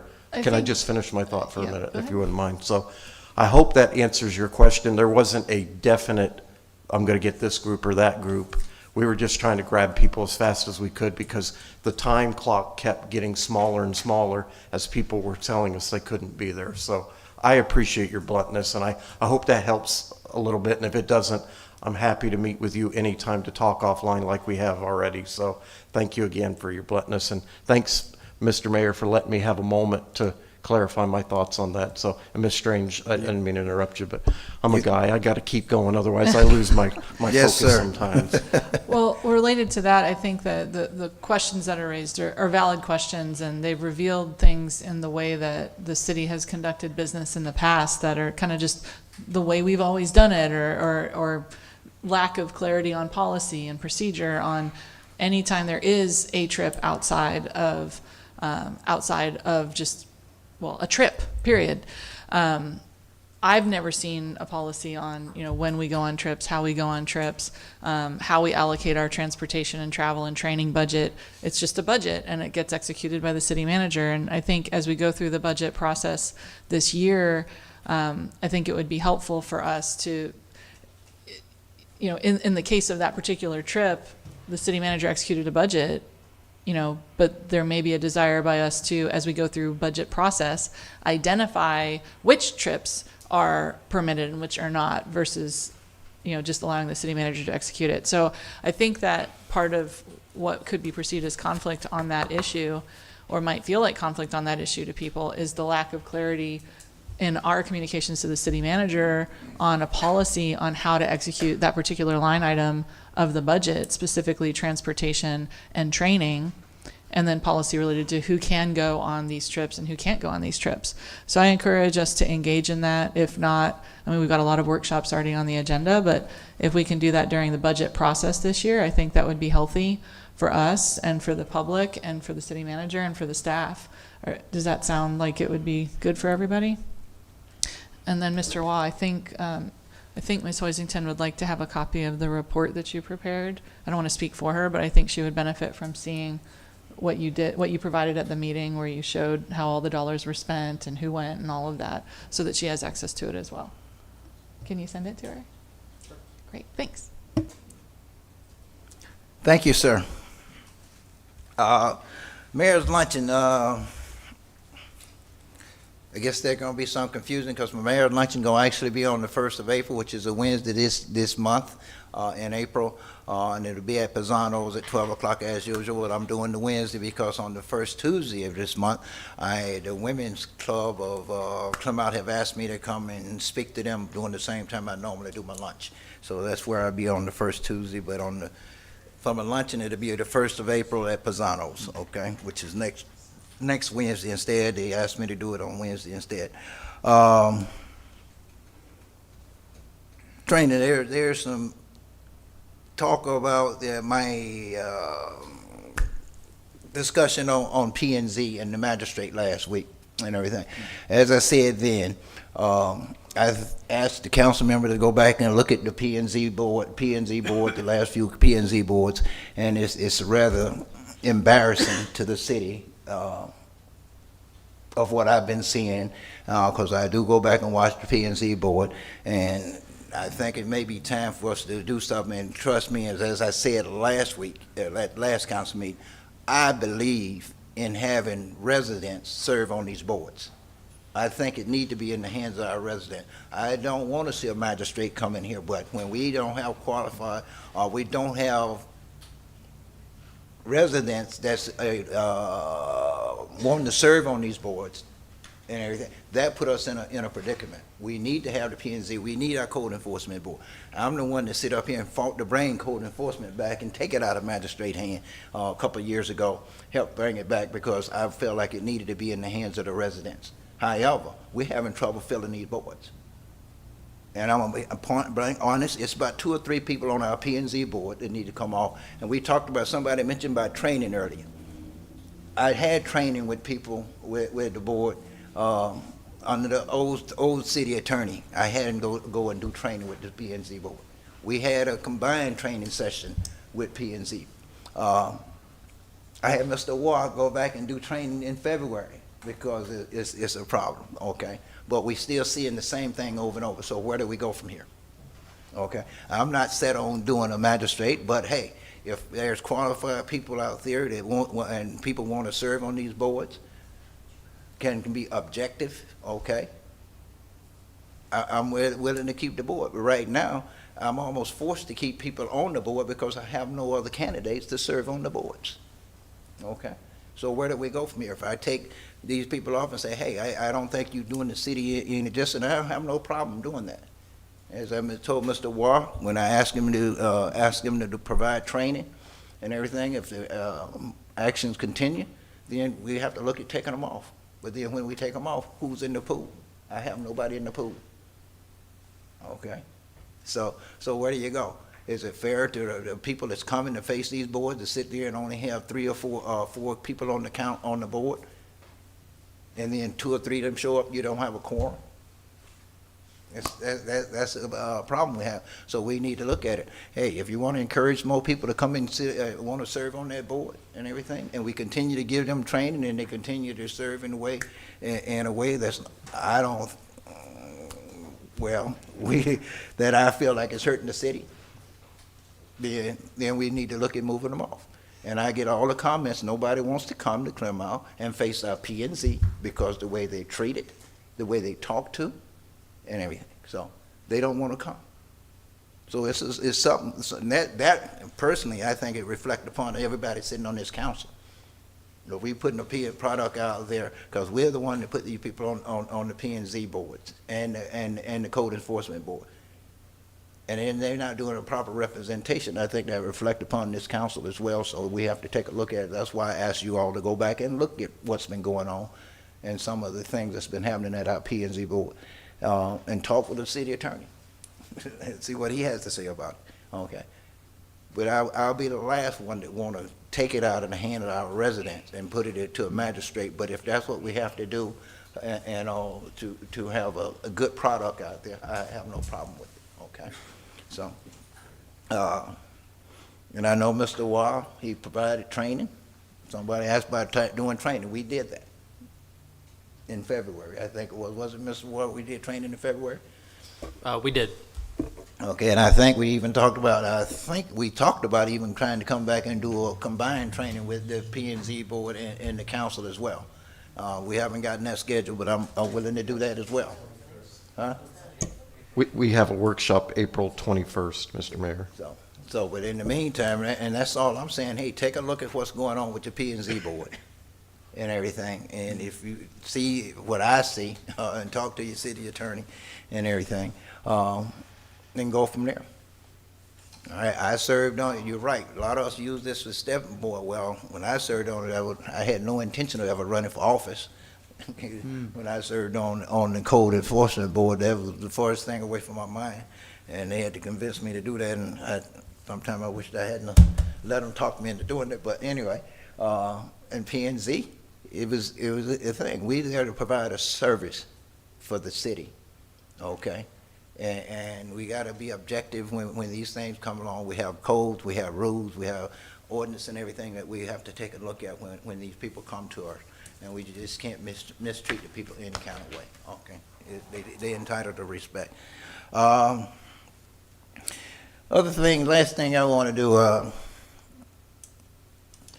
and somebody mentioned it earlier about the endorsement, asking about the endorsement, but I wrote this statement out and everything, because it was a little concerning to me.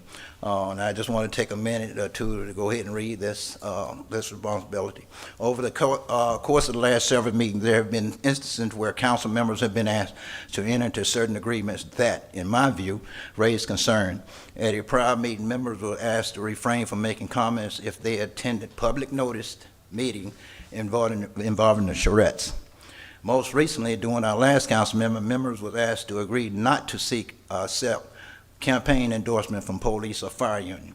I find these requests troubling for several reasons. First, when a public meeting is properly noticed and conducted in accordance with the laws of the state of Florida, council members have the right to attend and speak.